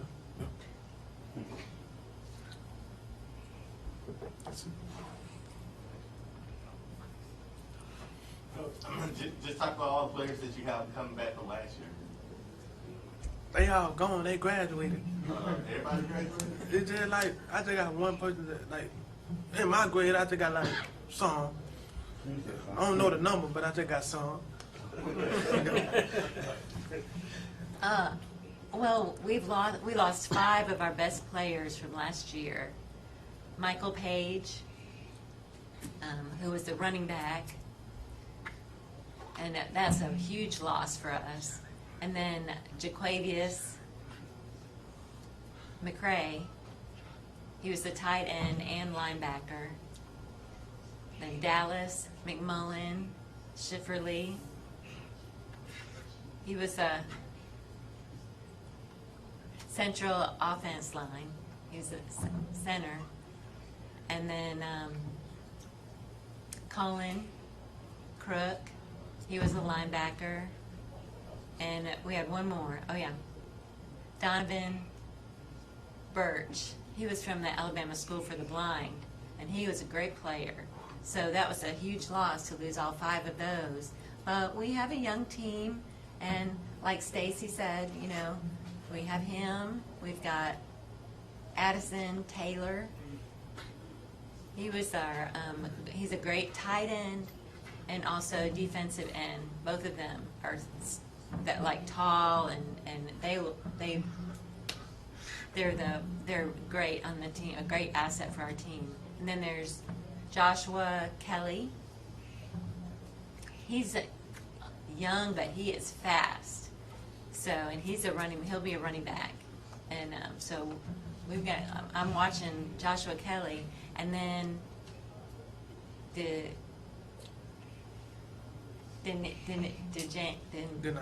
Denijah Swain. We expect him to be very successful as a cornerback and receiver this year. So also we've got Bogdan Daly. He's a linebacker. But they're all young, but I think they'll be good this year. I know in the years past you had a great running game. Can you just talk about the guys you're going to have playing quarterback and running that position? Yeah, the running back, Michael Page, he was great. But I've got several young ones, but, you know, like Joshua Kelly, LaKendrick Aggie, he's in 8th grade. He's a 7th grader, or he was a 7th grader. And he played last year, and he just shocked me. He blew me away. So I was really excited to see what he's going to do this year. And at football camp, he was really good as a running back. And then also Bogdan Kelly, he really surprised me at what a good player he is. So I'm comfortable with several of our running backs, but I'm having a hard time to decide which one to be the quarterback. They're all so young, you know, and they're not big. You know, they're fast, but they're not big, you know. The heaviest one I have is 210. The rest are under like 175. They're very light, but they're fast, so we'll see. One question I had was, you talk about playing 8-man, and you also talk about playing 11-man football. How do you balance that? How do you go from one to the other? Because I know the rules are a little bit different in 8-man than they are 11-man. Yes, they're different, but basically the same. The same, concept of football: hit, tackle, pass, run, But it's a little different with 11 players. With the 8 players. So with the 8, it's just kind of for fun. It's kind of like touch. Like touch football, it's just kind of an easier game. But the 11 players is more rigorous, that having to cover the defense and stuff like that. But for the 8, it's easier. But I really appreciate my boss, Walter Ripley, because he allows me to do the schedule as how I wanted, because before it would switch back and forth like 11, and then the next team would be 8-man, and then the next one would be 11. So now I've got the 2 11s at the first and at the end, and all the 8 in between. So I think that'll make our team understand the difference. It'll make it go smoother.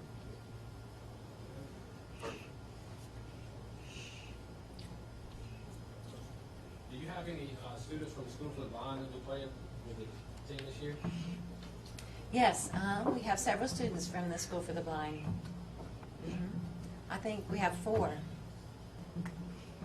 There'll be one started we'll be starting on the front line. His name is Charlie Weaver, and he's an 8th grader. But I've got a lot of young players, so it's going to be a young team. But I'm glad that I can play some 8-man teams, because that'll be easier on the team, on the younger guys, But if we had to play 11, they'd get really beat up. Stacy, do you like the 8s or the 11s? I like the 8. Because why? Because the 8 more easier. But I play it how I play it. For a defender, it's easier, or you get more chance to move around, because you're a defensive player, right? Yes, I get to move around a little bit more this year. Yes, sir. Coach, you guys stay around each other in the dorms. How do you keep them safe with this pandemic still going on? How we keep each other safe. He's good at doing it. He likes to do this. Well, really, we have a wonderful staff that works in the dorm program and the academic program. Everybody's kept separate. They keep the 6 foot, separation from each other, and wear masks and follow the CDC guidelines. So that's so far so good. And last year,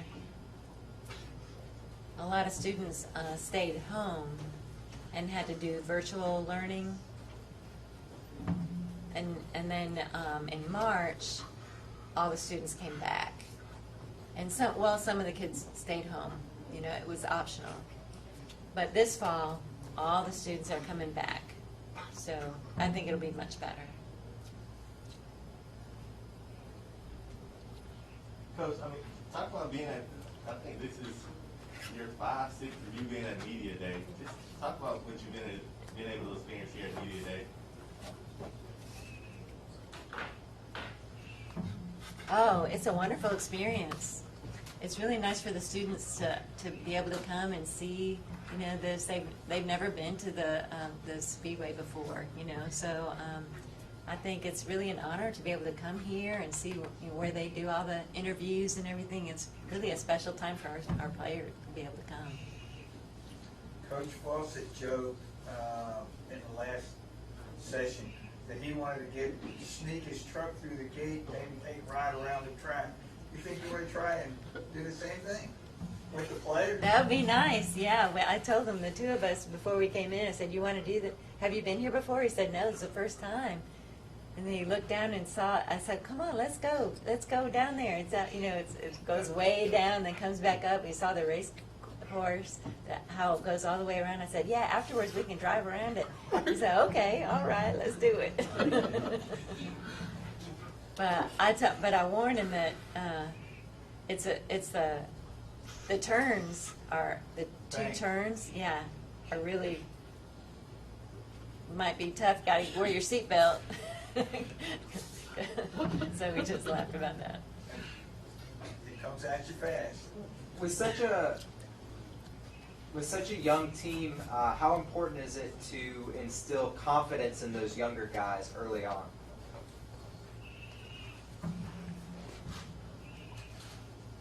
Oh yes.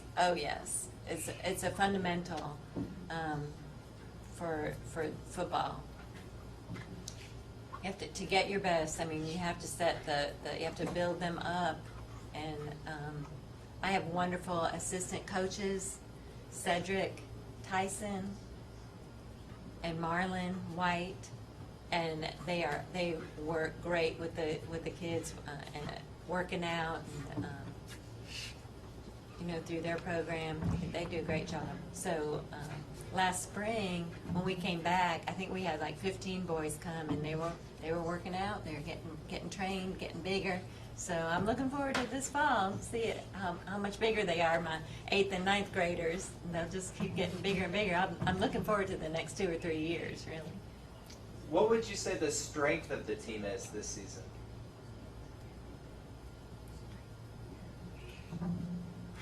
Our strength? I think the speed. We have a fast team. They're really fast. I mean, that's our best advantage, I think, especially with the 8-man team. Not so much for the 11, but the defenders will help me, with the speed, with the defense. But our greatest strength is speed. Are there 2 or 3 guys that stand out as being the fastest out of that group? Oh, I have several, but yeah, the 3, the quarterback has to be fast, but also the running backs. But I've got 4 or 5 running back in the running back group that I can move around, the different positions, running back, quarterback. And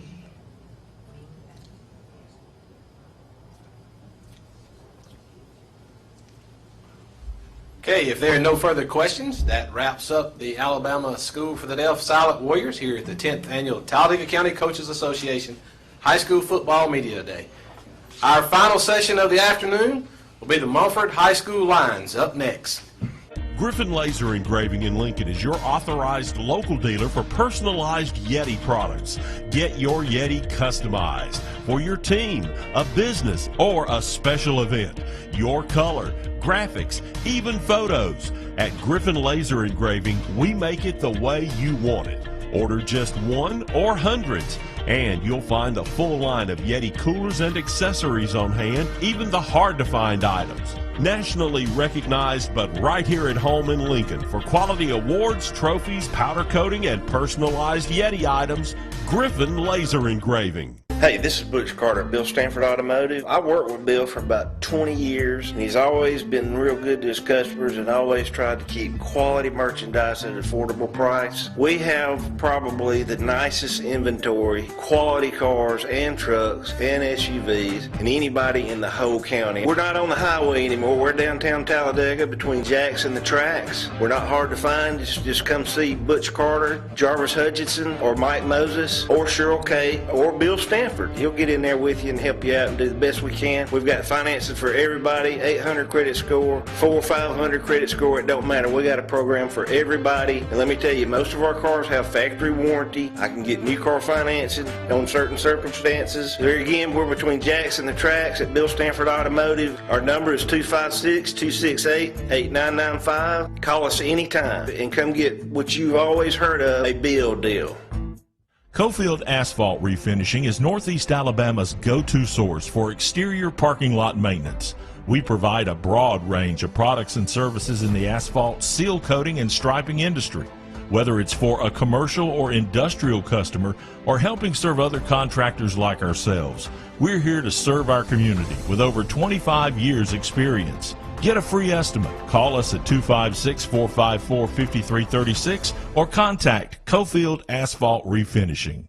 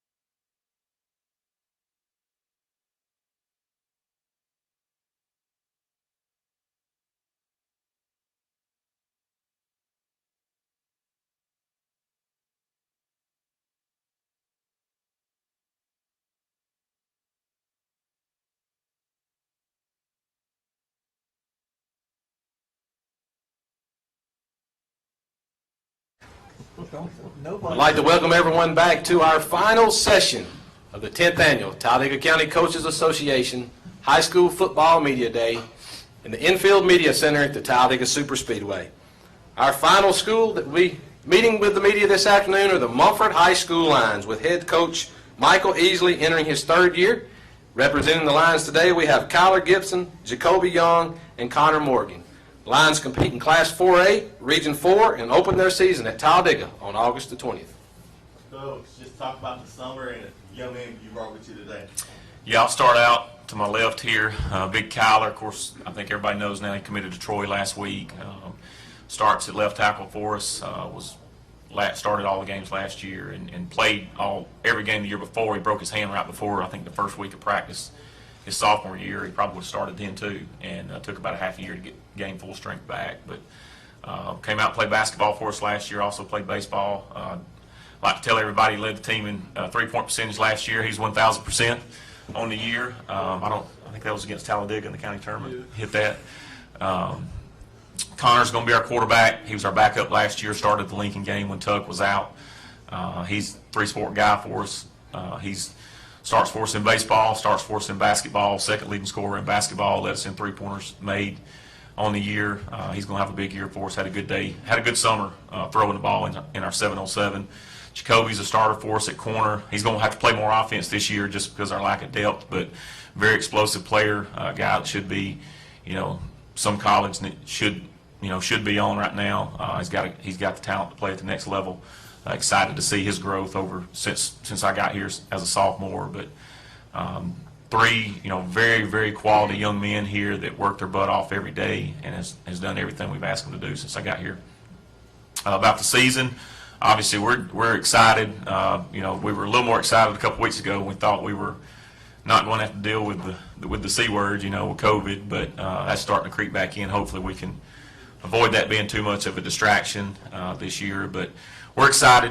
Come back. We have a very competitive region. We talked about it last year at Media Days. We knew that it was going to be a very competitive region last year, and I thought it was actually better. Got to the end of the season, I thought it was better than we even anticipated. So lots of talent, lots of very good coaching in that region. So we're excited. We're ready to go. Had a really good summer. It's been extremely hot here lately, but we've had great commitment and great buy-in from all the kids. So it's been a really good summer for us. Michael, in your introductions, you talked about Kyler and Connor both being basketball, obviously football and baseball guys. Mm-hmm. Bigger school like yours, I don't think would have a lot of multi kind of sport guys like Yeah. Piedmont does because all their kids play everything. Right, Is right. it rare for those two guys to be three sport guys, whether you make one three-pointer or not in your life? But to have it like that as opposed to a specialized, he's going to be a football Yeah, guy. it's a big deal. I mean, at a small school, and I still consider 4A and down, and really some 5As, just because of where the cutoff is. I think it's essential for your athletes to play, and that's a big deal. Jacoby also, Jacoby ran track for us last year, and he'll be a three-sport guy this year with basketball and track, and that's a really big deal because. With us, and we've talked about it before, that is what we preached as a program. Of course, I'm a basketball coach too, but even our other basketball coaches and our baseball coaches, that's what we try to preach. We want our guys to play everything. And we feel, and we're like that because we feel like every sport helps the other sport. And I think the biggest thing, Kyler's the best example of that. His footwork compared to the end of football season, just to the end of basketball season, there was a big difference. And of course, went on the camp tour this summer. Everybody that he got in front of loved him, and I think to me that was the biggest thing. You talk about with Connor, some of the throws you have to make at quarterback. The best example I can give, I guess, in the pros is Patrick Mahomes. Played basketball and baseball too, and the reason he's able to drop his arm angle and make some of the throws he makes and make on the run is because he played middle infield. And for us, we think it's important. We stress it to all our kids. We try to get them to play as many sports as possible, mainly because this is the only time they get a chance to do this. It's high school. You got one shot at high school. Get out there and do it, have fun, and we're going to work year round about being an athlete. We lift and run year round, and our workout programs are designed to get bigger, faster, stronger, more explosive, and I can't find a sport that doesn't help with. So Two other things, one for you and one for the two, Connor and Kyler. Do you have a lot of kids like that? I know you brought, these guys there, but do you have a lot that are more than two sport guys, kids, that you could? Gosh, off the top of my head, maybe 5 or 6 more guys. It's going to be 3 sporters. I'm trying to think, because some of our younger guys, some of our 8th going into 9th grade, we have several kids in the 9th grade that are playing, all 3 that play football, basketball, baseball, or football, basketball, track. And for the 2 players, it grinds on your time. You have no free time if you're playing 3 sports. But what has that done for your athletic career to play, the 3 bigs, baseball, football, basketball? It's proved me, like, being an athlete through football, by basketball, like Coach said. My feet's gotten way better. Like, my steps, you don't even notice what you're doing, but my steps are so much quicker and so much effective to help me move guys in front of me on football. So, for me, it's just about staying active and working, like, throughout the year, whether it's hitting in the garage or throwing football outside, shooting basketball, whatever. Just staying active and competing year round. Do you have an off time? I mean, not No, really. sir. Not really. Summer workouts is our off time. Right. Mine is basically just working out and doing field work with my trainer and practicing with the team.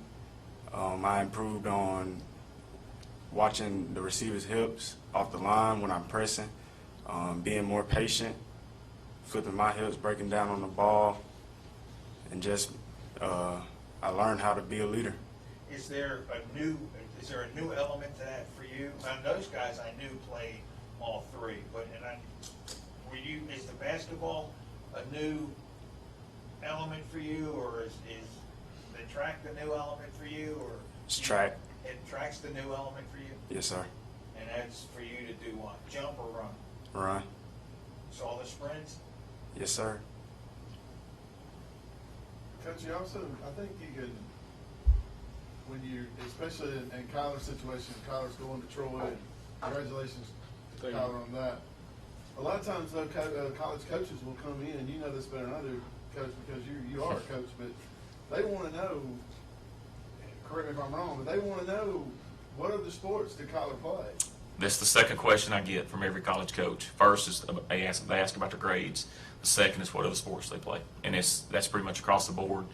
I was telling him back during I think this is probably early spring. This is late fall, early winter, that I had college coaches that would call me, and that was, of course, they were asking, and I was telling them, hey, he's going to play basketball for the first time this year, and they loved it. I mean, it's funny, especially on the phone or through text, you hear some college offensive line coaches getting giddy over guys playing basketball, but they love it. And they have, even if you look back at, I think it was the Braves' first or second round pick, they were talking about how good he had a chance to go play college football at Texas Tech. And with everything just builds off everything, and that's what we preach, though. I mean, as an athletic program, that's just been our mentality, and we want our kids to play as much as possible. We got one five-sport guy. Our kicker this year he runs cross country also during the fall, finished 3rd in the state in 4A last year.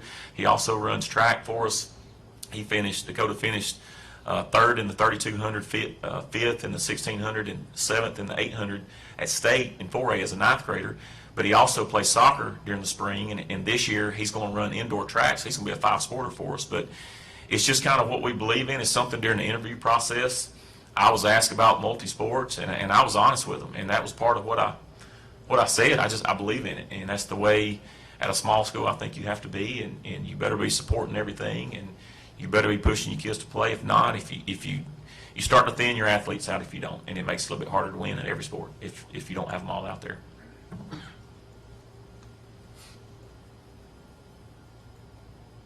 Coach, I had a chance to come to your spring game and watch y'all against Chillersburg and that group. And look, you had a good group out. How many guys you think you're going to be able to dress this fall when you come out? We are dressing out 49 Monday morning when we start practice. We did practice, handed out practice jerseys and checked helmets and stuff like that the other day. So right now we got 49. Coach, year 3. I mean, what do you want to accomplish this year? I want to get in the playoffs. I want to get in the playoffs. You know, we were, and I say that, you know, that is the end goal every year. We talked about it last year at Media Day, but I want to get in the playoffs. And I want to see, you know, the biggest thing, and you know, I probably wouldn't have said this answer 2 weeks ago, but now I'm starting to get to the point where, hey, I just want to make sure we have a normal season, or as normal as possible. Where last year at this time, I was just hoping we could get in half a season, and so that, just because of COVID. So, yeah, we want to get in the playoffs. So we talked about that. We were a hair away last year. We had 2 different games where if we could have taken care of business, it would have done that. And at the end of the day, we just didn't get the job done. But we want to get in the playoffs. That brings me to my question, Coach. It looked like last year that for some reason you guys had trouble finishing. Mm-hmm. Can you talk about what you saw in that area? You know, I felt like, you go through a football season in good teams, and I think back a couple of the semifinal teams I was on, even in high school, and in a couple of the semifinal teams that I coached on in Sachs. I felt like there was somewhere throughout the year that we caught a break. And last year's team worked their tails off, but I just felt like we never at any point during the season caught a break. And I don't even remember what game it was. There was one game where I said over the headsets, I think we finally going to catch a break, and then we didn't. And but it's just one of those things where I just felt like we didn't catch a break last year, and I feel like every good team at some point has got to catch a break during the season. So yes, I'm hoping that happens, but we didn't. We were a couple games, we had chances to make plays right at the end of the game and to win it, and we didn't. And we fought Hanley very good. I wasn't there that night because I was quarantined, but we fought Hanley, to a 10-point game. They ended up going on to win the state championship. And, I felt like we played well in a lot of games, but there were a handful of plays in 2 or 3 games that decided the game, and we just couldn't. Either we couldn't catch a break or we couldn't make a play or whatever it was, and it ended up changing the game. The 3 players, did any of y'all play as 8th graders? I came up at the end of the year in 8th grade after middle school ended and played with the varsity. I played 1 game. Either one, yes, no, and it. No, sir. Okay, well, and I raise that point because if you do, as Coach says, we want to get in the playoffs, and you do get in the playoffs, it'll be the first time that you will have been in the playoffs in your careers. I'll bet you played a little bit as that year. What would that mean to be able to at least play in it once while you were high school players? And you could probably still address it because you were just like, you didn't play, you probably dressed and played a little bit. So what would it mean to get in the playoffs before how meaningful would it be to you guys? It'd mean everything. It should be the standard at Montford. We were a winning program, and we just fell off the last couple of years. But I think we've had the potential, and we can still make the playoffs. I got a little taste of playoff sports this past year in baseball. We went down to Bibb County, and it was the first time I ever I got to experience what playoff sports is like, and I loved it. It's competitive. It'll be more physical. I really think we can accomplish it this year. It would mean a lot to not just me, but our entire program and the whole community to make the playoffs, and that's about it. And to come so close the last couple of years and not had gotten there, how much of a deflator was that? Not much of a deflator, more of a motivation. We had the potential, we should have capitalized on it. We just didn't. That's on us. But I think we have the ability, and we'll do it this year. I thought Kyler made a good point too. That should be the standard. I mean, I don't shy away from that. That should be the standard every year. We talk about it every year. At the end of the day, we're trying to go out and be 1-0 every week, but there's always that end goal. And that end goal, we talk about it in basketball too. They talk about it in baseball. We want to be in the playoffs. That's just the standard we want in our athletic program, period, across the board. Coach, talk about the region a little bit, because it looks like to me, looking at the schedule, that there's going to be at least one really good team that's not going to make it. Yes, possibly too.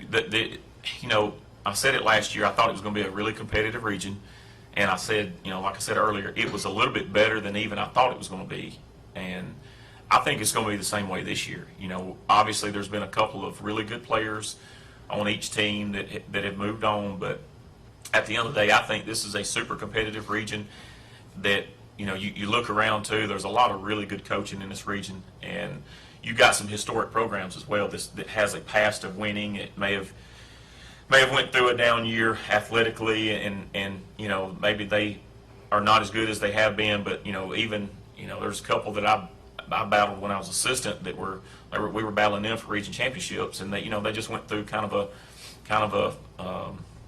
they had a little bit of a slide athletically and didn't win as much, but they're still competitive. And even during their down years, it's not an easy game when you go out there. So, and I think it's the same way now. And I think, you know, a couple of the teams that I think there's going to be a couple teams that were maybe at the bottom of the region that's going to be a little bit better this year because they've got a lot of their young guys back. And I just think competitive, to me, competitive is the key word there. It's going to be a super competitive region.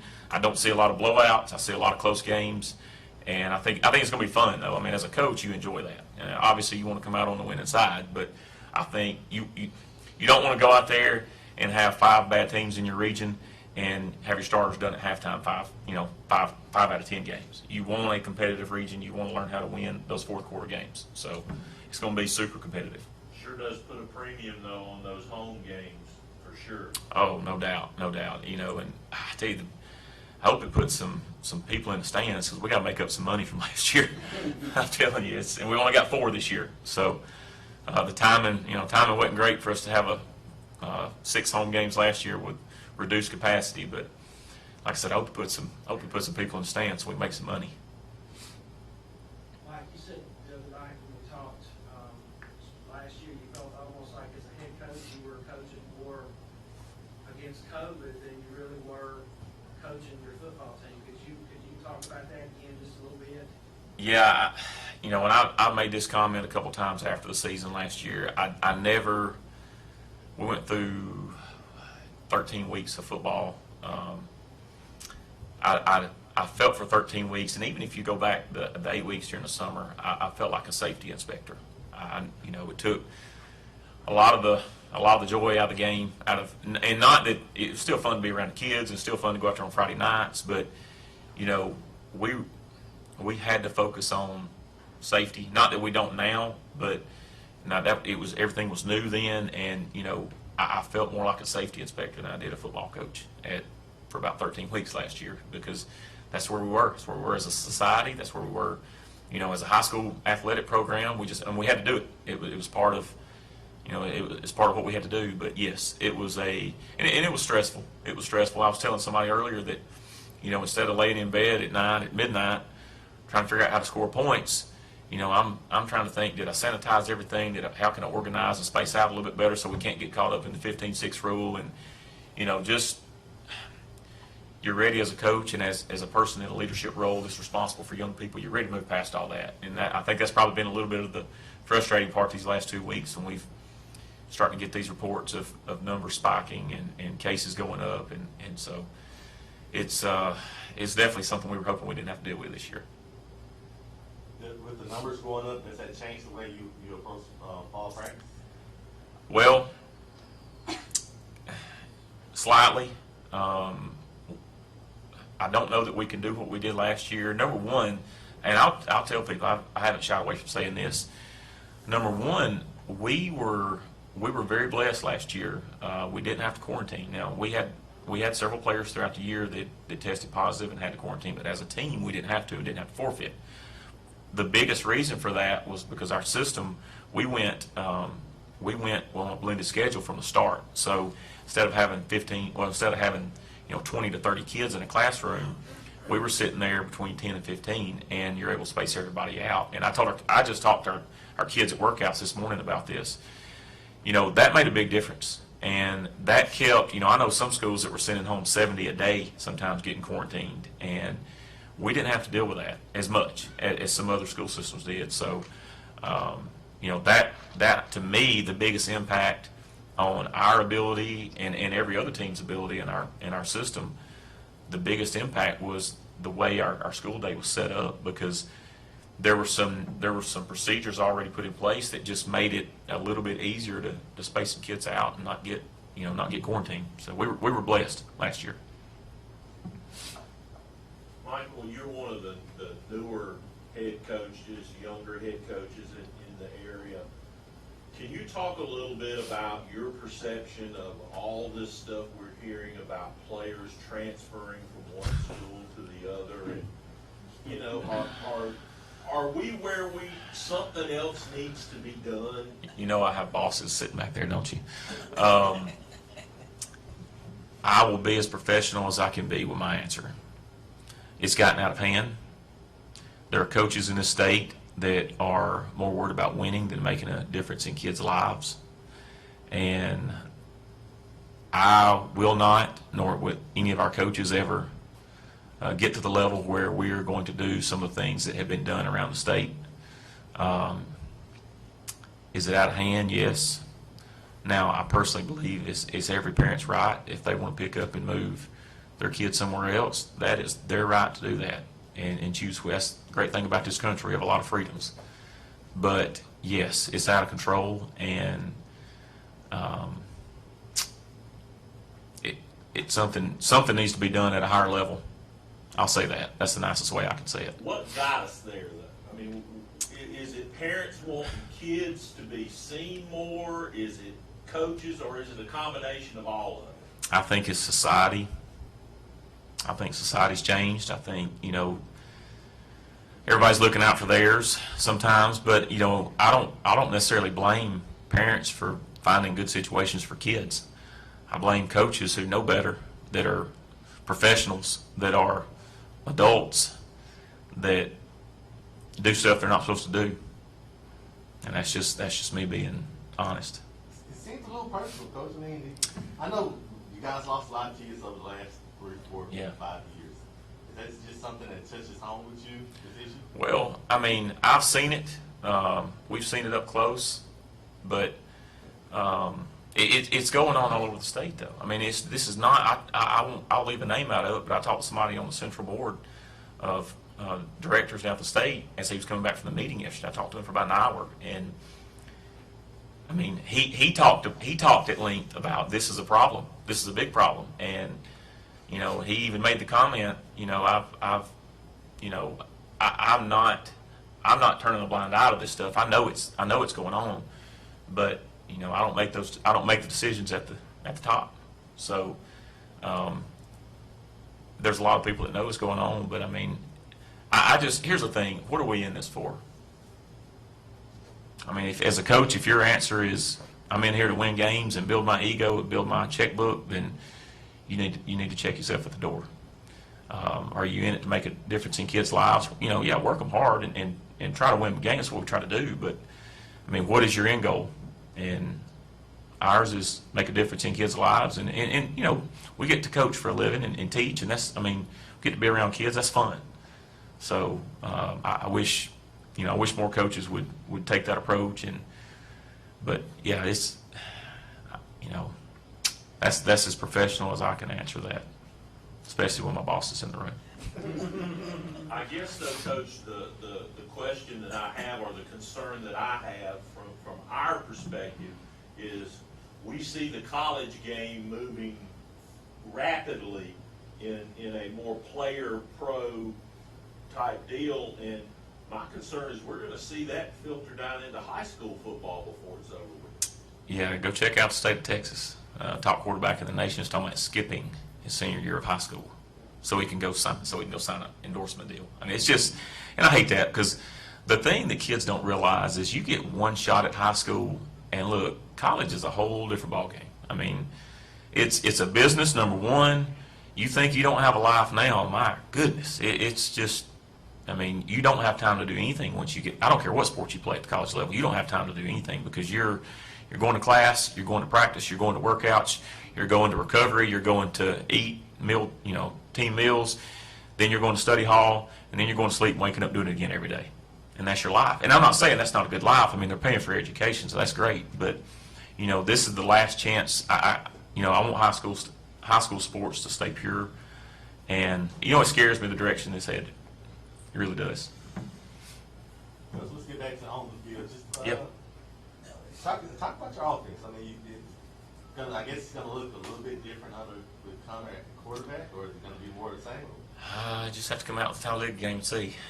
No, I mean, obviously Connor's strength is throwing the football, and we have, and we're sitting in a situation where I think our deepest position is at running back. So, we got 3 or 4 guys that we've got to get the ball to through the air as well as handing it off to them. So that'll be on us to find ways to be creative and get them the ball. But we're really deep at the running back position. We have 4 guys that we could put in at any time and give the ball to with no hesitation, or throw to with no hesitation.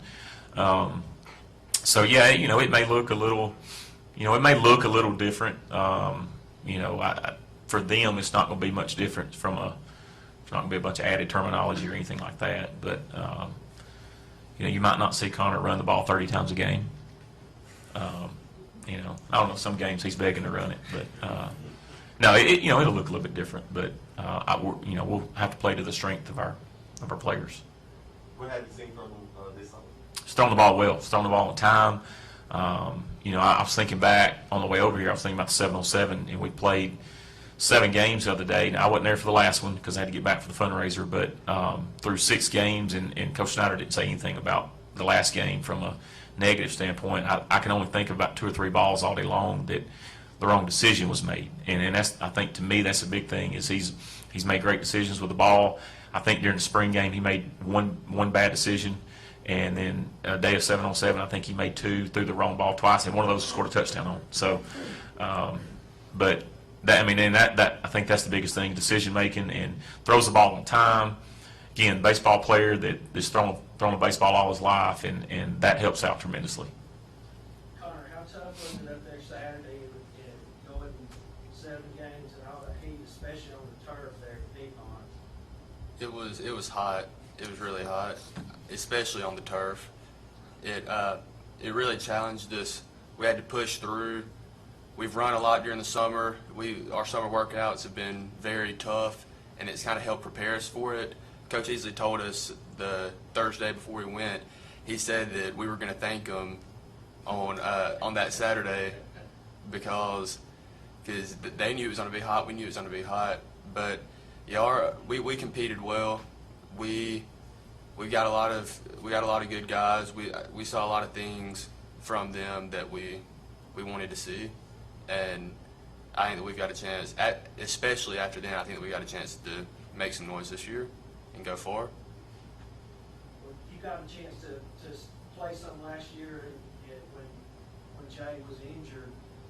What kind of confidence does that give you going into the season, knowing that you do have some actual game experience under your belts? It's going to help me.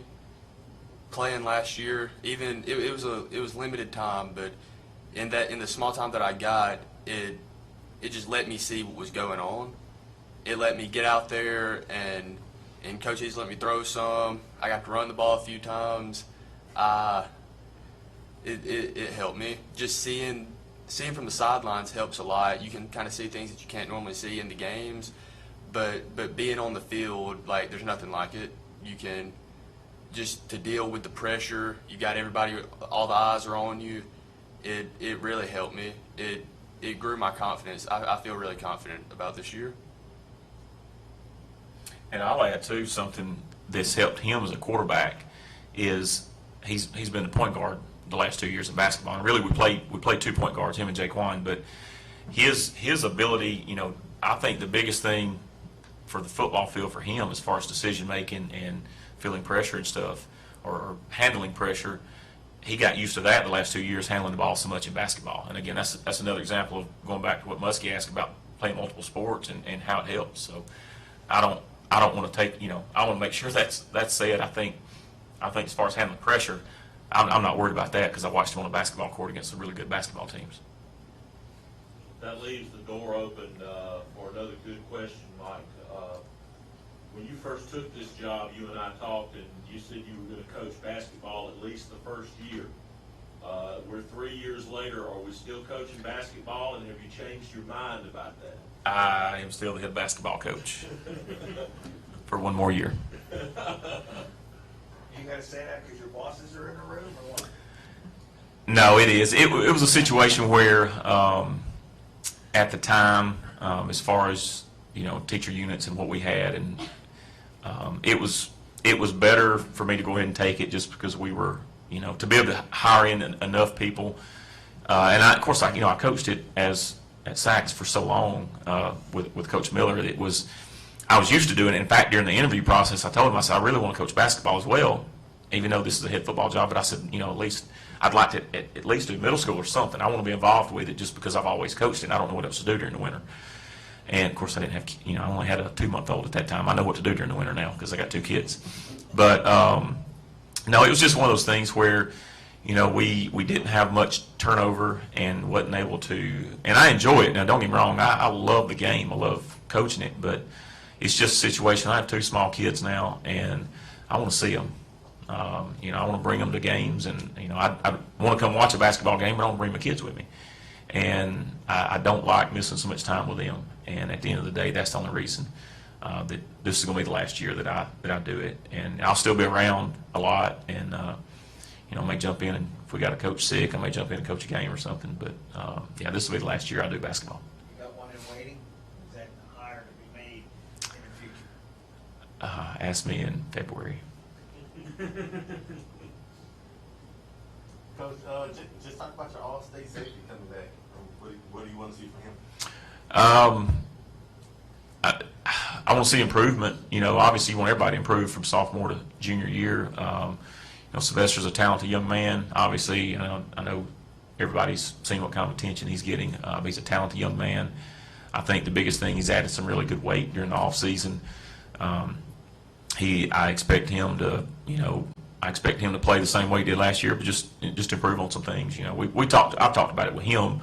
I want to see him improve his eye discipline, and I want to see him, improve some little things that he made a lot of mistakes last year, but he was a sophomore. He made the same mistakes a lot of sophomores make, and so I want him to he's gotten 17 games under his belt as a starter now. So even though he's a junior, I want to see him play like a senior.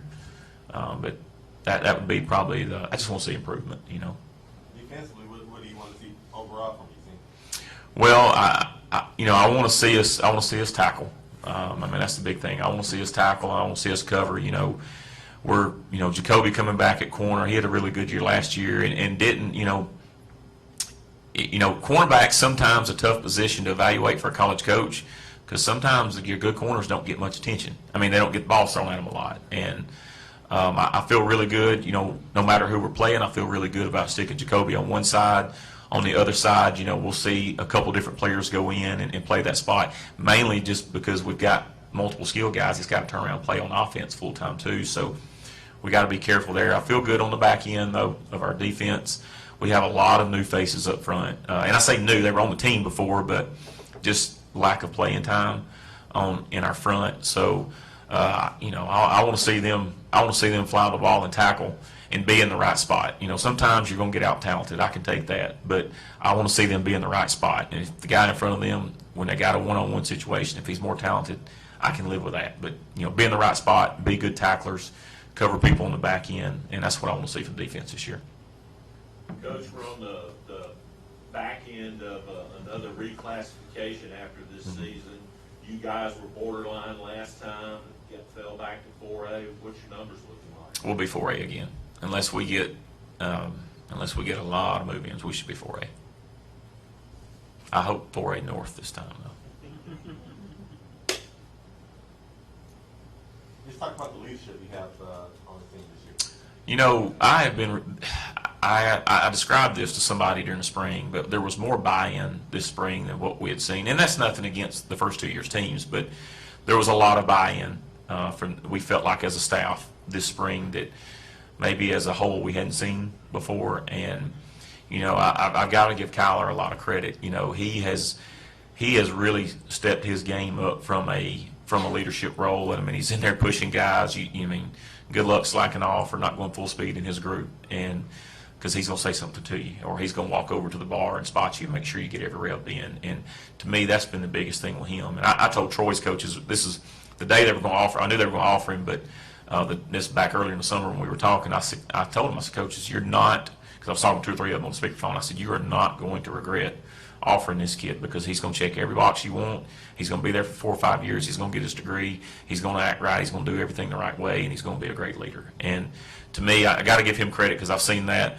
But really, all our seniors as a whole. I mean, I've seen more seniors pushing guys during summer workouts than I did the last 2 years combined. And again, I don't mean to say anything negative towards anybody.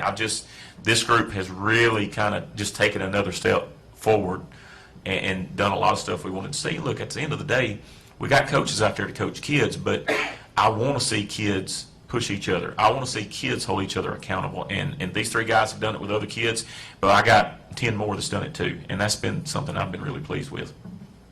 I mean, players, do you want to talk about just being leaders and how you guys seem like you stepped up this year? Yeah, the last 3 years, I mean, we've had good players, like Coach said, we've had good talent, but we haven't had a bunch of buy-in. And I feel like this year we have more kids as a whole buying in and actually like wanting to be there and push each other as a team, like have a team success instead of individual success. We've got a lot of players leading by example too. It's one thing if you've got players just running around like bossing around saying like, hey, you need to run full speed, you need to do every rep, but they're not running full speed or doing every rep. And it means a lot, like just being back when I was younger, when I would look up and I would see the older guys pushing everybody and they were also like going as hard as they could, it really made me want to buy in. And so all of us have been trying to do that and set an example for the younger guys so that even when we're gone, they know what to do and they know how to compete and win. Basically what those 2 said, I can't really say anymore. I mean, they took the words right out of my mouth, but being a leader, it takes a lot, and like I said, it does feel amazing. Everyone on the team has bought in. Like the freshmen that came from middle school, they have bought in also, 10th graders, 11th graders, literally everyone.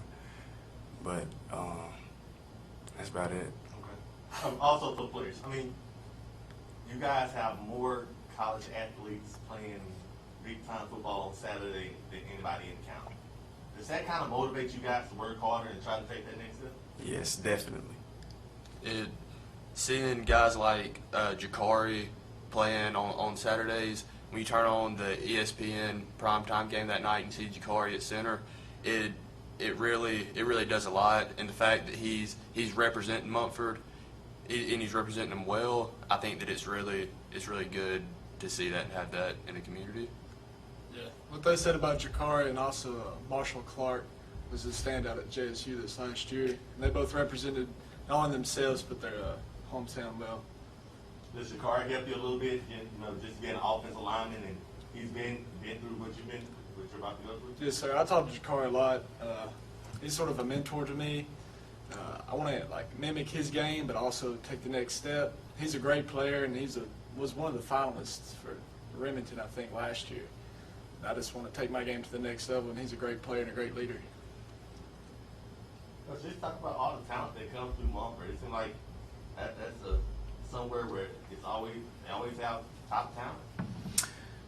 Yes, and there's been some, and we talked about this. There's been some that we're in school here, went other places that were really talented as well, and it seems like it's one of those places that. And I said this when I first came. I can't remember which one of y'all I was talking to on the side, but you always seem like you're going to have enough players there to compete every year, and looking from the outside in, and so but that's a big deal, and to see kids going to the next level, and not just going and having their signing day and doing that, but actually going up there and getting to make an impact and getting their degree and doing stuff like that. So, there's several good examples we have. Right now, I didn't get to coach the 2 guys y'all were talking about, or the 2 guys Kyler was talking about, but I've heard nothing but good things about them. I met both of them once or twice, but yeah, they're good representatives for Mumford High School.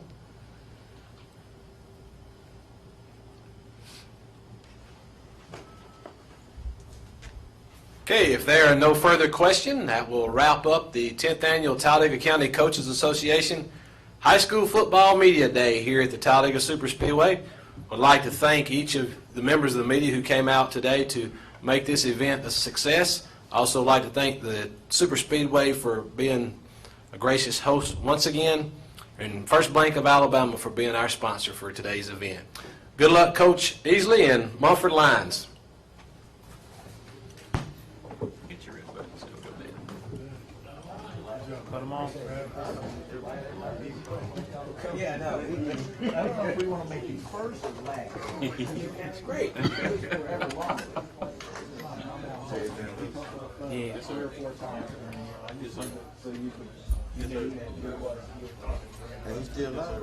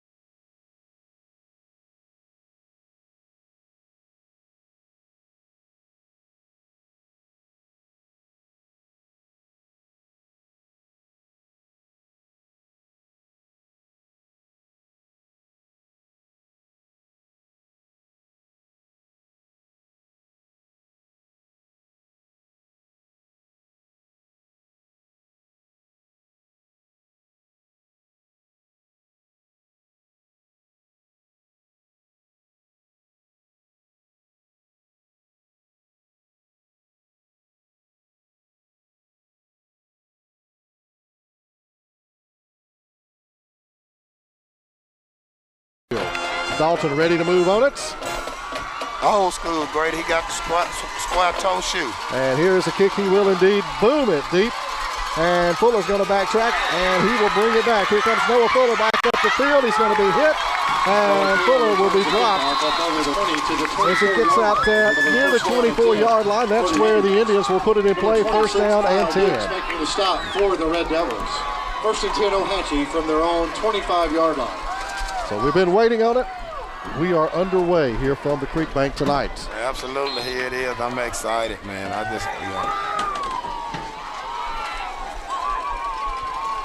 And our kickoff sponsors, North Alabama Storm Shelters. Appreciate them being on board tonight. Here is Enos, and he's not going to get anything as he tries the right side of that Fife Red Devil line and popping up off the ground after making the tackle. That is number 73 for the Red Devils, the first man there. Makes a stop for the Red Devils. And there's nothing doing there, Coach. Absolutely. Hey, they just... But I don't have him on my roster. I'm sure they know all the keys and they know everything. That's a big deal right here, having to try to change up some of the tendencies and some of the calls. Yeah. 2nd and 8. Enos got 2. 2nd down and long for the Indians. Out of the gun. Going to roll to his left. And